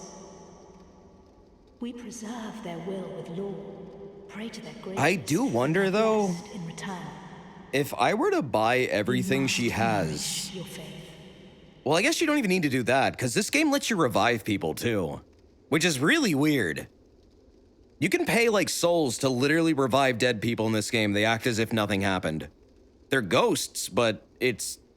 Yeah, it's interesting. She drops a decent chime. But if she's dead, can you manipulate this without her? Like, does it just let you do it without paying her? Oh, dude, you can kill all the NPCs you want then. You can. You won't be able to complete their quest lines probably normally, but it, like, I don't know. It almost behaves like you didn't do shit. Yeah, she drops the key. Fucking knew it. Fucking knew it. Yeah, because if you kill her and you bring her back, she'll still sell shit to you, right? If only they had this in DS1. They never brought this kind of system back. Ever. Like, not even Elden Ring has that. When things die, they're just dead. They just stay that way. Nah, it does cost a bunch of souls to revive people, I know, but you only have to pay it once. And it's, like, not even that bad from what I remember. It was, like, 20K. It's like, okay. I mean, there's a certain point where that becomes meaningless. There's a thing you can do with her later if you keep her alive. All right, fair enough. You live today. I only need to do this once anyways. Yeah, I mean, I was just curious. I wasn't actually gonna kill her. Go ahead then. Or was I? Miracles have been passed down through us since the first flame. Isn't it extraordinary to think they've existed since the very origins of the world? And now, you can have this power for yourself. Don't miss out on the road to enlightenment. What is the first flame? Well, it's... You don't even fucking know, do you? You don't even fucking know. And more miracles. You need more faith. Do I? I bet you say that no matter how many faith I have. May the power of miracles be with you. Me have many faith. Me very, very religious. I think they didn't bring back reviving because it removes a lot of repercussions. It does. It's straight up stupid. I fucking find it so funny that you can do that. Because I've killed a number of people in this game just to, like, see what would happen. And then I immediately bring them back. And it's like, nothing fucking matters. It's incredible. This is not where I need to go right now, but I don't know. Might as well take a look while I'm thinking about it. She does say that no matter how much faith you have. 99 faith. You need more. What? Why are clerics such dicks? No wonder Patches hates them. Killing NPCs counts as a sin, which gets you targeted by the blue sentinels. That's true. But that's also not something that exists really at this time. Because in this version, the PC version, the blue sentinels are all dead. There's no servers. Let's just say I killed them all. I won. Me. I won the war. Pray I don't start another. Talk with the old man, hear his stories. I can't yet. He's just gonna say I'm not smart enough. Believe me, B. The frailty of the weak disrupts the dark. He doesn't like me right now. Leave me alone. See? I'm interested in one thing, dog. You haven't the gift. What is the threshold for, like, dark damage boost that you need to have to talk to him? I wasn't sure what it was. I just kept, like, boosting it until I remembered he existed. Leave me alone. Oh, it's 10-10? Oh, okay. I'm interested in one thing, dog. You Dog. haven't the gift. Your brain's too small to comprehend the eldritch horrors of the dark. That's okay. I'm terrified of most things anyways. There's enough horrors in my brain. I'll make the dark tremble at the eldritch horrors of my mind. It's 10 int 10 miracle because that's the lowest cost for a dark spell. That makes sense. That actually does make a lot of sense. Oh, okay, the farting butterflies are still here. I'm gonna go back to Last Bestial. I just wanted to get that bonfire.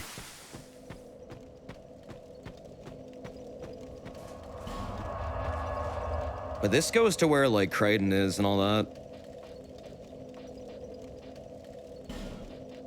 Who was definitely not a serial killer, no way. Never happened. Perish the thought.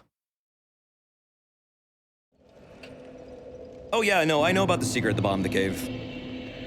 I was actually curious if they had changed it. I'm always wondering what's different, honestly, in like every room in this game now.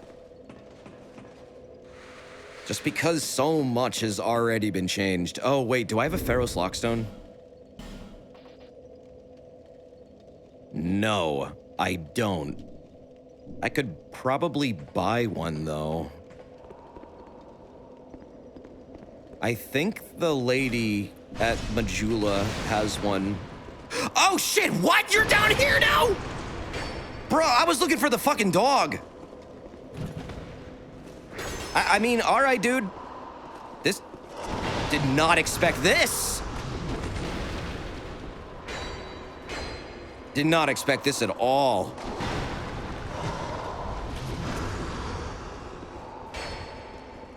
Man, I like this weapon. This is actually really good. Whoa. Whoa. Ass ahoy. Get pursued. Alright. Just don't come crying to me when I whoop your ass for the nth time. Oh. Thank God that's not wooden. Shit!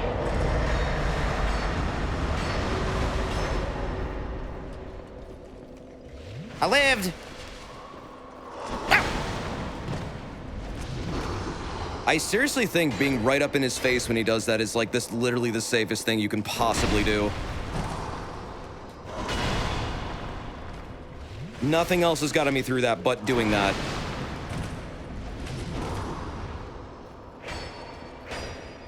If the pursuer owned a purse, would they be a pursuer?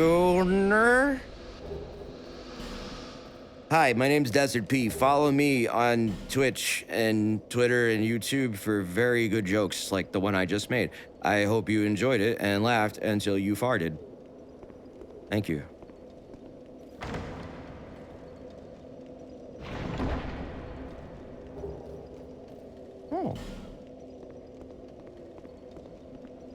Damn. At least I can buy a Lockstone now, though. I'm pretty sure the old hag has one. We should learn her real name. I don't like calling her an old hag. She's nice. She's nice to me. She tells me I'm her favorite customer, and I'm her only customer.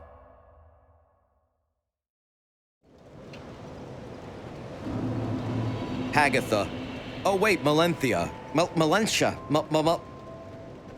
I knew you. That is her name. You're right, that is her name.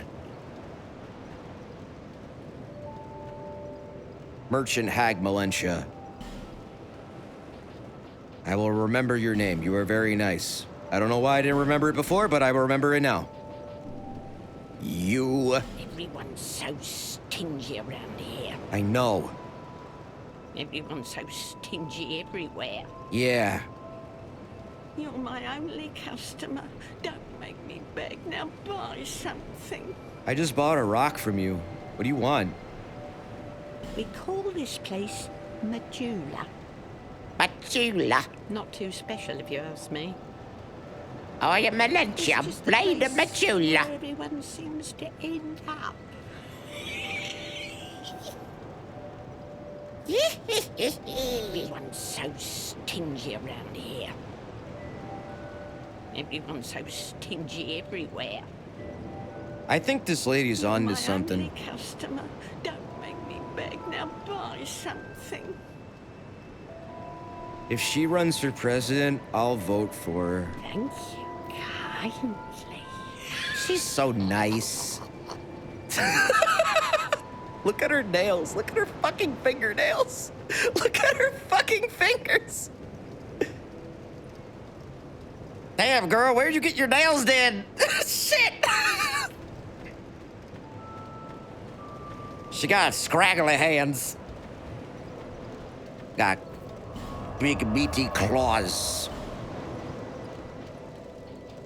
Oh, wait a minute. Did I get the chest at McDuff's? I don't think I did. Those are dark infused. I would not even be surprised. You'd be surprised. You wonder how much you'd have to laugh when auditioning for VA work for the Souls games. I don't know. Someone should ask Fiora's voice actor, because she's done a bunch of Souls characters. There's a lot of Xenoblade voice actors in the Souls games, actually. Nice. I still have no idea how to get that. Maybe one day I'll learn. Desert the Cockstone. No, I know. I was just going to get that really quick.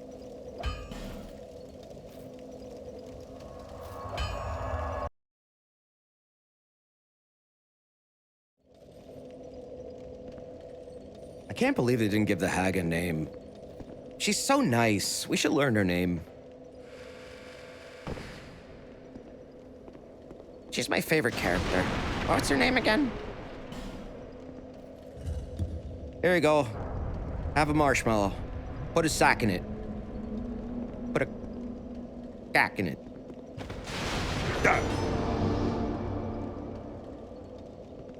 Her name was Hagatha. Oh, okay, cool. Just making sure. That's what I thought it was. I'm her biggest fan. I love this little dude.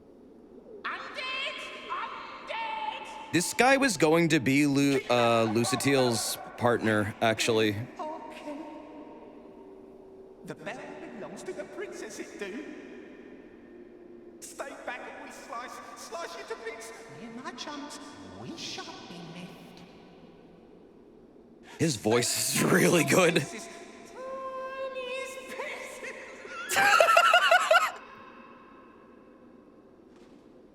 Yeah, he actually was gonna be like a major character, apparently. He's a major character to me. Yes! Cicero is hungry! Hell for the prince's honor. Stay away, foul undead, or you'll be a goner. That fucking laugh he does.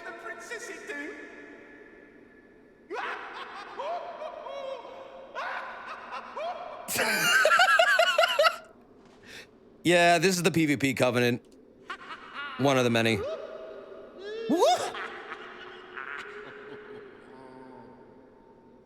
He's one of J.S. Sebastian's friends from Blade Runner. Oh, really? For the prince and the princess forever. For true. Fucking rap god. Abandon your covenant and join the Bellkeepers. Abso-fucking-lutely.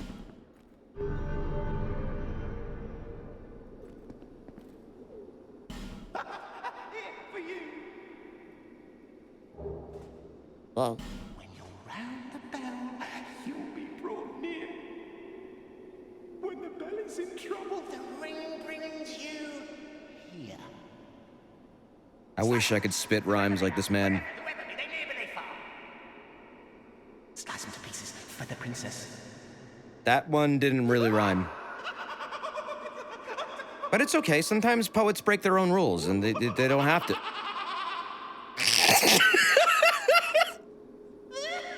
His laugh is contagious. To guard the bell of Oaking.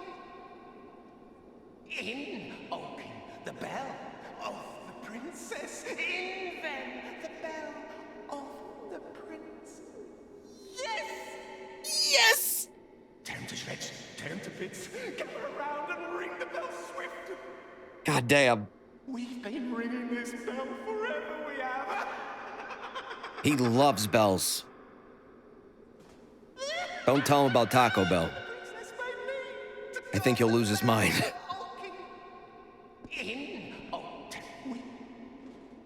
So wait, he says the princess made me. Are these like weird constructs or something? But he's a person. I think. Or is he a mannequin? Oh fuck, he is a mannequin. Or is he? Wait, no, that's a normal hand. No, he's not. That's a flesh hand. He's a puppet. Is he? That looks like flesh to me. That face looks normal. He's got a nose. Maybe he stole the hands. Did he steal his head? Because it looks normal. He's a real doll. Well, yeah, I adore him, but what do you... No, but he's a person, right? No? Puppets can be made of flesh. This is true. This is very true. Sometimes there's certain snails that'll get possessed by parasites and they'll become literal meat puppets to get eaten by birds. Because their brains get taken over. Oh shit! These dudes are actually like really fucking scary when they like gang up on you. They hit really hard. But I love these little fellas, they're great. Ow. Wait, is this... Oh, there it is. I was about to say, like, is there no chest down here? Yeah, they do so much fucking damage. They're terrifying. And they often gang up on you, too.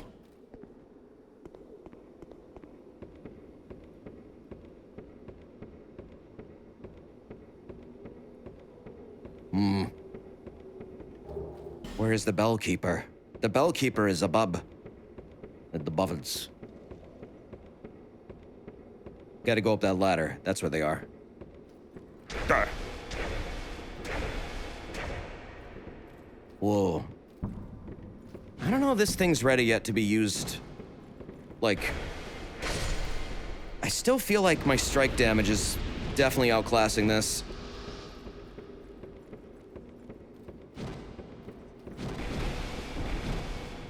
It just can attack so much faster. Like, per stamina bar. I don't know, it feels like I do way more. Yeah, it's doing good damage, but I mean, it's... For the reach, I'm also getting a lot lower DPS. I'm a fan of very fast kills. I like kill fast. It fun to kill fast. Feel good. Make brain happy. Okay, there's Red Man. Where's Method Man? Ah!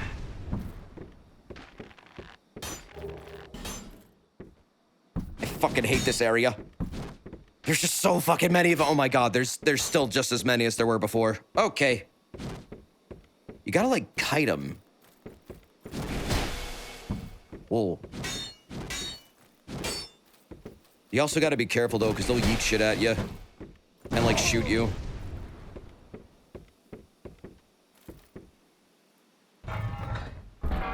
Bing bong.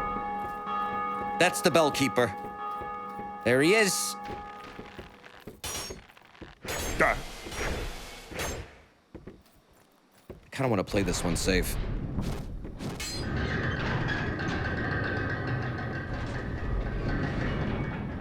So you ring the bell, and then there was a fog gate down there, and it was guarded by a gate. It just basically raises the gate. Now I can go fight a stupid boss that's literally lifted from Dark Souls 1. Except it's new and improved because there's fucking 6 of them. Instead of 2. Whoa.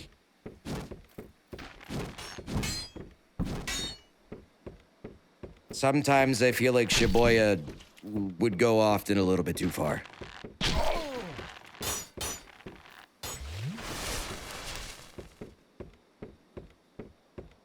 I thought you meant the other thing for a second there. Oh, I know what you're talking about with the other thing. I haven't done that yet. I kind of walked by it earlier. We'll do that in a little bit. Just not right now. Oh, God. Whoa! Jesus Christ. I just want to get rid of the red one. That's all I care about. The rest of you can fuck off and, I don't know, die. I just want the red one. Where is he? There he is! Ow! Yeah, bows really fuck you up in this one. Da, da, da. Okay, there we go. Oh shit! Oh shit! Jesus Christ! Why are they so fucking tough, man? Another one bites the dust. Oh, they have dark attacks? I didn't actually realize that.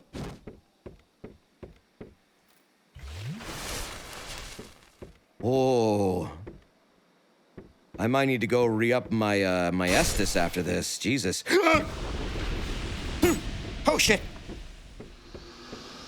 Ship. You can also power stance crossbows. I figured you could. I just hadn't, like, seen anyone ever do it. I was actually asking earlier if that was possible. Good to know it is. Please stop blocking. Or keep blocking, whatever, you're dead. Okay. And then there was one. You're all that's left. And now there is none. This is my house. Oh, he drops a bow? Yeah, I ain't taking chances. I got cocky at one point in my other playthrough, and wow, those things kill you fast. I parry every chest.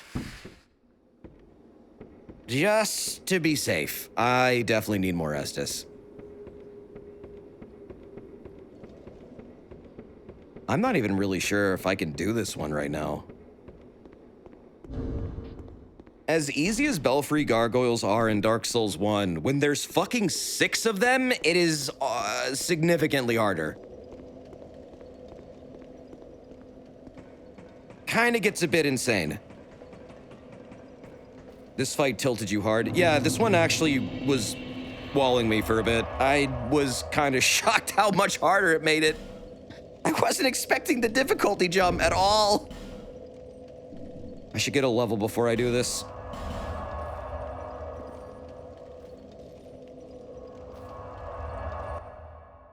Yeah, I'm sending my souls. Spending them now. Does DS3 have gargoyles?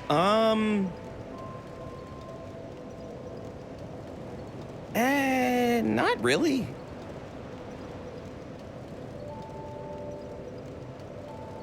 No, not really. I mean, there's like a mini-boss one. They're in the profane capital, but I wouldn't really call them bosses. They're just kind of like enemies that show up and they're rather pathetic, honestly. Seek souls. Larger, more powerful souls. The princes are like the gargoyles? I don't really think so. Lest this land swallow you whole, as it has so many others. I think the princes are pretty unique. Yeah, I guess the Grand Archives has the gargoyles as well. They're not just in the profane capital, but they're not really bosses. They're just kind of like big enemies that jump around and stab you with a spear.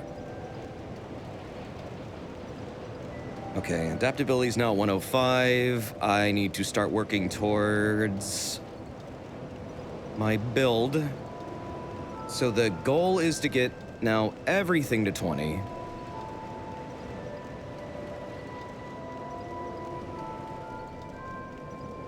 So let's see. Why don't I focus on getting my vigor up to 8? Get my lowest stats up, because 27 will be my highest. So I'll just keep upgrading my lowest stat until I guess they're all at 20. So this will be an interesting way to build a character. This infusion is fascinating to me.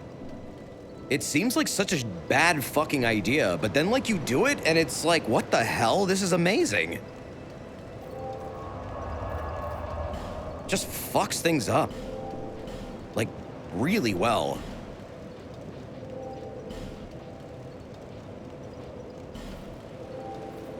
Which one is worse, DS2 gargoyles or man-eaters and demon souls? Wow, that is a very fucking good question. I would say man-eaters. At least as difficult... Okay. At least as difficult as the Belfry gargoyles are in DS2, and how annoying they are, they don't tend to glitch the fuck out and like just suddenly fuck off to like beneath the map and make the fight impossible to beat, and then you have to start everything over again, and is stupidly common to occur. I know that's not technically the fight, but that fight is still fundamentally broken even in the remake, and it's like, Jesus Christ. I hate this boss. Also, they're just really not fun to fight in general. They're kind of stupid bullshit. In fact, their entire move kit is pretty fucking dumb. Yeah, I'd say man-eaters suck. Infinitely more. Because see, I actually like the Belfry gargoyles. I like fighting them one-on-one. I like fighting them 2-on-2. You can make this fight a 2-on-2. It's just a series of 2-on-2s. You also have to be very efficient at taking them out, because more will join the party after a while, if you let them. So I mean, technically if you're like efficient, this fight isn't that bad. The issue is you need to be efficient, and you need to know exactly what you're fucking doing, and when to rush things down, and what moves are punishable. You'd be surprised how much this fight just changes fundamentally once you add more gargoyles to it. Even if it's the same like moveset, it's still very different. But here's the other thing. I ain't soloing this shit. I did it already once, don't need to do it again. I know I did it.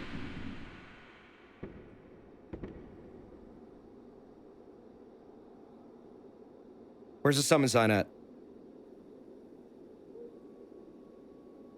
Where's it at?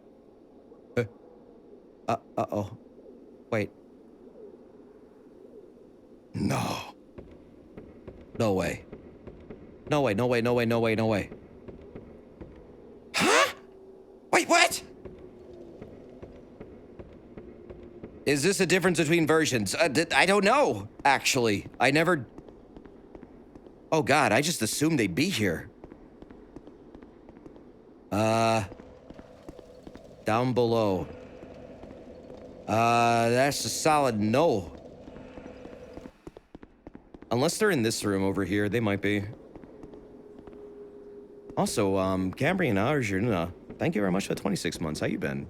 That's 2 13s. That's neat. Glad to keep coming here when I want to chill. Well, I'm glad you enjoy the streams, dude. Thank you.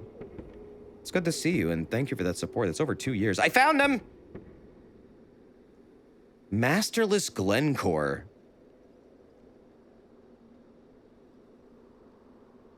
This is like the only game I think I'd actually summon people for. I could try and solo it. I did just use an effigy, though.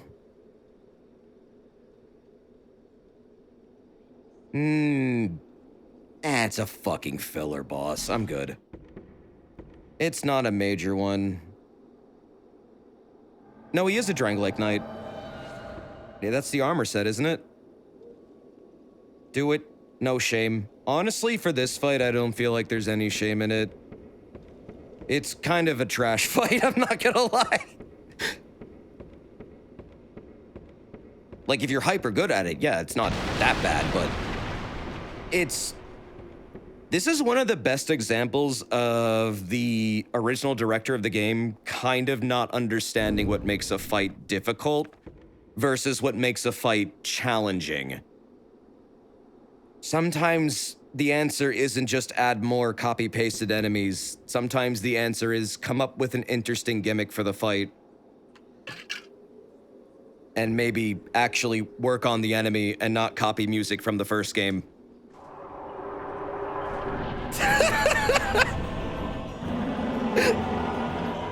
Wow, that's a familiar song! Almost like I've heard it before.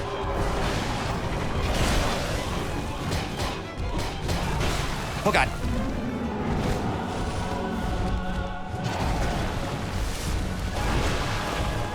I'm already probably taking too long. The third one's gonna get in here.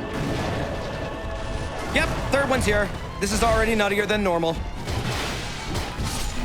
Bye. Whoa. This is the original gargoyles. They're totally not the Belfry gargoyles from the first game. See, look, they're metallic. Not like, you know, old broken stones. Totally different. Totally different. This song, it just sounds familiar. It's a leitmotif. Maybe you've heard of it. I know a thing or two about music, and music has notes. And they make sound.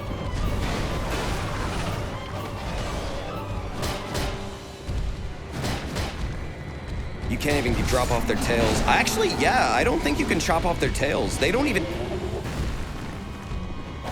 Yeah, they don't have any tail drops. You're right. I could never get it to happen. I remember trying to. If there is one, I do not know how to get it.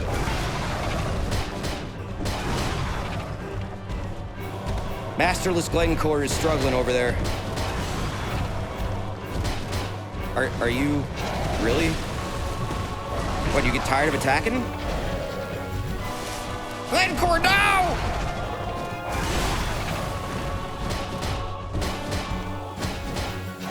Porque? Alas, poor Glencore, I had no idea who the fuck you were. Damn it!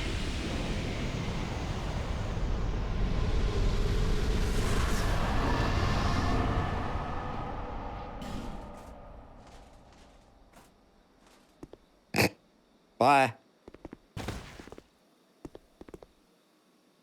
But yeah, not a fan of soloing that one. I fucking sold it with fists on my other run, and it was just pain. It was fucking painful.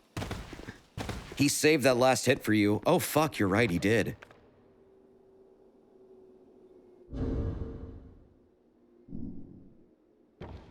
I'll never forget you. Masterless, Glumco. He was a true hero.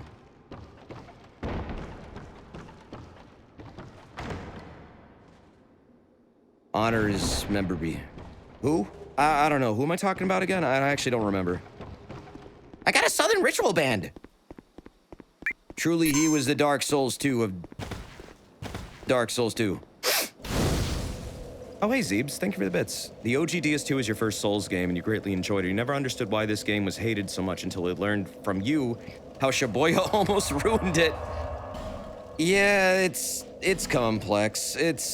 I don't think this is a bad game, but I totally get why people who jumped from 1 to this and probably also had played through, like, Demon Souls really were not fans of all the changes this game makes to the entire formula, and that they never did again after this game. They went immediately back to how the game, you know, is expected to play after this, which is more like in line with 1 for like every other Soulsborne. So this game did a lot of experimental ideas. I feel like this is just an experimental idea for a sequel to the first game, but then they realized a lot of the things they wanted to do just plain didn't work. So they didn't do them again. However, this game did take on the brunt of that kind of experimentation. So in a way, this game kind of helped define what the rest of the series was gonna be like, you might say, which makes it an important cornerstone. Oh God.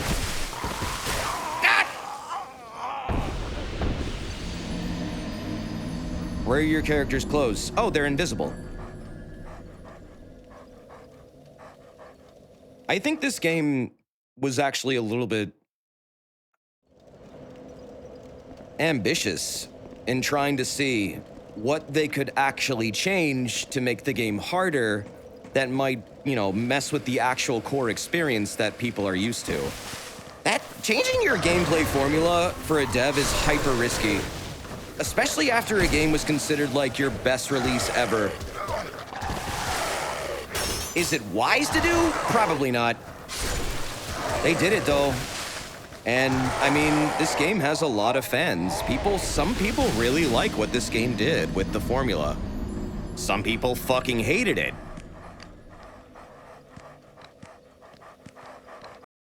I don't like or hate it. I just appreciate it's trying to do something else and kind of be its own thing. But at the same time, I often do wish it would play more like the originals.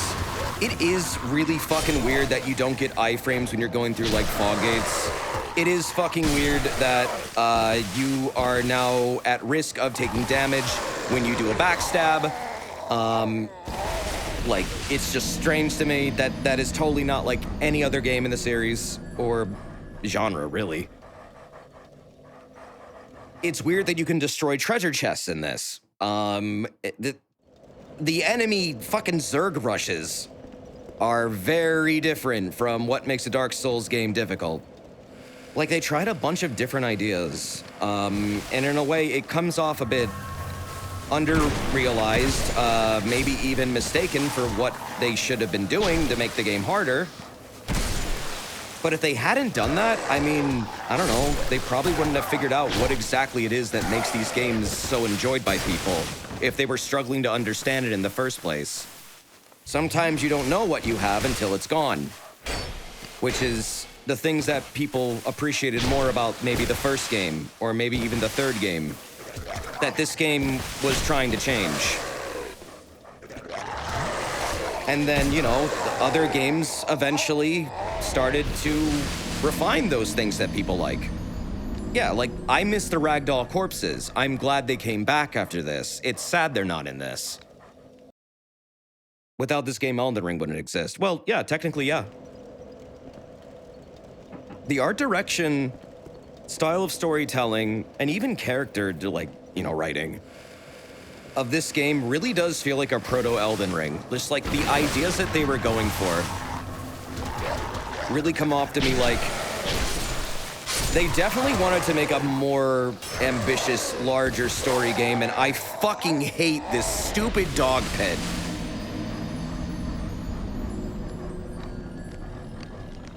This is one of the things about this game I don't like. Let's put 7 dogs and an invasion in one tiny room. That's one aspect of the game. Yeah, I agree. That's not good. It was a misstep in the wrong direction for what makes this game difficult.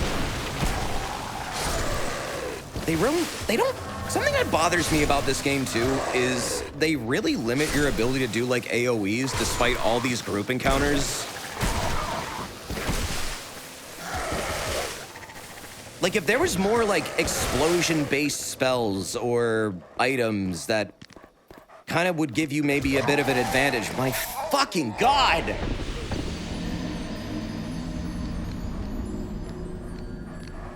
Like, that would be really appreciated. There is Dead Again. Dead Again is a very good spell that I didn't realize was as good as it is until I started using it. Nah, even Pyromancy is a little bit, like, weak, I feel like, in this. Until you get, like, the big combustion spells, which are way later.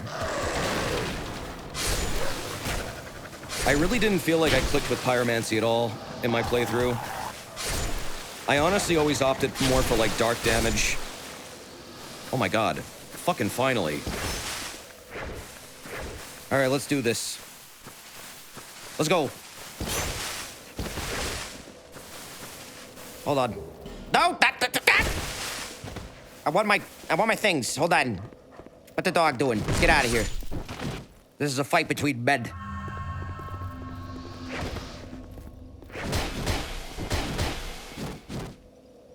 Plunge!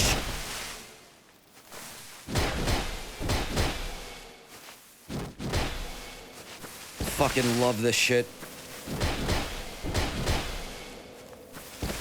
Now that's a fist weapon. Boom! Castus is fucking disgusting in this game, and it's actually making me get... The Castus is like the saving grace for this game for me. It's so stupid good. It like... Whenever I'm feeling like things are bad, and the day is dark, and I get the big sad, I look to my fists, and I remember. Happy souls. Always remember. Castus. Castus will never betray you. Castus will be there when you need it. Castus will make you feel powerful. And stunlock your opponents into literal oblivion. Seriously, you could actually make it so they never can fucking attack. It's insane. Like in full plate mail Havel armor. It is, the fists are so disgusting in this game. I totally get why people complain about them in PvP.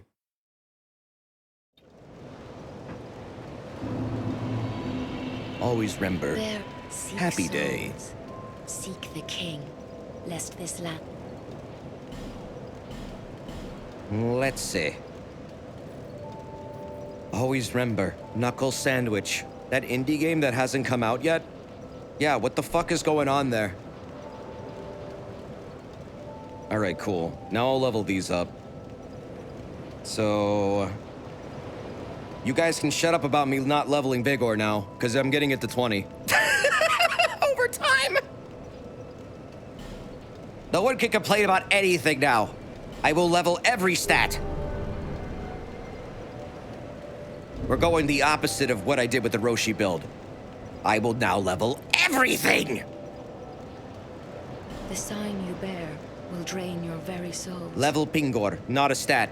And even the bad soul, ones, there is no bad stat. Hollow. Except for adaptability, Stay but that one's strong. done. Do not lose hope. Even when you have precious little time. Desert, why you level Vigor is bad stat. See, this is what I mean. I can't fucking For win. when the undead dies, it is never truly dead, but only one step closer to hollowing. That's important. Not all undead are hollows, but all hollows were once undead. I like how she spells that out for people. If you find an Estus shard, so that over the hill where a map, but what it... All hollows are undead, but not all undead are hollows.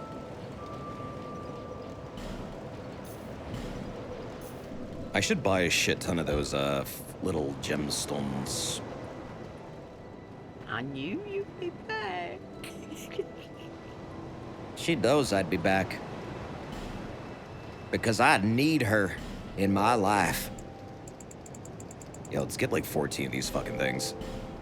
I'll gladly spend my souls on these. Thank you kindly. I'm not the biggest fan of them making Estus super fucking slow over like these little poppy consumables that can stack. I kind of wish we just had Estus, but I don't know. I'm kind of used to it now. I still feel like if I had to pick, I would just go with normal Estus.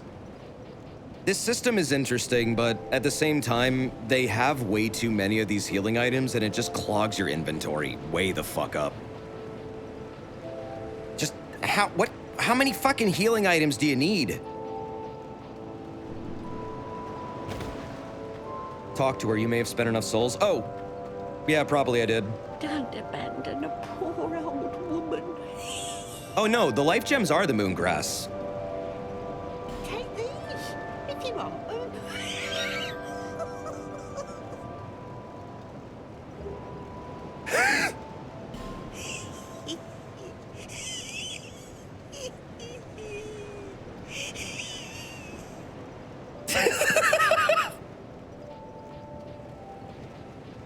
Lonely times these are.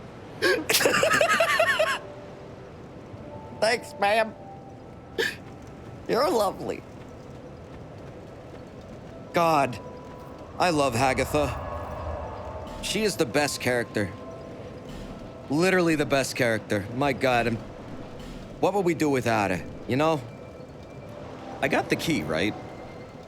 I did get the key, right? From the gargoyles, that is in my...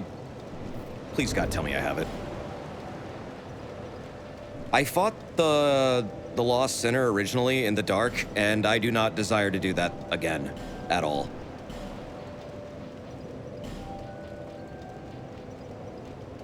I don't have it, what the fuck? Wait, where is it? Is it not here?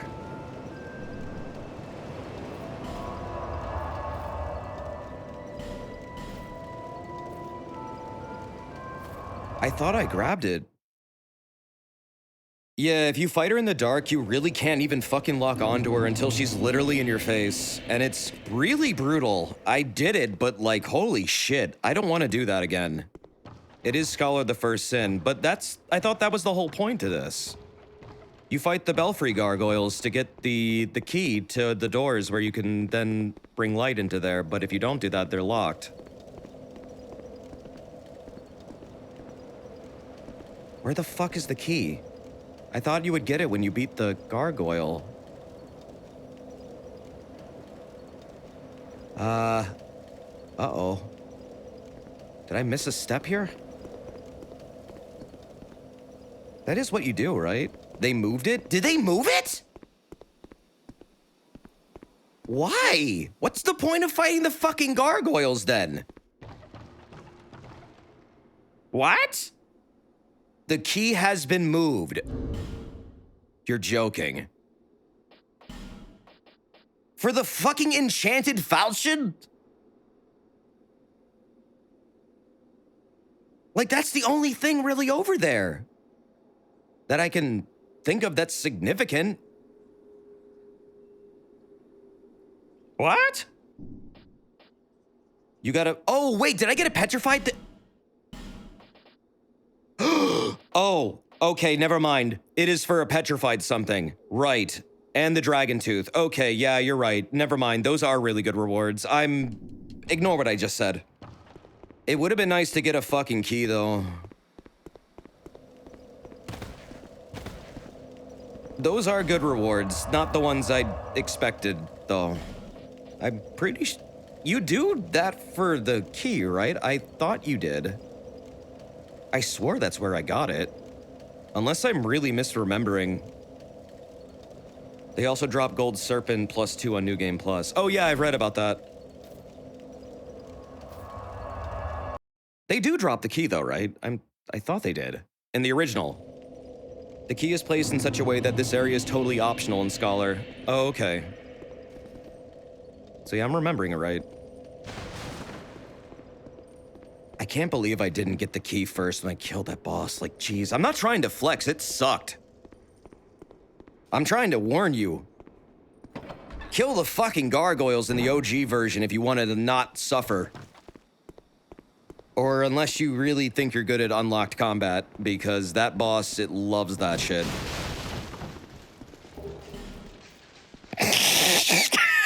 Wow! Wait, what? Was that it? That's it. Really? That was... Yeah, that's it. It's literally right there, okay. Well, at least they made it easier to get. I mean, thanks. Wish I had known about that, but hey, I didn't even struggle in the gargoyles. It is weird that, like, a lot of the fucking fights that normally occur here are just gone. There's normally a big dude here and over there where the key was. Whack. Look at that dude. Where are you going? What's he doing in there? Where's he going?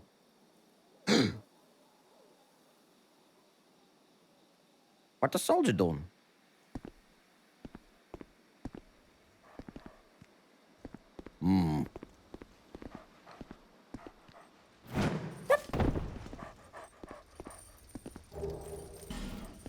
The jump in DS2 is so fucking dramatic compared to 3. It feels way faster and more intense. In 3, it's a lot less dramatic, I feel, significantly. Oh, see you later, Kurai. You have a good night, man. Uh-oh. The stinky men are here.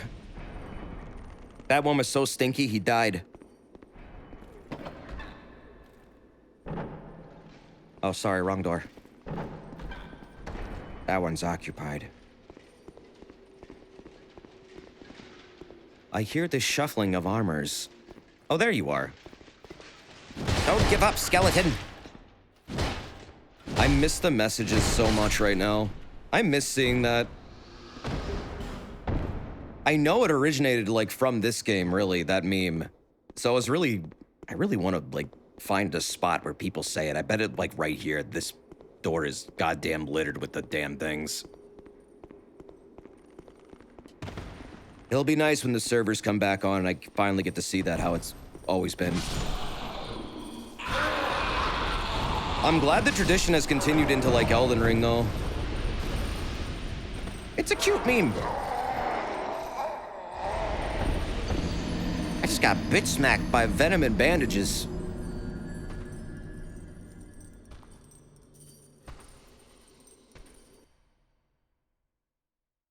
This spot, yeah. Also that room in the Forest of Fallen Giants had a bunch. Oh, really? Every time I would find, like, skeletons in my, offline playthrough of Elden Ring, and, like, boss rooms that were in, like, interesting places, I would leave that don't give up skeleton thing. And those messages got appraised a lot. This community is still good. It's a good community. It's close-knit. There's a lot of togetherness.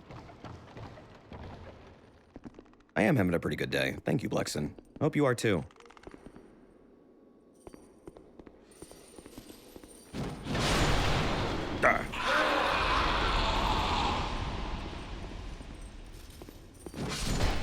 So when they're... Okay. The type of explosion that one does, is that durability? Because that's different from the ones that don't have it, and it's different from the ones that explode in fire. That's what I meant by the yellow explosion. Like, okay, yeah, that's fire. But then you got these two, and then you got this. Oh, wait, it's fucking curse. Or petrification. It's only durability if it's, like, really yellow. Okay, so that's just petrification. All right.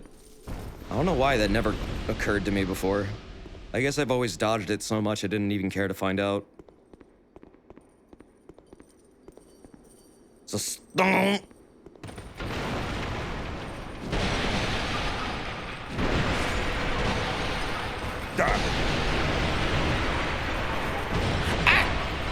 What? Why do they explode? Why do they explode? That's what I want to know. What is the lore behind the fucking deadly farts? What creates that? That rush of gas that expels from their ass and knocks your ass flat. They're lactose intolerant and ate cheese. You know what? That makes a lot of sense. I think that's actually it. I think you cracked the code. Wow. They added a lot more fucked up Matryoshka dolls here.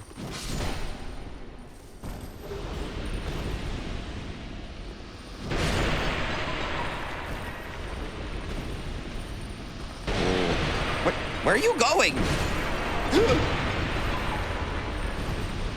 I want to get a mod of this game that just adds a subtle, like, fart sound whenever they do that. Or how about a mod that makes it so whenever Aldia appears out of a bonfire, it just is a massive fart with reverb. Just a really subtle, massive fart with reverb. Just subtle, but massive. Like, loud enough it would break your speakers and any glass in your home. But subtle. Okay, he's still there. I fucking hate this room. You have to, like, clear it out if you want to do any business with the guy who sells you boss spells over there. Otherwise, they're just gonna fucking kill him.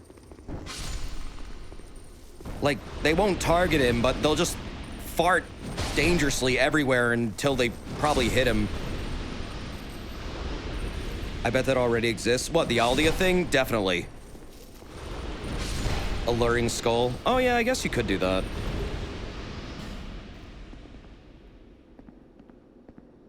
Oh.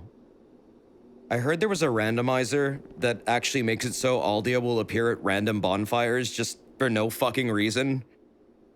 Just like to fuck with you. I don't have any funny branches, so I can't do that. That mod sounds goddamn hysterical. It serves no purpose other than to jump scare you. It doesn't hurt you or anything. It's just like, boom!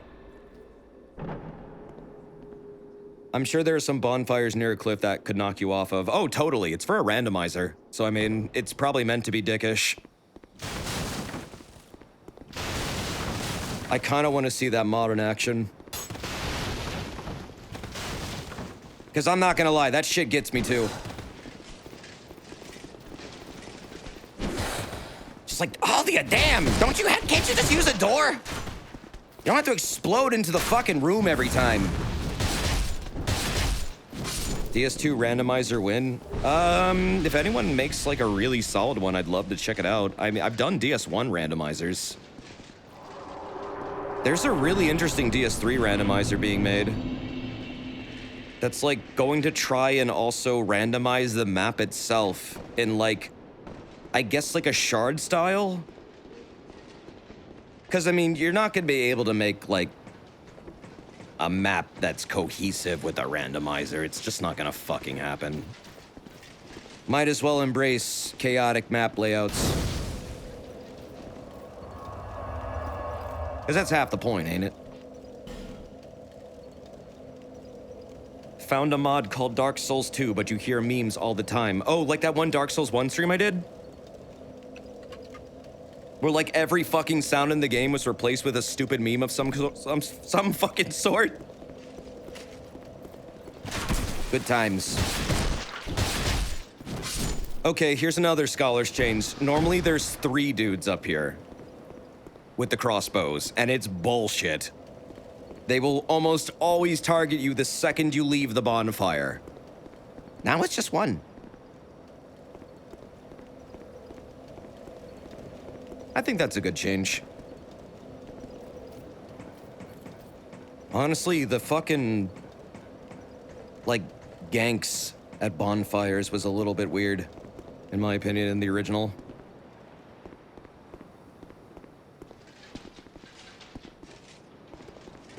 It just doesn't feel like...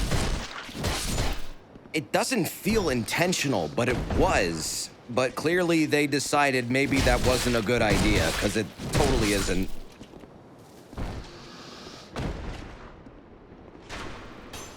Oh, they changed the positions of these guys, too. There's normally one standing right over there, but he's over here now. You died at that bonfire several times? Yeah, that's an easy one to die to. Where are your clothes? Do you not see them? My dude has restless leg syndrome. You found an item randomizer on Nexus for DS2. I can link it here in the Discord. I mean, this will be something I probably do a lot later from now, like significantly later. It's probably not going to happen for a pretty long time. But it's good to know they exist.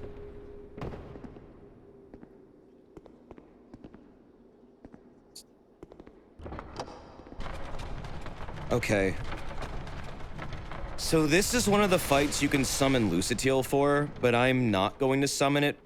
I'm not going to summon her for this one, because this is, I think, the one that you lose the most amount of souls with. Also, this fight's just fun to solo, I think.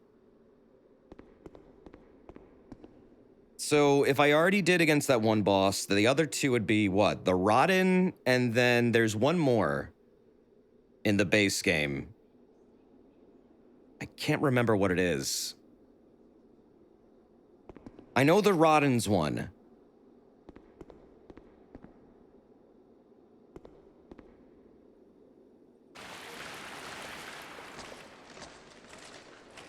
Wait, what? This is totally different. Where are the dudes that were in here before? You're here now? Desert will have fun with this boss. What? The fucking Lost Sinner? Yeah, I think they're great. I actually like their fight. I think it's just a straightforward one. It's just the darkness aspect of it is what kind of made it really hard.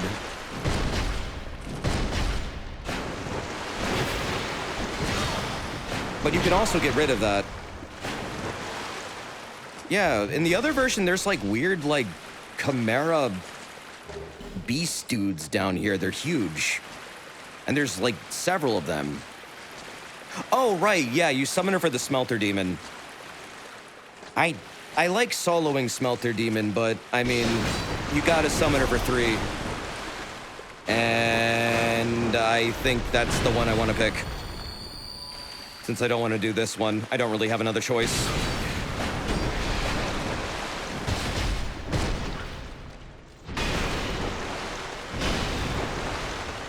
Jesus. Man, this guy is annoying.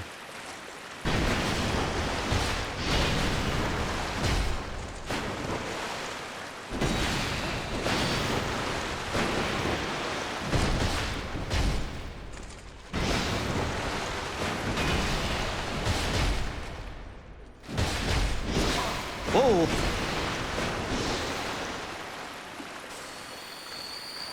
This guy's more annoying than me.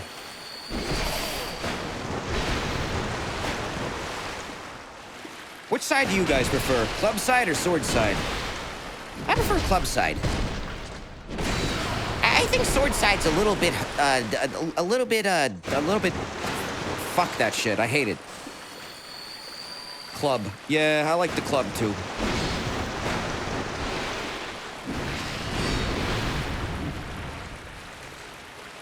It definitely is a much more reasonable moveset for me to follow, I think. It's just, it's slower. Not that I can't, you know, get through that, but look at that spinny bullshit. It's a lot. Ooh. I prefer the club side. I wanted that to happen. No, really. They have a really rare grab attack that's pretty cool. Oh, I've never seen it.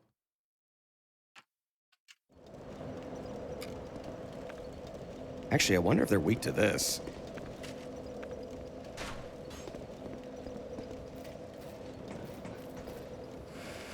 Rare as if every time you've ever fought them, they've grabbed you. I've never seen them grab anything.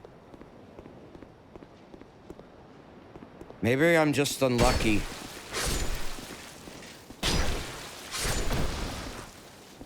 I'm often told I'm unlucky. So maybe I am. Who knows? Ow. Duh. Whoa.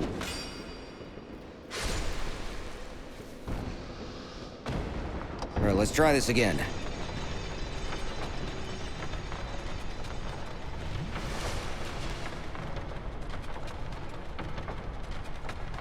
I forget what damage type Lost Sinner is weak to.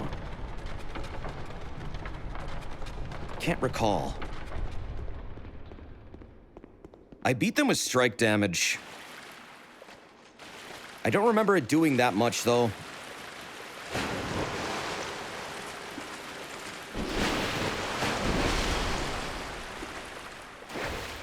Oh, God. Ah, shit. Fuck. Jeez. Whoa! What? Oh, where did you even come from? What the hell?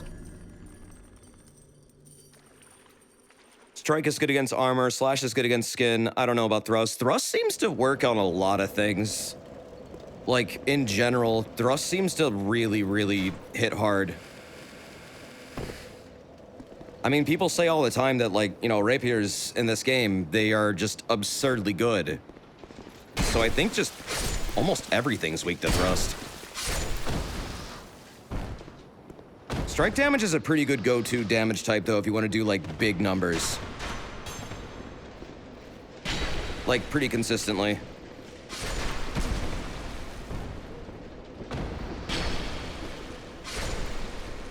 You always destroy the Lost Sinner with an S-Stock, so probably thrust. I'm thinking it's probably thrust, too.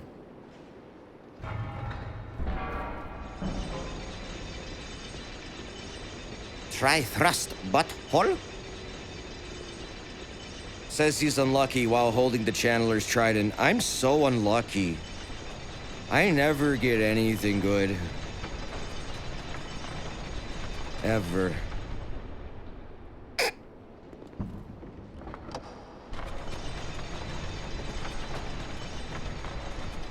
I can't believe I fucking have this thing. Thrust is the best damage type in every FromSoft game. It gets absurd especially because most weapons that use it are fast. That's true. You can always rely on a fucking thrust weapon in these series. Just tends to, like, fucking decimate shit.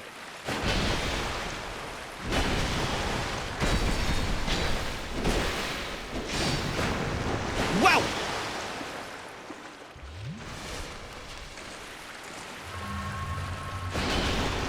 Uh-huh. Alright, I see you, bitch. What? Whoa! Oh, fuck! Well, at least they're dead. No explosions today. Except probably my brains.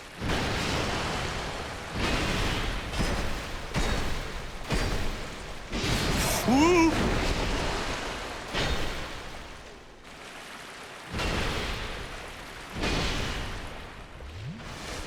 Goddamn, boy.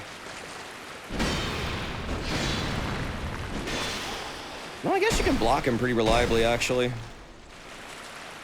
You are no longer scary to me.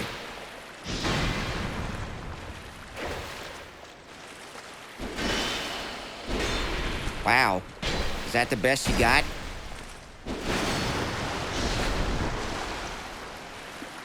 You are like a little baby.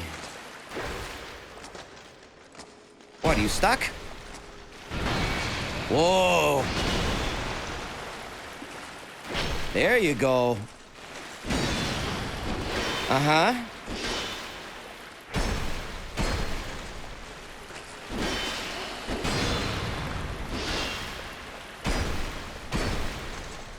Wow, yeah. 100%, like, defense is actually really good shields for these dudes.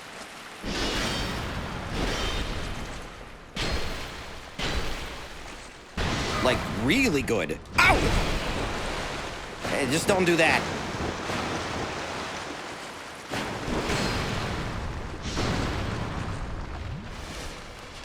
Hello.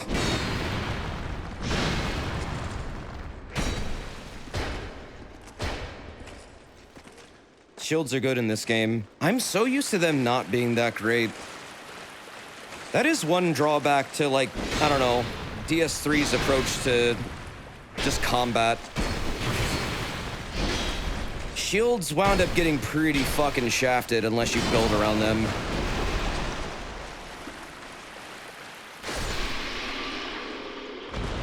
They're not, like, impossible to use, though, but, it does require you to invest a lot of time into it and learn exactly how they work. But it's good to know that they're actually really good in this. That does help me appreciate them more.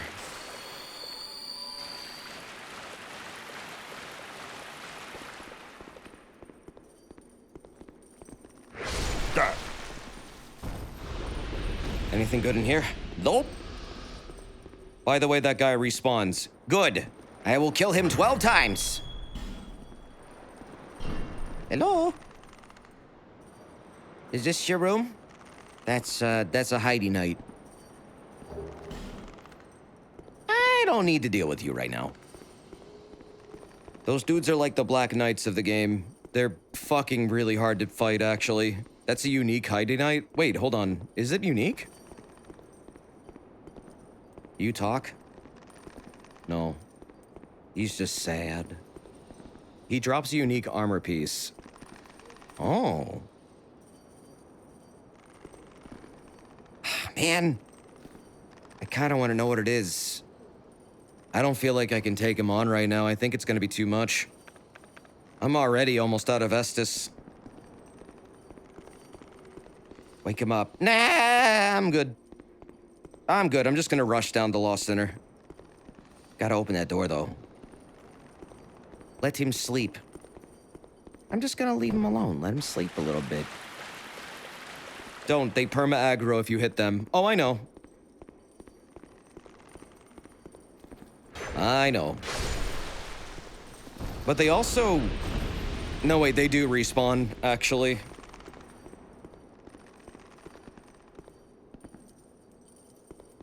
For a moment there, I thought they wouldn't. Okay. Just gonna look around here really quick. That was close. I thought I was about to get jumped again. What if you just shut the door? They can open the doors in this one. It's actually really funny. You can knock on doors, and then sometimes, if there's an enemy on the other side, they will open the door. This is actually how you can get into some rooms that are normally locked.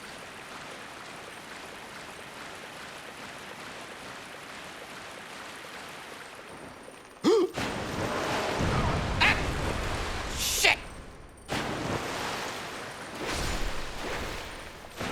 Damn it.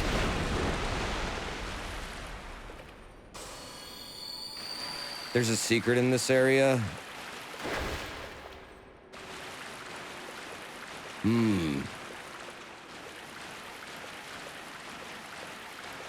Wonder if it's hard to flocate.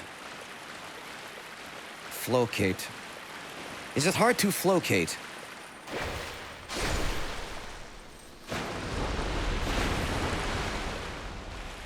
It's by where you came in. Oh.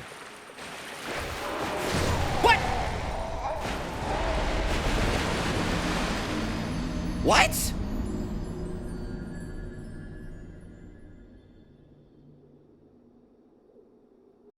How did I miss them? I don't understand why half the time that doesn't connect. That's really fucking weird. Like, it definitely clips their model. So why don't they take damage? That's like the third time today I've noticed that happening. Something about the way they, like, jump around Funny jump makes the hitboxes move. Yeah, I think that's exactly what's happening. I think it's their stupid jump.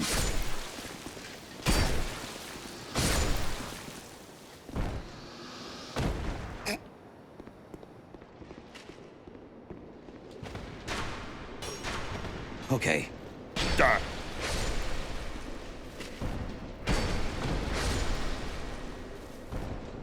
So close to this boss fight. I'm getting kind of tired, but I do want to do it. Because this is literally like the end of the first part of the game. Like a chapter 1.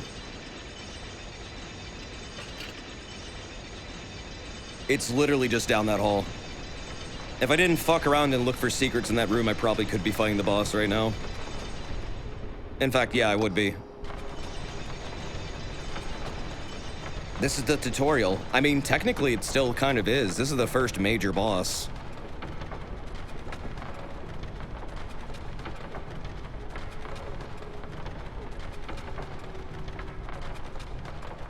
So you're saying there's a secret in here?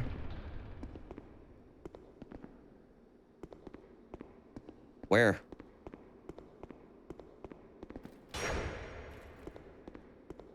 Eh? Well, I don't see anything. Right side when coming from elevator side. Have to fucking deal with this guy, though. Well, wait, where? I don't really have time to explore. Ah, shit!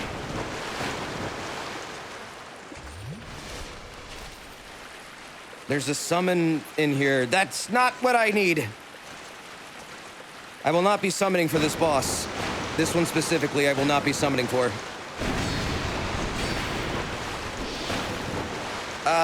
There's a water right wall. I just did that. Nothing's there.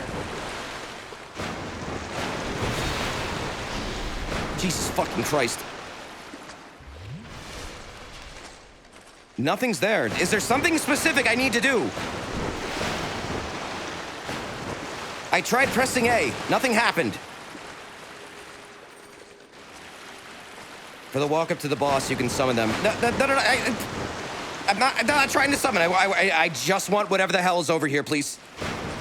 There is. Touch the walls. I was!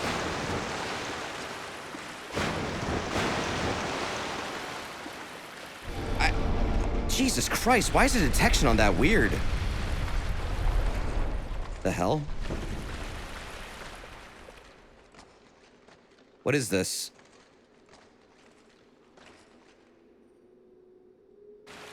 No, I know the difference between interacting and hitting. I was hitting A, nothing was happening. It was weird.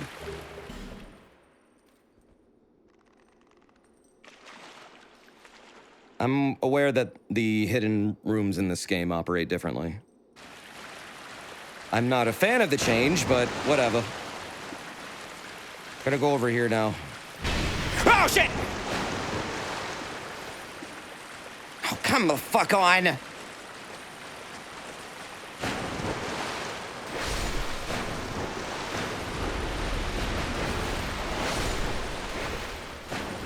Oh, Jesus. All right. Will this guy please fuck off? I just want to get through this damn door! Where did he even fucking go? Okay, he's gone.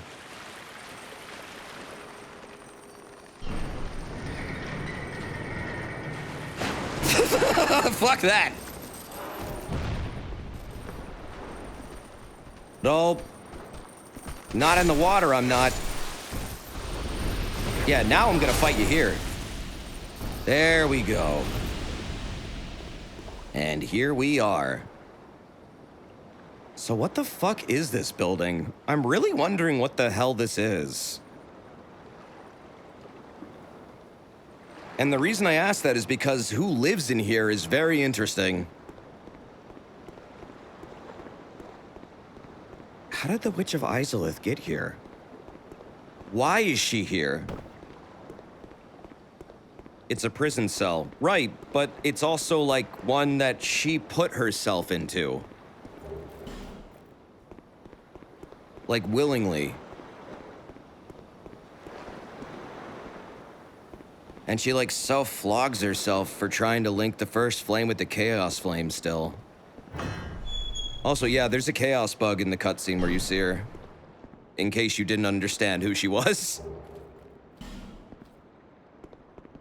Let's see.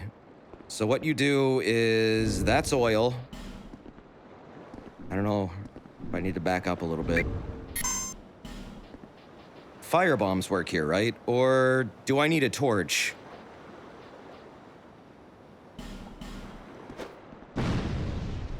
Yep, you need a torch.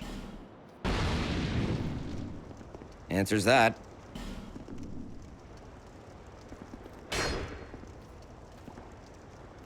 There you go. Let there be light. So that's one. This place kind of looks like the kiln. That's what I was thinking. It really does look like a kiln.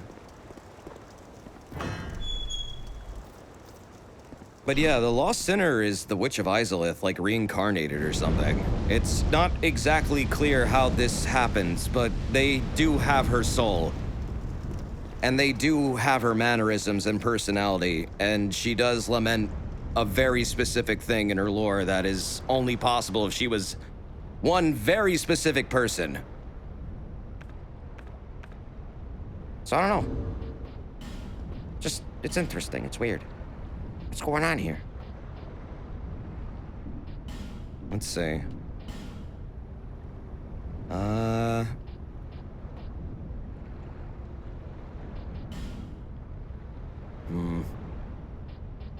What's the best armor I have right now? I might want to load up a little bit more. She does purely physical damage. From what I remember. Okay, that's 72. That's not gonna work. 78. Actually, you know what? That's better. That'll work. Desert quick save. Ain't no quick save in this. What are you talking about? That goes up to 33, but what about the paints? 75. Ah. Damn. Might need to start upgrading some armors. I'm trying to keep it beneath 70, because that's when you start fat rolling.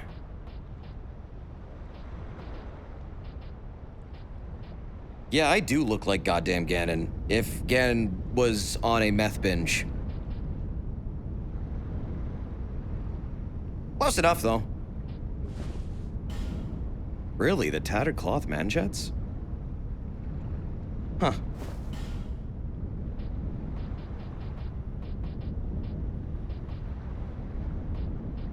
I guess I'll go Wanderer.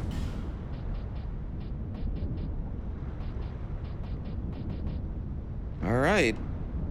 I think that's the best I can possibly do. Nice fucking weight, though, by the way. I don't think I'll need this, but...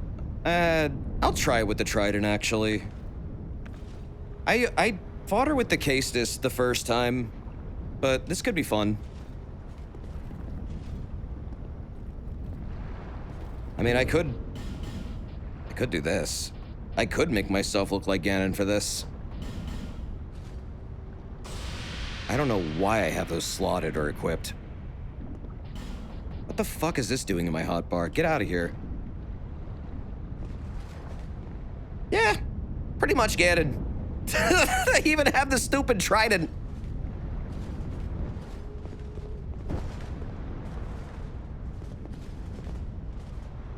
Rolls under 70 have lineal improvement in DS2. The lighter you are, the more distance you get and less stamina spent. No, I know.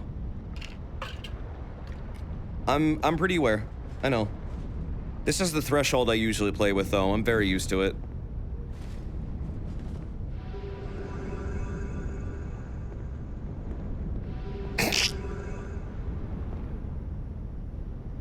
Okay, let's go.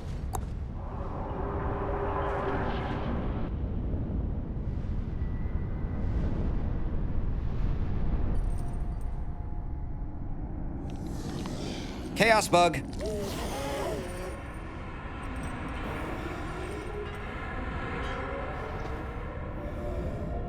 Crawls right into her eyeball.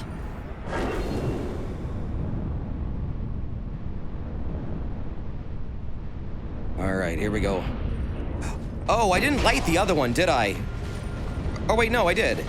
Oh, shit. Ah! Fuck!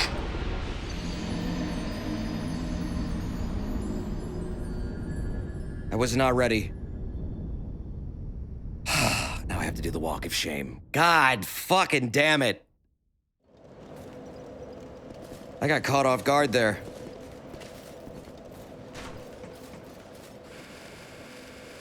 That's always the best. When you like walk into the boss arena, you don't even get a hit off on them, and then they just fucking immediately ace you.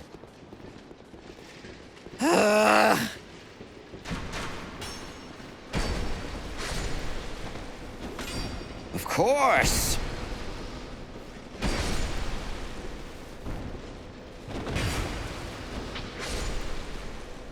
I've heard Lost Sinner pre-patch was a nightmare to deal with back when the game released.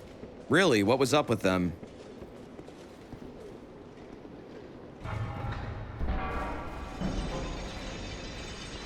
I'm not really aware of how any bosses changed over the course of patches. Or even like how they're different in the other games.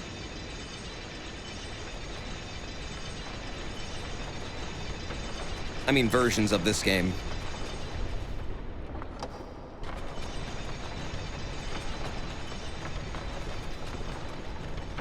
Is there like a history of all the patch notes that I could look into?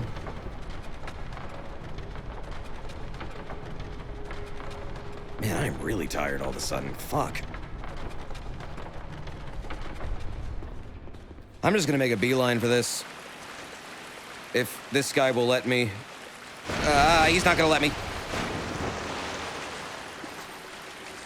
Does she still do the thing where you can't lock onto her unless you light the belfries? When I was playing in the OG version, kind of. I mean, you can target her, but like only when she's literally in your face. But that's just a mechanic in general for like the darkness bullshit in this game. If you fight anything in the dark, you can't really lock onto them well. They really wanted to have a cool torch system that made it so you could target things in the darkness, but they don't really utilize it a bunch.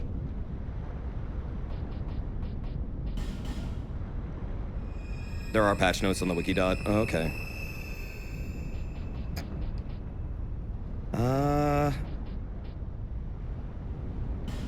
Oh, I can infuse this? All right. There we go. That'll help.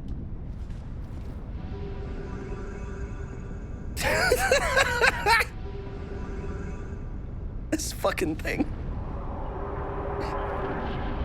All right, let's dance.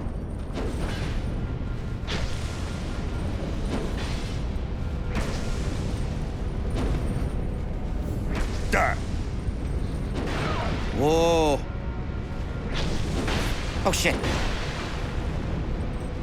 Uh-oh. Zeus! Ow! Okay, we're good. No, don't! Ah!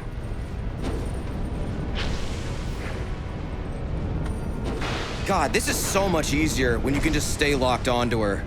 Oh my God. I can't believe I did this the other way. Yeah, don't do that. Don't fucking fight this boss unless you have the stupid lights on. Unless you, I don't know, hate yourself like I do. Because that's what I did. I didn't even know about it, though. I didn't know until, like, after.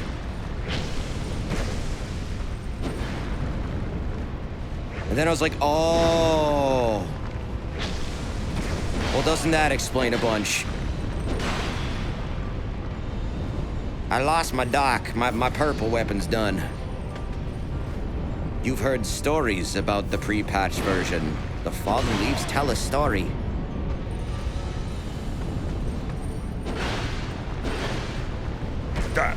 That. Ooh! Full Artorias strike. It is interesting how she does have some Artorias moves. She is not the Artorias of the game, though. Far from it. Woo!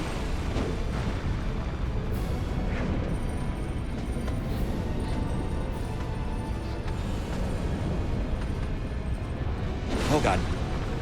Die! What? Oh! Okay, now you die. Whoa. That felt a lot easier. Like, oh my God.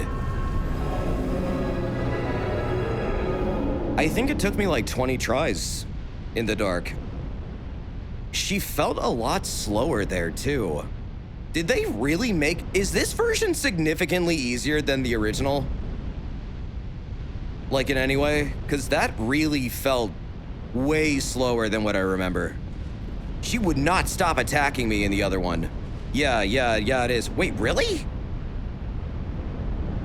So wait, they made the walk up to the boss significantly harder, but then they made the boss itself like a fucking pushover. She would evade a lot. Yeah, she would. She would constantly be dodging me. She wouldn't just stand around like that. Every time she whiffed, I was wondering if she would jump around, and she never did. Huh.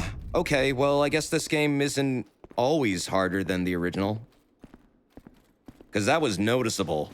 Especially, I know I had the lights on, but just the way she was moving and attacking was very different. Elizabeth Mushroom.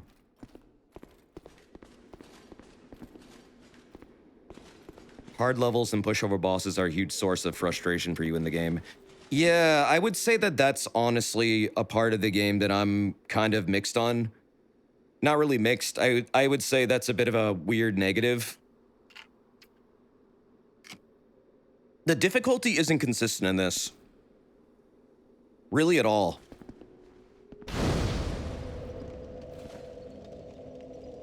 It's interesting, but I do kind of wish it felt more like just an upward sense of progression. Instead of things just being pushovers and then suddenly you're fighting the biggest wall ever and then immediately after that, it's like a baby boss. Oh, hey, Jackal, what's up? I'm probably not going that much longer. I just beat, like, the first major boss of the game and I've been streaming for almost 5 hours. Oh, over 5 hours. Oh my God. No wonder I'm so tired. Oh, fuck, it's midnight. Well, either way, successful stream. But hope you're doing well, Jackal. It's good to see you. Thank you for the raid. You doing all right? Doing good? That's good. That's very good. Oh, I know, Chad. I am very addicted to this game. You have acquired the soul of an ogre. As much as I like criticize it, I'm enjoying my playthrough a lot, including the one that I'm doing off stream of the original game. This is a good game. This is a very good game. I think this game gets a lot of undeserved hate. Just for trying to be different from the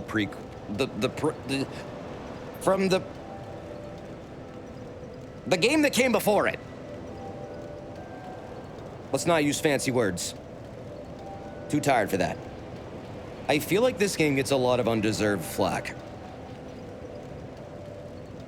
It's not that bad. It's very different and abrasive. But it's definitely not, like, totally unfamiliar to the point where I don't feel like I can't play it. I don't know. I'm honestly kind of happy that I'm enjoying it, because I was really worried I wasn't going to. Bad marketing led to a disappointing initial release that had to be fixed. Well, I do think it wasn't just the marketing. I do feel like they did kind of show builds of the game that weren't really the ones that got released to the public and looked nothing like it as their form of advertising, which is technically very bad to do. You don't do that. I feel like that criticism was deserved. Because you literally don't do that. That's why we had things in trailers that said this is not final game footage at the bottom. That became a huge problem, and games like Call of Duty and shit were guilty of doing that at the time. That said, besides like hearing about the lighting and some of the other changes that happen between the builds, the most I hear about is stuff like adaptability. I'm not a fan of adaptability, but what I will say is it is not hard to get adaptability to the point where you have decent dodge frames. This is not a lot of time to invest into one stat. I usually have double this in like a damage stat by this point. Is it annoying to have to level something up to make it so you could feel like you can dodge reliably? Yeah, it is. But you also don't need to level it up at all. Plenty of people went through this game with the lowest adaptability possible, the lowest agility possible. It's like you can do that, and it's not hard to level up. It would be nice if the game explained to you what adaptability did, because it doesn't. It just says it boosts agility. What does agility do? Boosts ease of evasion, other attacks, other actions. But then it's like, for the average player, I don't think they're going to put together, unless they use a wiki, what this really means and how this relates to iframes. It just, I don't know, there's a disconnect there, I feel like, and a lot of people didn't understand how the dodging worked when the game came out until people experimented with this. And then there was the discovery that there are thresholds of iframes. And it just kind of goes from there. So, I mean, yeah, it's not the best idea for a stat. I'm glad it's gone. I don't hate it. If anything, it's nice to feel like I have something for my character to work towards that isn't just damage. And I do like how attunement also gives you agility. Not as much, but you don't have to fully pump adaptability. Like, you can work on being a spell slinger at the same time. And something else I appreciate about this game is that every stat kind of increases your health. They affect a lot of things. Way more than normal. I like the stat building in this. I think it allows for very interesting builds that aren't normally possible. That said, I'm glad they didn't stick with a lot of these ideas because in some ways I don't feel they work well.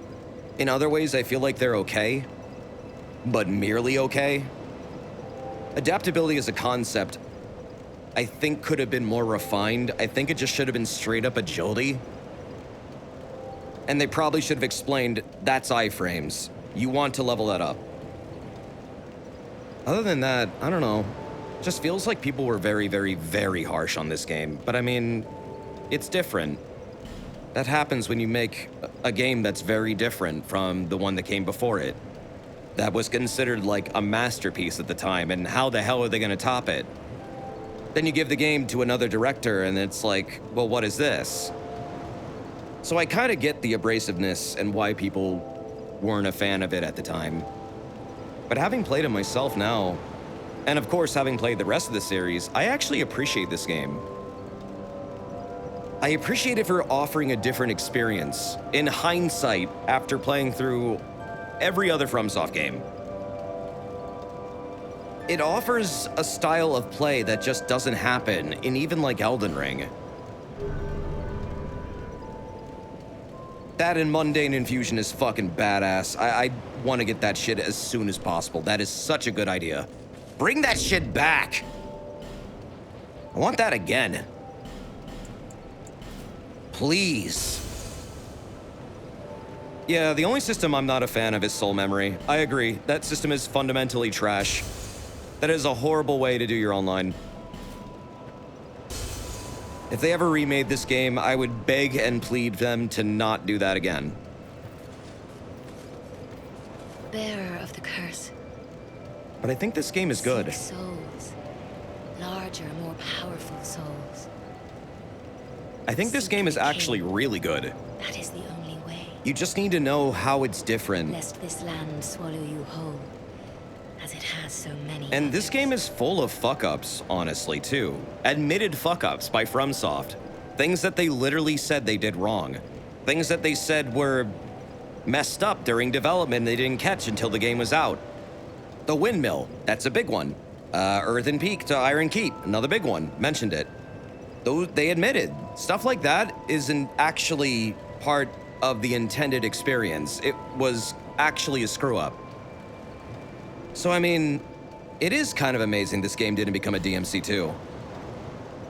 Despite all of its things that it kind of messed up and bumbled with along the way, it still wound up pretty okay and enjoyable. Sure, the game sometimes pisses me off. Some of the encounters I feel genuinely are kind of bullshit. But it's also not unique to this game either. There are moments in Dark Souls 3, the game I endlessly fucking praise, that are absolute bullshit. And it's like, we tend to remember the negative experiences, I think, of these games a lot more than the positive ones. And yeah, this game has a number of really tiny negative experiences that add up, so I think I understand where the animosity comes from. I still feel like when I stand in Majula, I don't know, like, the atmosphere here, it kind of does make me, like, get excited to go on another adventure in this game's world. So it's doing something right. It definitely does something right. So I can't call this a bad game, and I don't really get why anyone would. Other than, compared to the other games, maybe you don't prefer it, which is perfectly reasonable. I think there's a massive difference between not preferring something and calling something outright bad. Some people hate Soulsborns, but then they call them bad games, and it's like, they're not bad games, you just don't prefer them.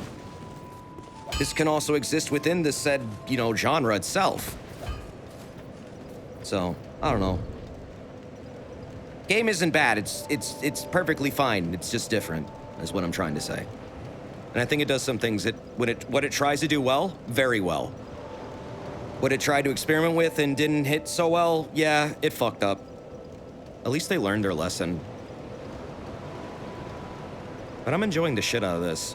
So next time, my next intended path in this will be Iron Keep.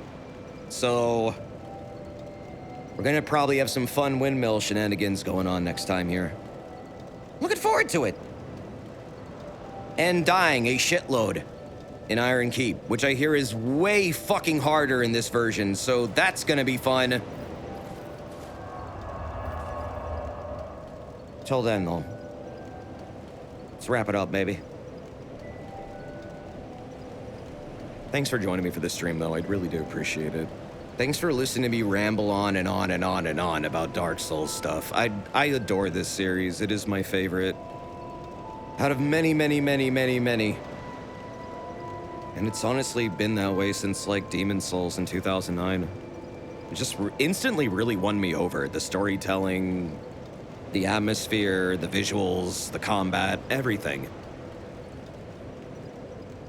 Hidetaka Miyazaki makes some good-ass games and stories, man.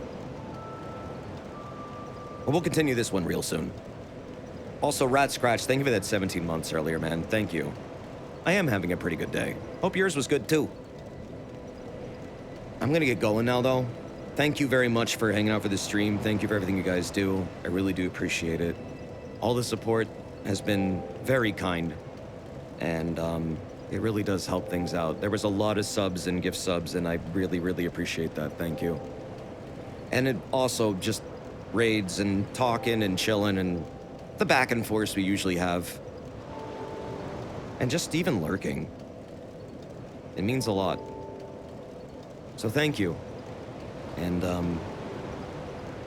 don't know, streams often improve my day. I hope your days improve too.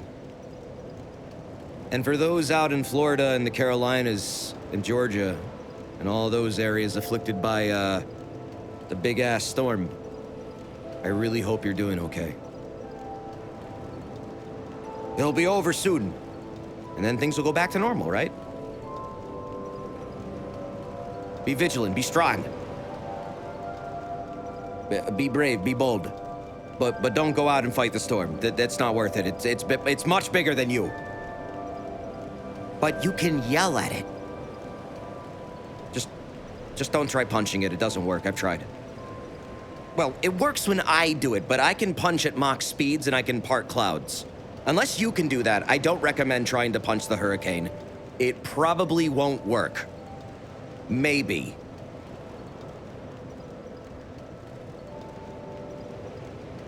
Possibly. You're gonna suplex the hurricane. I mean, if you can do it, awesome. Record it. Put it on YouTube. Love to see it. I'll study your technique. I'm gonna get out of here now, though. So, thank you. Take care of yourselves and be well. And, more Dark Souls 2 again throughout the week. If I'm not around tomorrow, I'll see you when I see you. Also, Xenoblade 2. And I might have something new. Very soon. Something... Well... I don't know how to work the name into a pun. How would you use the word scorn in a pun? How would you do that? I don't even know. You may scorn the game that I'm... Rayman Gaming gave me Scorn and I want to play it. So that might happen soon. Maybe. We'll see. Scornography? Shut the fuck up. I'll have to see if there's an embargo on it, but I have been given a nice key by them, so...